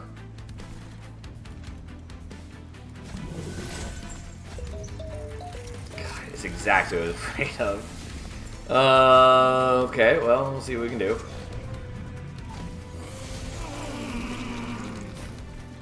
Okay, beautiful.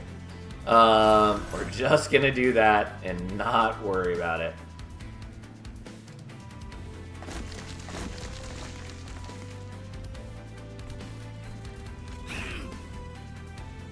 Well, fine. We're gonna get some corruption, not that big a deal. I was hoping to kill them ahead of time or to like put some morsels down to block some of the corruption. It's not a big deal. We can handle it.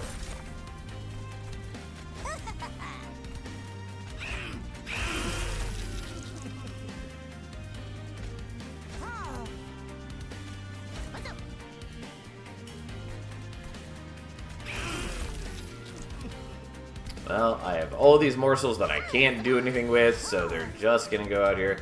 I suppose I could freeze them in my hand, but it's whatever. That would have been probably the better play, but here we are. Well, can't play with the Calcified Ember, but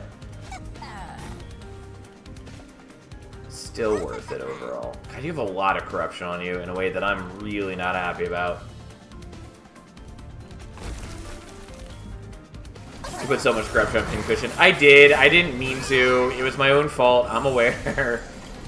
It is a problem.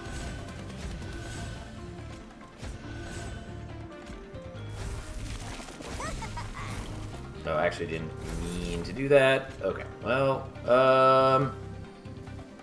alright, that's fine. We're gonna freeze these in hand.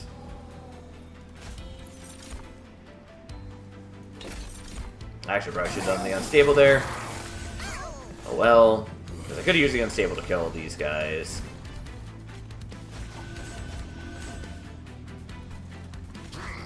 Come on. That is what I want to see.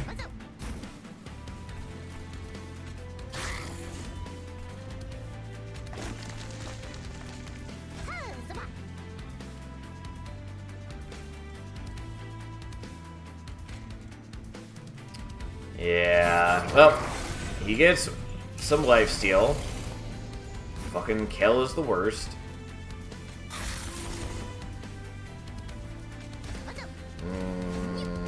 I was hoping for more lifesteal morsels, but so be it.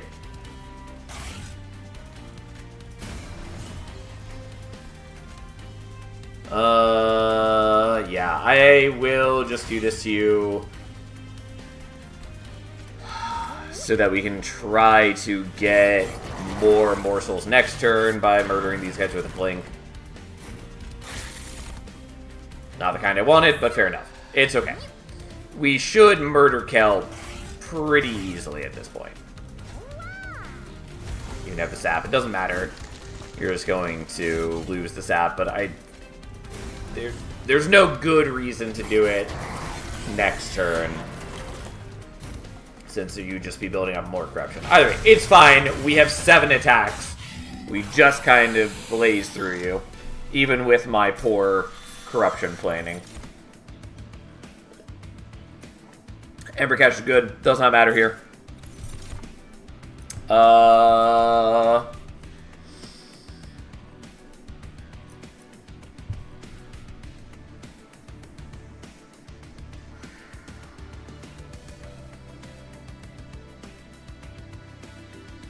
I guess we'll do that. What I really want is the Merchant of Arms. I guess we're going here. I don't need to worry about that.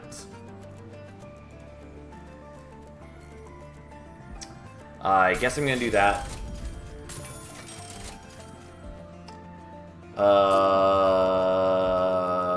I mean, I could do holdover on perils. I think I just want to do it on the Horrify, though.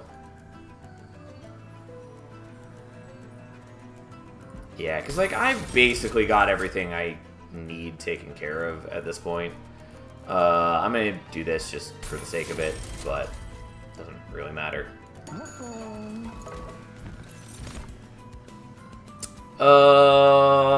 Reanimation Lab is cute.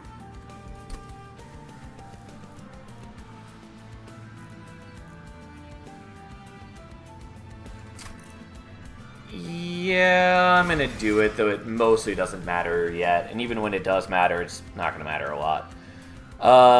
So...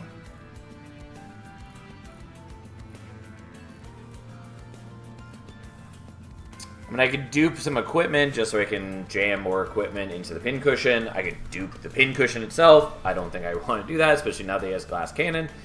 I'm honestly just going to dupe the Horrify so I have a greater chance of drawing it.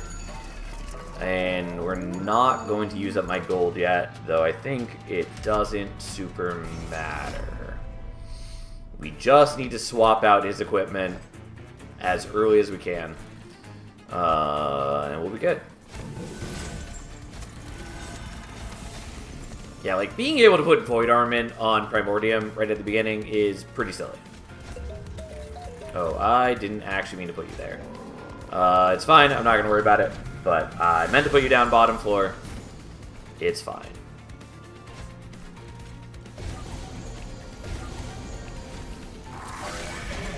I probably shouldn't be bothering with the Horrifies, since I mostly just want to get things to feed to the pincushion. It's so weird for them to get the extra stats. You know what? I'll just freeze these. Okay, and now we can get rid of the glass cannon. Everything's fine. Well, on the off chance it works, it did not. Well, we tried. Didn't get it. Well...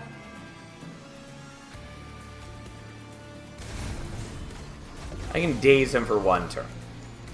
Which does give us a reasonably good shot at getting it. Because if I can get the explosive reaction, then I can blow it up with that. Which I didn't, but... if I can get a blue infusion, there we go. Also, worst case, I would have just horrified him again. So hey, we're alive. Everything's fine.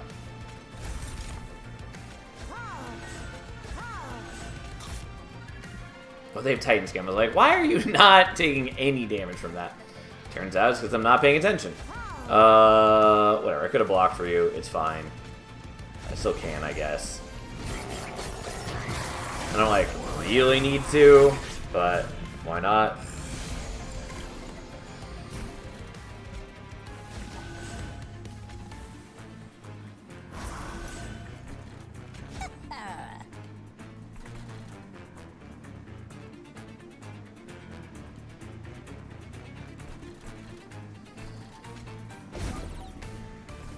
Sure, I'll play you out. It does mean we're about to overwrite the Swift Steel Dagger that we just put on. That's fine. Who cares? Sometimes you just want as much stats as you can get.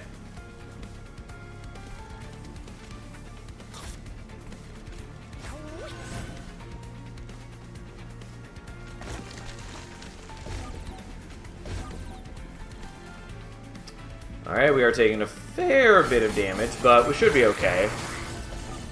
Especially with my double Horrify.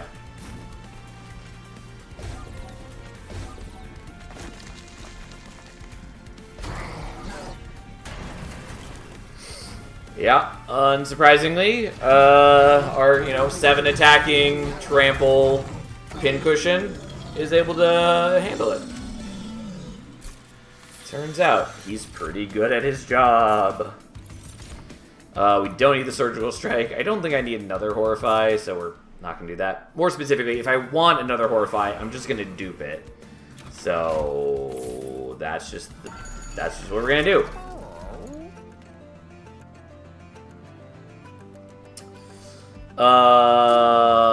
Okay. So what we're going to do is we're going to combine these.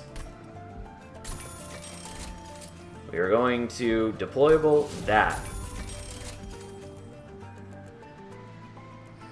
Could also do Hall of Mirrors, but it's not that impressive unless we're getting more equipment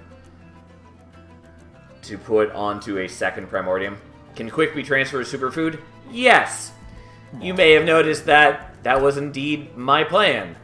And it's also why we picked up the Swift Steel Dagger before. It's just that we didn't have enough to combine it and make it deployable. And so, like, deployable was way more important than combining at the time. And I knew that I could just wait until we got to the next store. It would have been better if we'd gotten to the store sooner, but hey. Gross. Yeah. Like I said, Primordium is overtuned right now just because of the way that he interacts with these things. Fortunately, this is non-champion, Otherwise, it would buff Primordium like a similar artifact in Monster Train 1, which is very good for Primordium. The Mute 3 is good, but it is a little annoying for the Titans. And honestly, I just don't care that much at this point.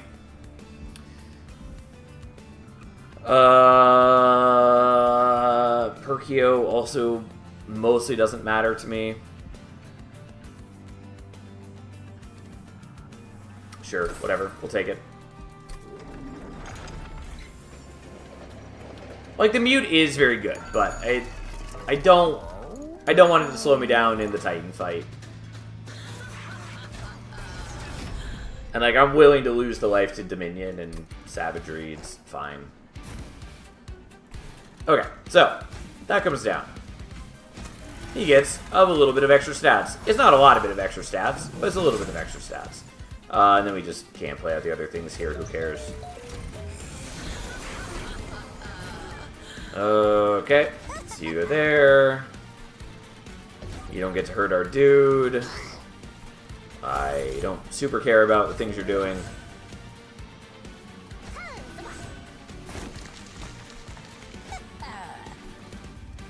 Whatever. Enjoy your morsel. Okay. So yes, you may now notice that he has Quick and Multi-Strike. It's pretty good. It's only gonna get worse from here.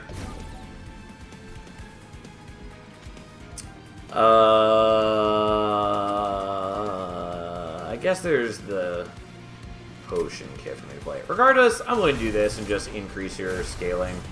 I'll take a little bit of damage, probably, but I'm not super worried about it.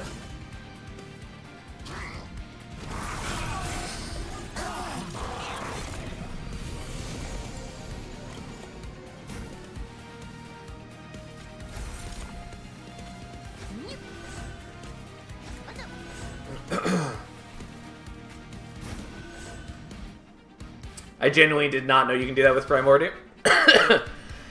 Excuse me. Yeah, you can. Specifically, it's Superfood that lets you pass on Multi-Strike and Quick and all that. But he's good even without that. It's just really gross with it. Let's also have Trample, because why not? And I'll freeze these, even though I should maybe freeze other things. But okay, look at us go. Yeah, I should have held on to the freezing for now, so that I could hold on to the potion kit, because I do want to buff the pincushion as much as I can, basically.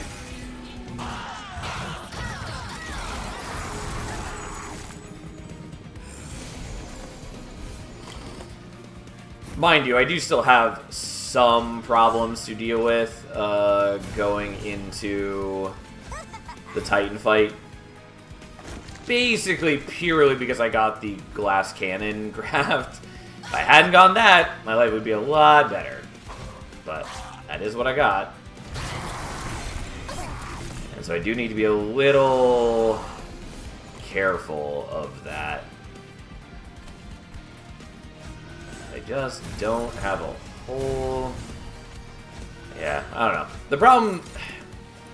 The particular problem is that I can't even daze Entropy, so I have to be able to block turn 1 to make sure that our dude is not dying. Which is not great. Anyways, it doesn't really matter here. We've already got the kill.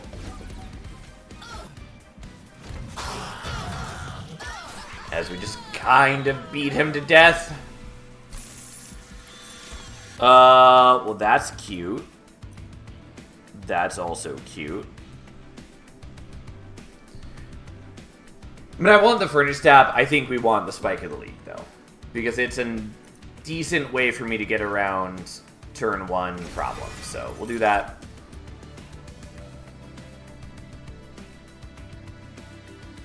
I guess we're just taking a draw. I don't know.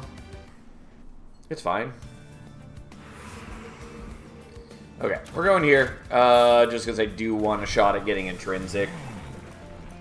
And we're going to do buff A8. It doesn't really matter. But we are doing it. And we have tons of gold thanks to Golden Idol. We're gonna do...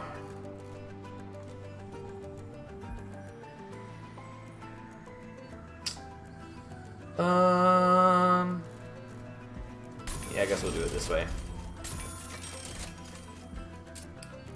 Well, double stack is the thing I wanted.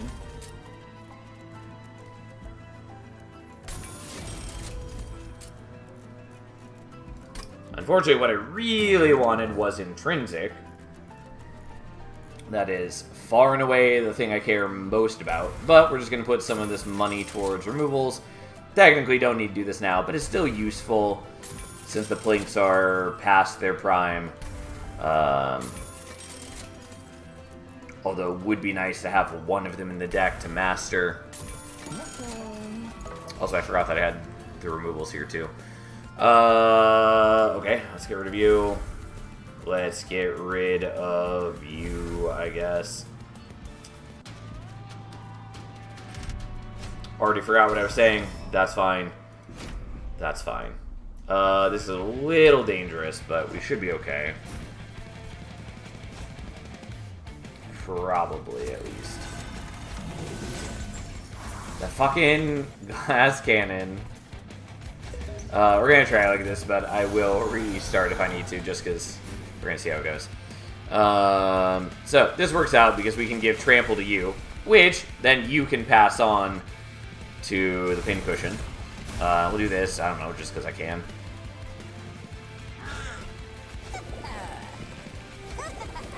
And we'll not play the Horrify, and go from there.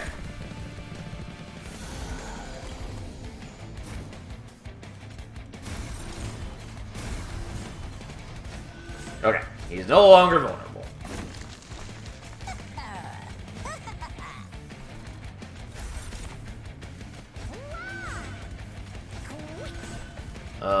Whatever, you can have that. I could play the Crucible Collector out, or I can give 12 Reanimate to Primordium, who is now also passing on 12 Reanimate every turn. Okay. It doesn't matter. Oh, fuck you. Never mind. You piece of shit. He blocks my permanent scaling. And I forgot about that when I used that. So, let's not do that. Why are they the worst units in the game? Okay, so I could do this, or I can blow you up, which is actually what I want to do. And then whatever, you can kill that, who cares? And then we're going to freeze these in hand so we can play them next turn where we can actually get the stats.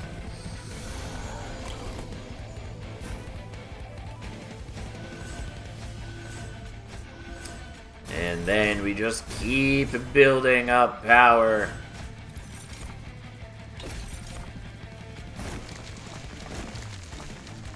I mean, I don't really need to play these out, but we will anyways. Oh no, our banana went extinct. However, shall we manage, even though we're basically not relying on its power at all. Also, you know, we get a replacement banana anyways. Whatever. Have some days, who cares? The moment they go up to top floor, they're super dead. Because we're gaining an increasing amount of rage each turn. And we're gaining reanimate.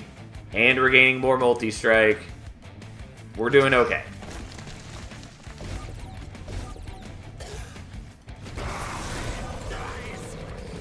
We're doing okay.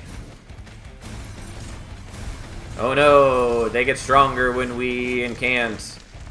What a terrible fate.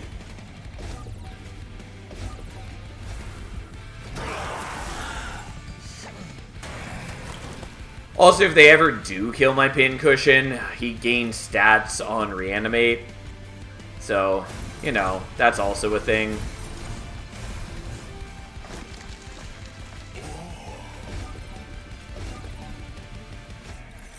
Why not? It doesn't matter. Like, whatever we get from the infusion is absolutely worthless to us, but feels wrong not to click the buttons when we have the buttons to click. Alright, hitting for 932 times 10. He does not stand a chance against us. Yeah, I'll take the Void Binding, even though it's not necessary at this point.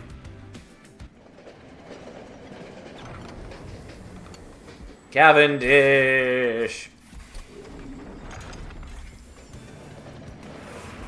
Okay, I don't think we need removals. I don't really need dupes either. What I wanted was Merchant of Magic. But here we are. We're gonna skip those. Sadly, Gorge is specifically units with Gorge, not just things that are eaten. Yeah, we don't have any rooms to utilize that with. Unless there's Zone of Silence. It's not a bad pickup. Yeah, that's fine, I guess. Because we can at least use on the amalgams. That's not what I meant to click on. Okay. What I would love to see here would have been Attuned Whetstone, but we don't have that.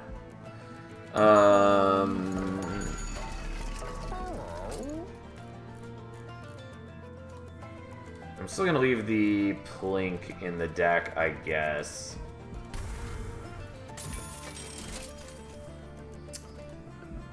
I don't know. I don't need most of these things.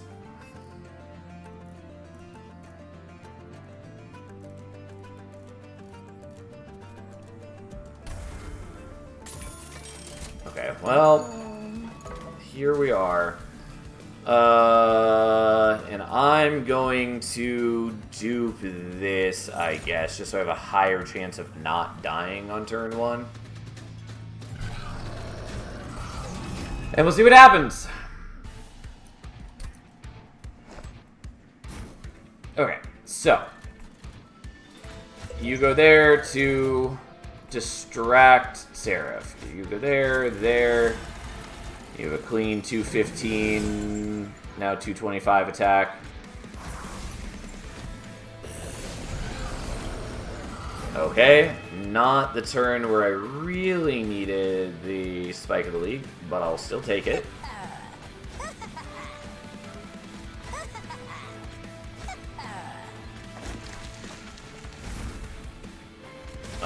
Okay, that's fine. We just need to make sure that we draw something to save the pincushion on turn 1 in the Titan fight. That's what matters. Also, I'm going to take a little bit of damage here, which is a little annoying. Not a big deal.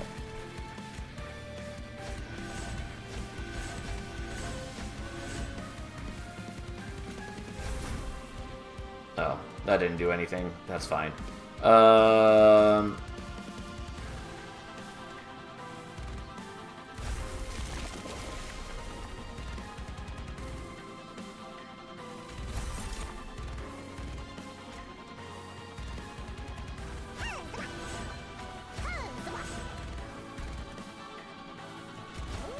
Yeah, I mean, none of the morsels matter. Whatever. Here we are.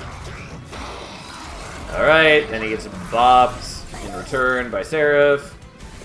This is why we silence the bottom floor, so we don't have to take the amalgam damage. I could definitely handle it if we were taking the amalgam damage, but obviously better if I'm not.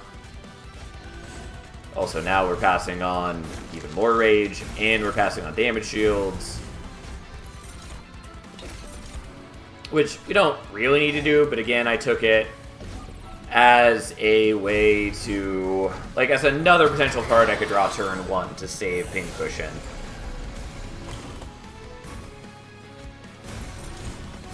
Also, Void Binding is just a solid card. We're not using it to its full potential by any means, but, you know, it's fine.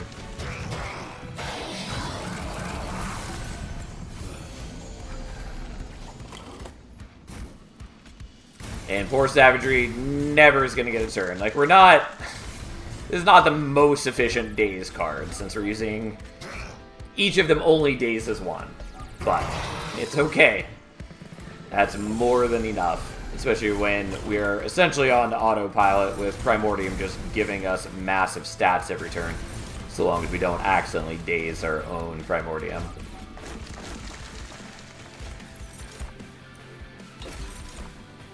Sure, pass on some regen too, who cares?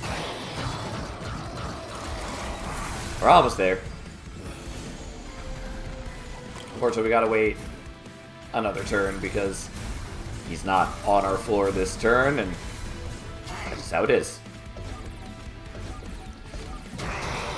Okay. No, goddammit. We were close to killing him before Relentless, but just did not cooperate. Alright, well, there we go. Also, if we hadn't gotten the Silence Room, I could have potentially just been dazing these guys to stop them from damaging the Pyre. But we didn't have to do that, so all the better. Alright, just a clean 1,260 times 10 with Quick and Trample. Easy.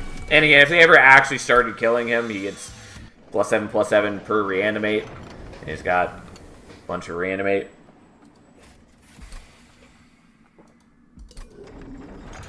Okay. Now, hopefully this goes smoothly.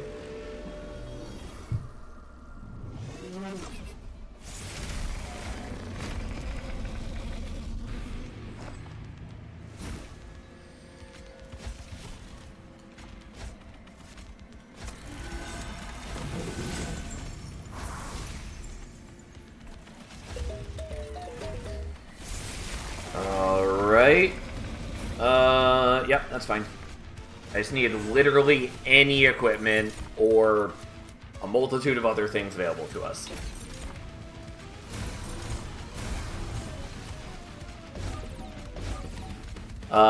If I really wanted to take 0 damage on this fight, I could. You know what? Fuck it. Let's take 0 damage on this fight. I can. It's gonna take a lot longer and annoy the shit out of me, but why not?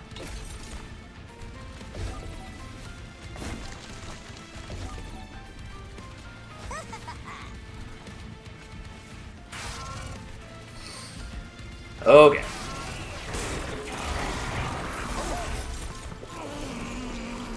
And we silence these guys so we don't have to deal with their Scourge cards and all that. Okay. Well, that's an annoying draw, but okay. So, that goes there, that goes there. Technically, I could just let you attack this turn and then double daze, whatever. We're doing that for 10. 10 reanimates enough. We'll let that happen. I could have built up way more reanimate if I wanted to, but it doesn't really matter.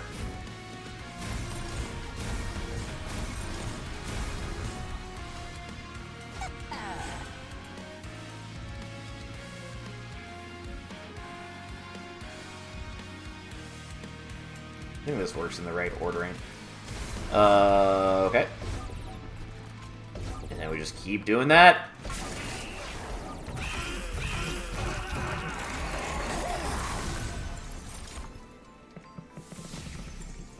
Alright, and I still don't have Trample. It doesn't matter. But it does make me a little sad. Oh no, we get Sap. However, shall we manage? It takes so much longer this way. This is why I don't normally do this.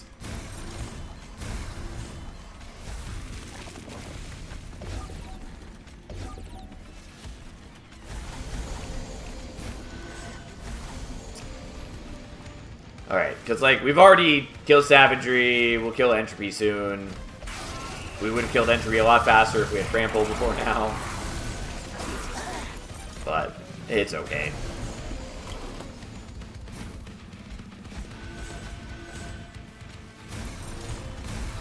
Oh no, the enemies are growing in strength! The sap is getting a little annoying, but not a big deal. Alright. Entropy's down, and now we just gotta wait for Dominion to die.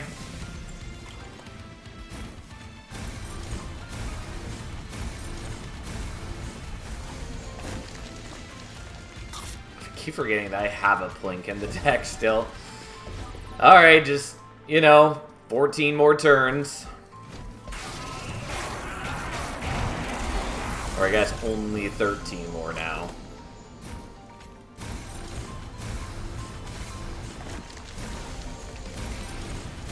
I don't really need to be buffing Primordium at this point, since he's about to get eaten for the last time.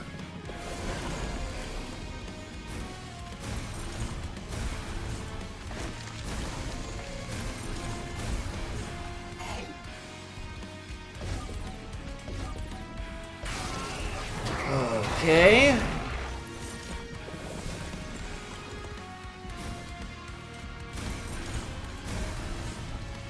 You are going to deal 1 damage to me at this rate, which is annoying. Because I'm not set up on top floor like I could have been.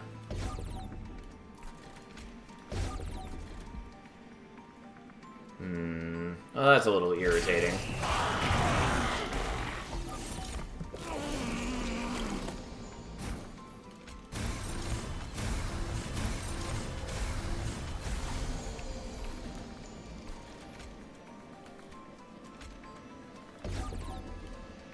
If one of these days for 2, or if I had this at SAP 2, I could do it.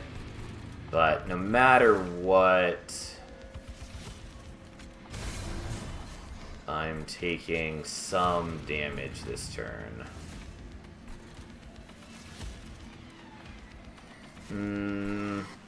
There was a way in which I could have done this where I took no damage, but I'm not going to restart the fight to do it.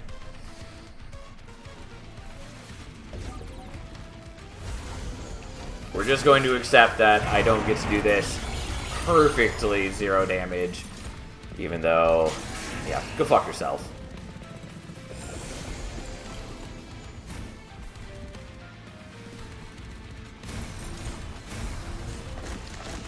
Whatever. It did speed up killing Dominion by a turn, but still not ideal.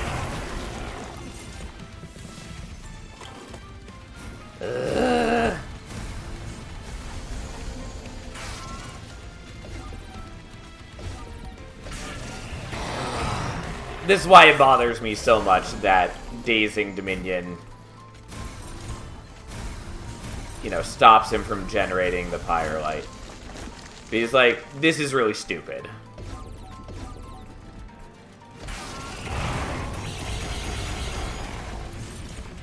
It's stupid that this is, like, the correct way to be playing, essentially.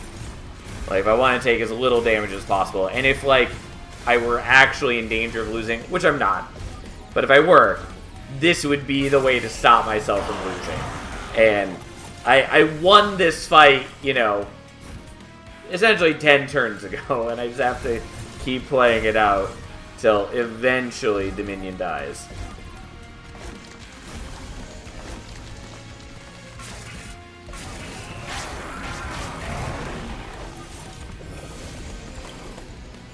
They finally got through the rest of my damage shields.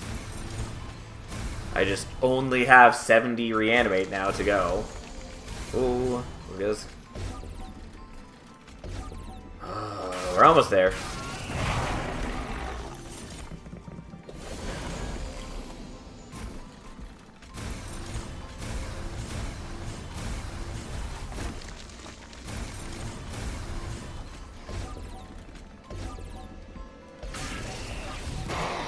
Also, it's a little annoying that I did not do this with 0 damage, but I took 1 damage.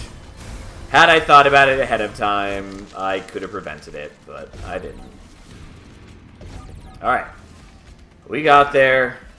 We're finally at the end on turn 19. Or we would have finished on like turn 8 if we had just not chosen to do that. Anyways, there we go. Ta-da! Oh, God. Woo! And thus, we have mastered some cards. We're still a long ways off from mastering the cards. Mostly because of the Monster Train 1 clans, because I just haven't been playing them. But even the Monster Train 2 clans have a couple of things. And, like, they're not even bad cards that I haven't mastered for the most part. Like, some of them I don't love. Like, Liquid Courage, I think, is pretty underwhelming. I've used it to good effect sometimes. Like, Host Guard is fine. He's a bit overcosted for what he does. But, I mean, like, he's got value still. Penitence Death Suit is pretty terrible. Goldtooth is good. We just haven't seen him in a long time. And, like, the last time I saw him, he just wasn't applicable. But, like, these are fine for the most part. Mostly we just haven't seen them in a while. Or haven't seen them in a normal run, but used them in, like, a challenge run. Or whatever. Regardless. That was certainly a run. Ooh. It's the first time we've gotten Pyre of Dominion in a while. God, it's Umbra again? Like, I don't hate Umbra, but I wanted variety. I didn't want back-to-back-to-back Umbra runs. Alright, fine. 2 Space Prisms is not wildly helpful. The Proliferates are good. Prickly Puffball is fine.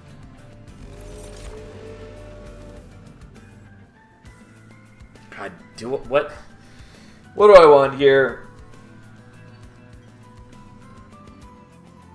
I mean, Void Binding is solid, and that's probably what we're taking.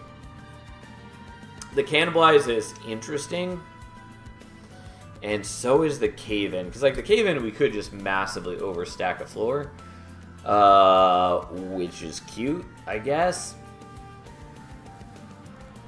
But I'm pretty confident we just want the Void Bindings.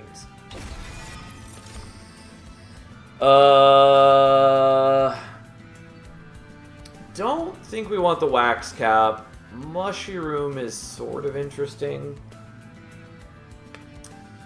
And Inhale is okay.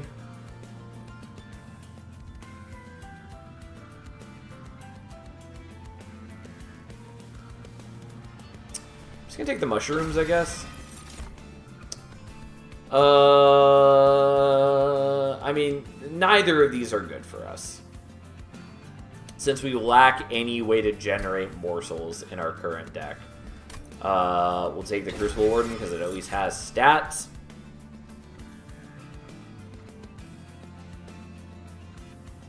We also lack the ability to create fungi. So I guess we'll take the Moral Mistress. Okay. Well, isn't that interesting?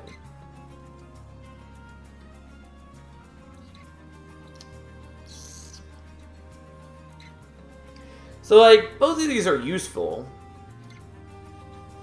Artificial Pyrestone is a decent starting pickup for us. Doesn't, like, tons help, but it's okay. It definitely gets better later, though I might end up just not utilizing it very well.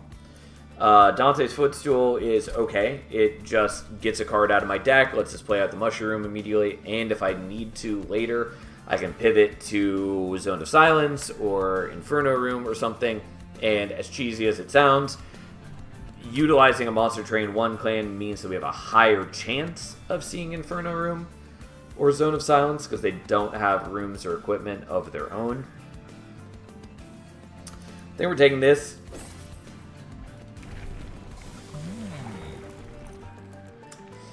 Yeah, I think we're just going to go the monstrous route because we've got a good start for it, kind of.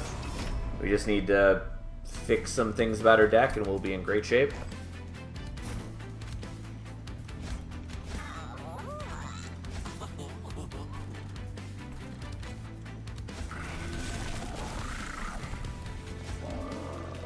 Well, good enough.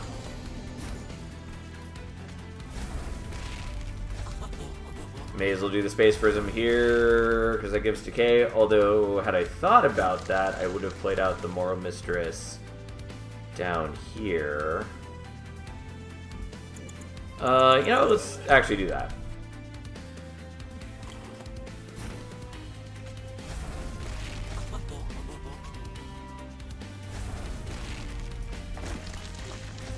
And then just put another Mushroom down.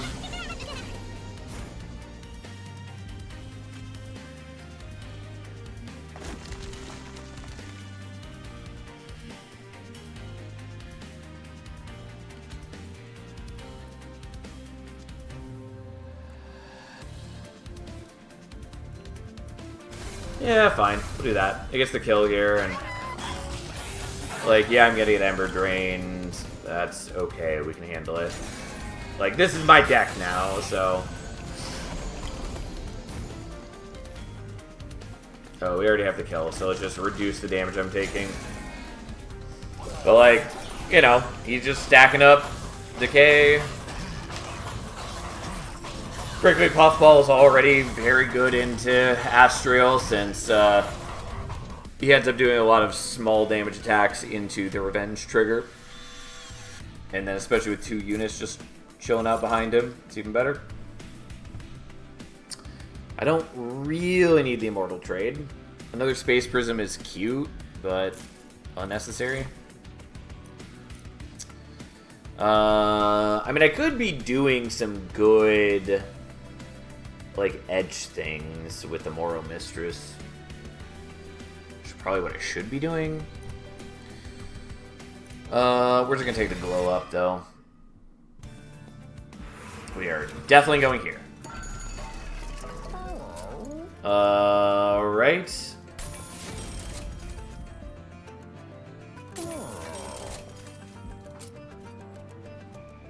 I mean, I would love to do, like, the Spell Chain. The biggest thing is just we want the Void Bindings to cost 0.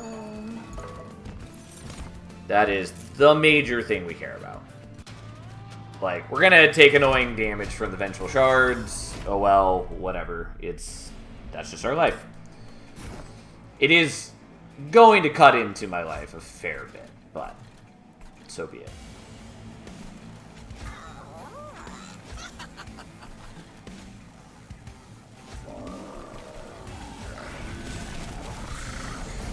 Alright. Already forgot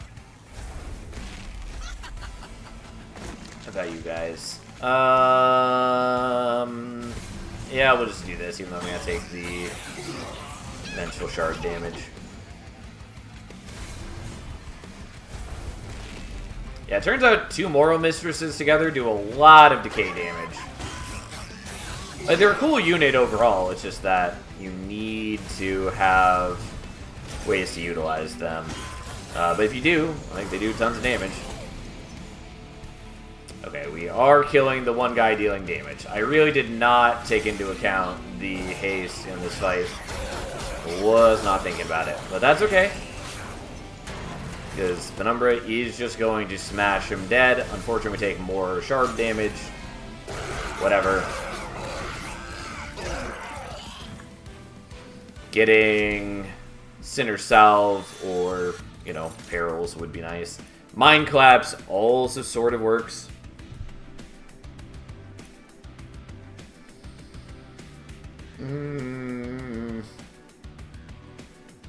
There are a fair number of things that you can hit with that. I'm still just going to skip and just accept the damage.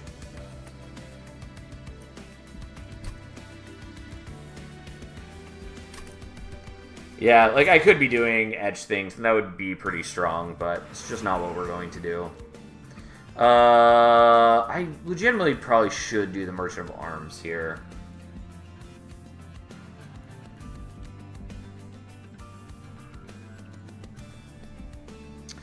But, like, Merchant Magic is also pretty good for us. You know what? We're just gonna Merchant Magic.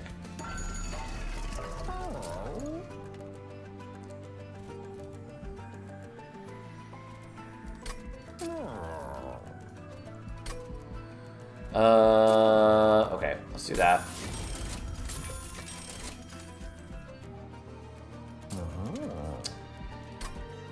I mean, I guess double stack is fine. What I wanted was, like, holdover and spell chain.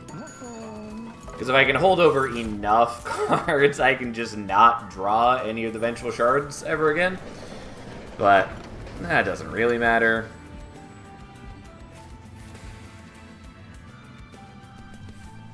Could just do this to get Avarice, maybe.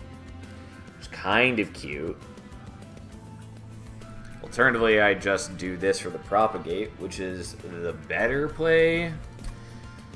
It only half matters, because I would really have to get... Like, I would have to put minus costs on these for them to do anything. Because I'm essentially going to be Ember draining myself into oblivion each and every battle without fault.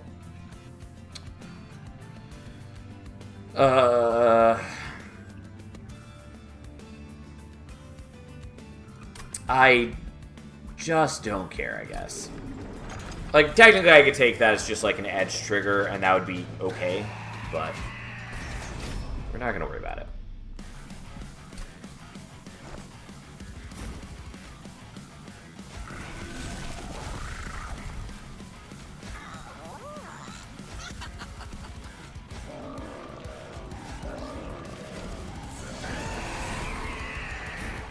Okay.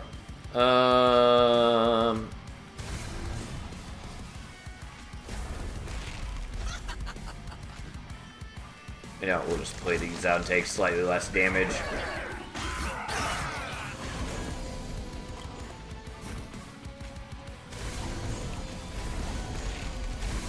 Alright, I did sap myself over much, unfortunately, but that is just how it's going to be, I guess.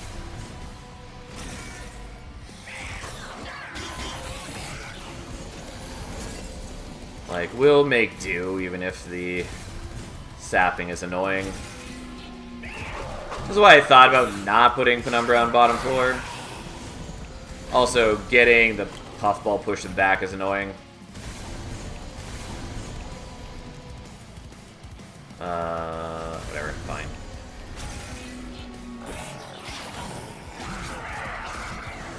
But yeah, like, waiting for like the Flagellants to have taken more damage would have been nice. It doesn't really matter. Like, I end the fight a little bit faster this way, which means I maybe take slightly less damage from the Vengeful Shards. We're fine either way. We got plenty of health, even though I am just bleeding out a little bit every battle. Tome of Evergrowth is cute.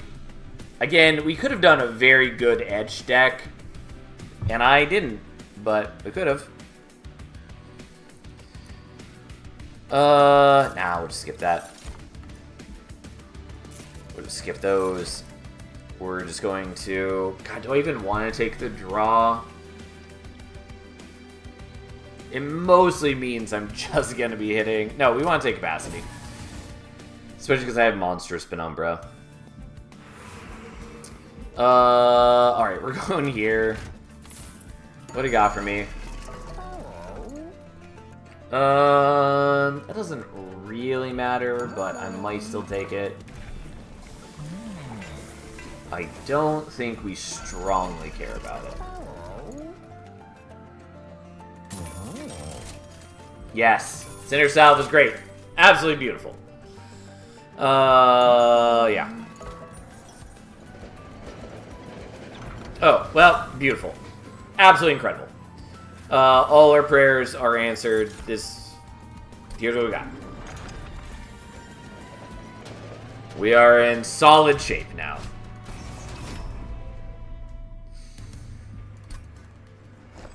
Okay, so, may as well do the mushroom. You're there. Whatever, you're there. You can have a buddy.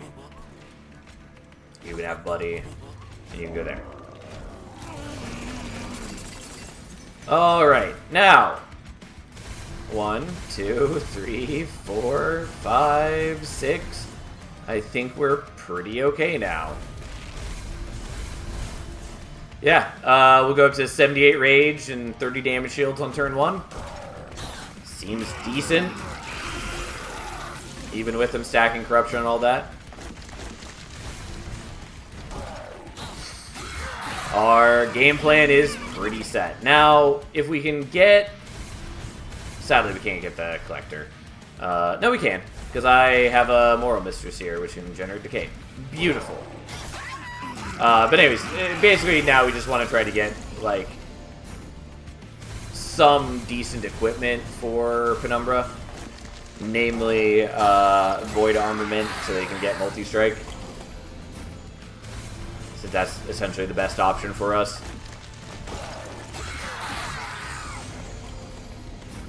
Even without it, we'll be in good shape as we refine our deck further. But with it, we'll be even more ridiculous. But, again, this is what you can do. Does not matter in the slightest. Does not matter.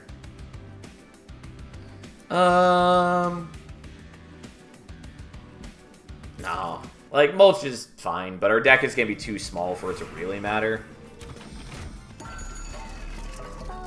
No.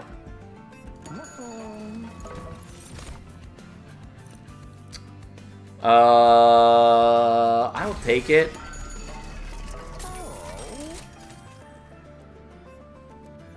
Do I really want all the mirrors? I mean, I could.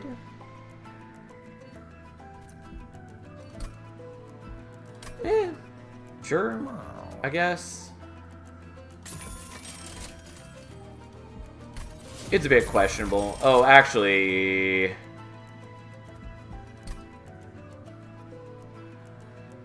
It's extra questionable now.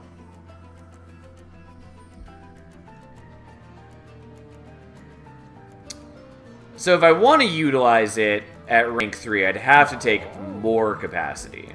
Because it does minus capacity on use. I don't think I really care about it. I probably just want more draw. Because more draw means that I do the Void Bindings more often, and, like, that's really all I care about.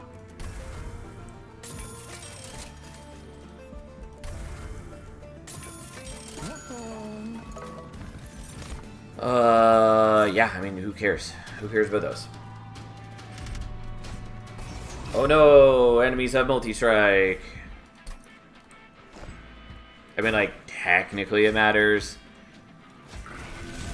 Penumbra's too fat to coexist with a second Penumbra. I mean, you're not altogether wrong.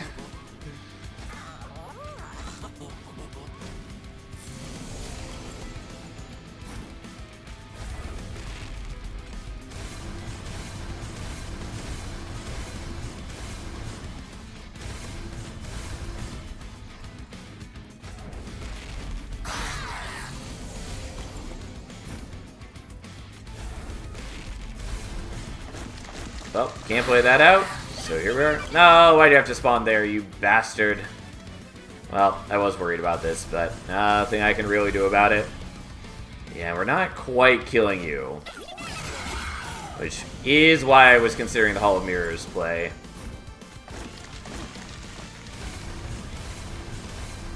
But we're getting there.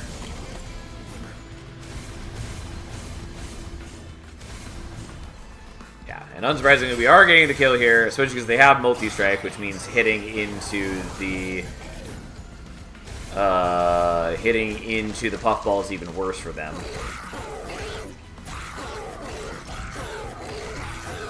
Yeah, we're okay. We got a lot of damage shields. He does not. These do not matter. Do not matter.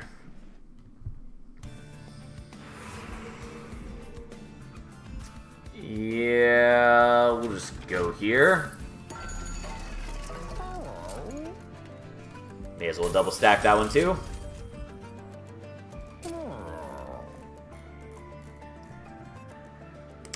Like, the proliferates are just worse for me than doing another Void Binding. So there's no point in, like, fixing them when I can just not.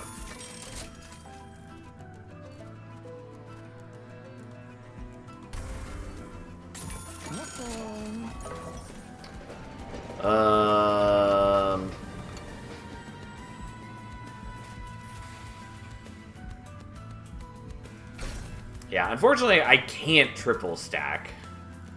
Because they already have double stack on. And, like, none of these matter. So, we are skipping. It's a little sad that I can't triple stack.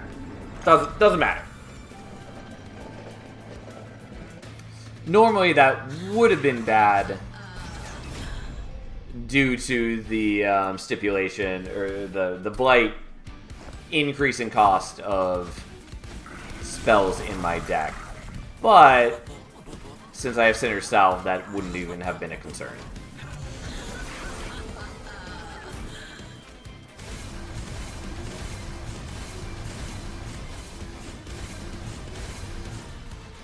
Okay, may as well give you some decay.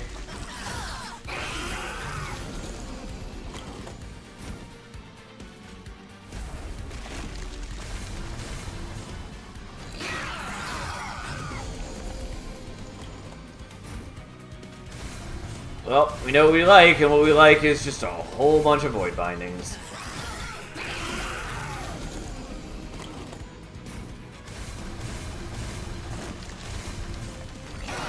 The Glow Up is also now just a worse Void Bindings. I took it because I didn't know that I was going to get, you know, the 5 times dupe on the Void Bindings, but, you know, it served its purpose. Now here we are.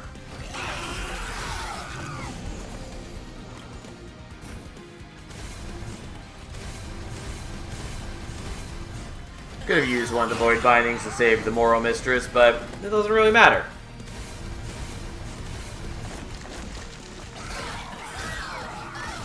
Alright, Big Bad Penumbra beats them to death. Okay, we do not need Reg. We don't need Spike of the Legion. Don't need Fungi in a suit. I'm gonna take the draw and just not use the Hall of Mirrors, even though we invested in it. It's just not worth it. It's just not worth it. We are going to go here. No. No. Not what we wanted. Now, technically, I could take Architect so that I could still use the Hall of Mirrors. We're not going to bother. Just not worth it. What we are going to do is this. And I can't pay to remove things, which is unfortunate because I would like to get rid of the Hall of Mirrors. But, so be it. This is our life. Oh, I can't fit you now, which is both fine and expected.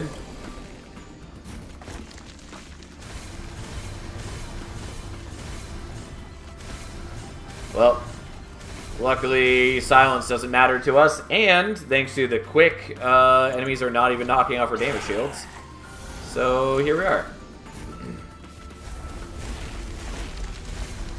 Sadly, I can't play out the Hall of Mirrors, so it's just a dead card in my deck. Oh well.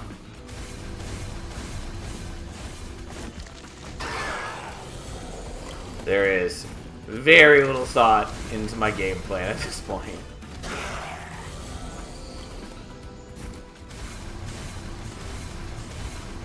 We are, at this rate, going to get to enemies that will skip past us, namely this wave right here. I did know this was going to be a concern, but we can handle that for the moment. Oh no, they have spikes. We'll lose a couple of our damage shields and only have 118 or whatever remaining. Okay. Yep. God, fuck it. I just really wanted multi-strike. That's what I wanted. Was that so much to ask? Apparently, yes. Does not help. Does not help. Does not help.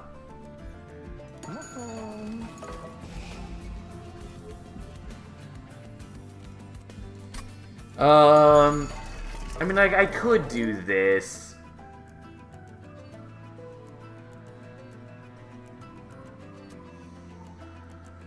Yeah, fine.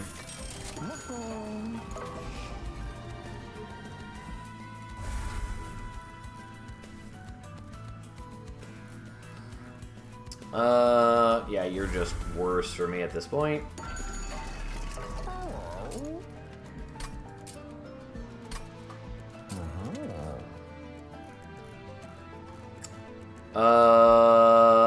Yeah, and like I have enough to play out my things on turn 0, so I guess we'll just get rid of these. It doesn't really matter.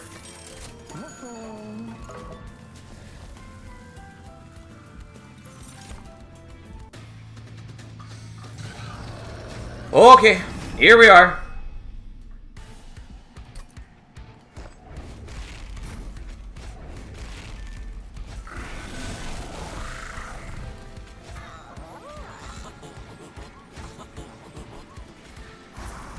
Like, I'm gonna take damage from the amalgams, but this is okay.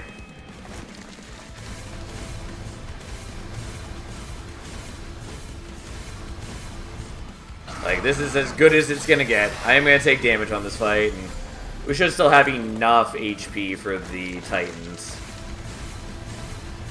And that's just how it's gonna be. Though I'm not gonna kill the Titans incredibly quickly. And by that I mean I'm actually going to lose on the Titans because I can't play on the Firelight. Which I had considered this is gonna be the case, but whatever. Admittedly, I shouldn't do that because I shouldn't have done that because it is breaking my 20-something win streak, but these things happen. Also, I am actually going to take a fair bit of damage here.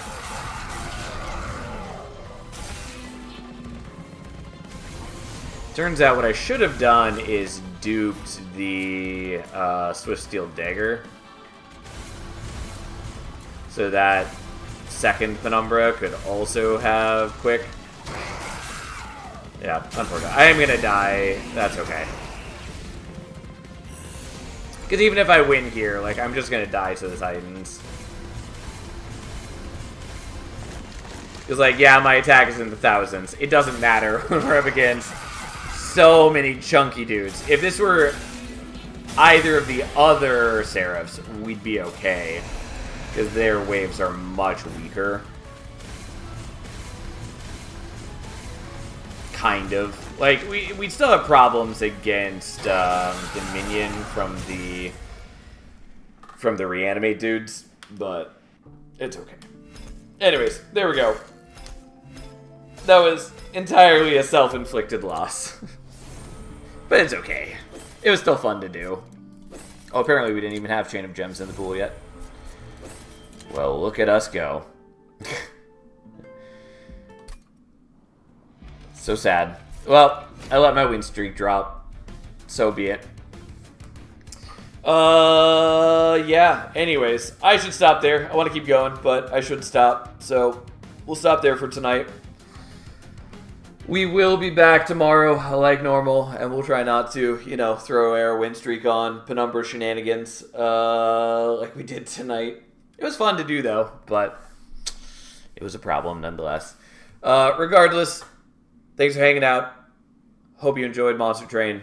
I will be back tomorrow. I will see you guys then. Have a nice night.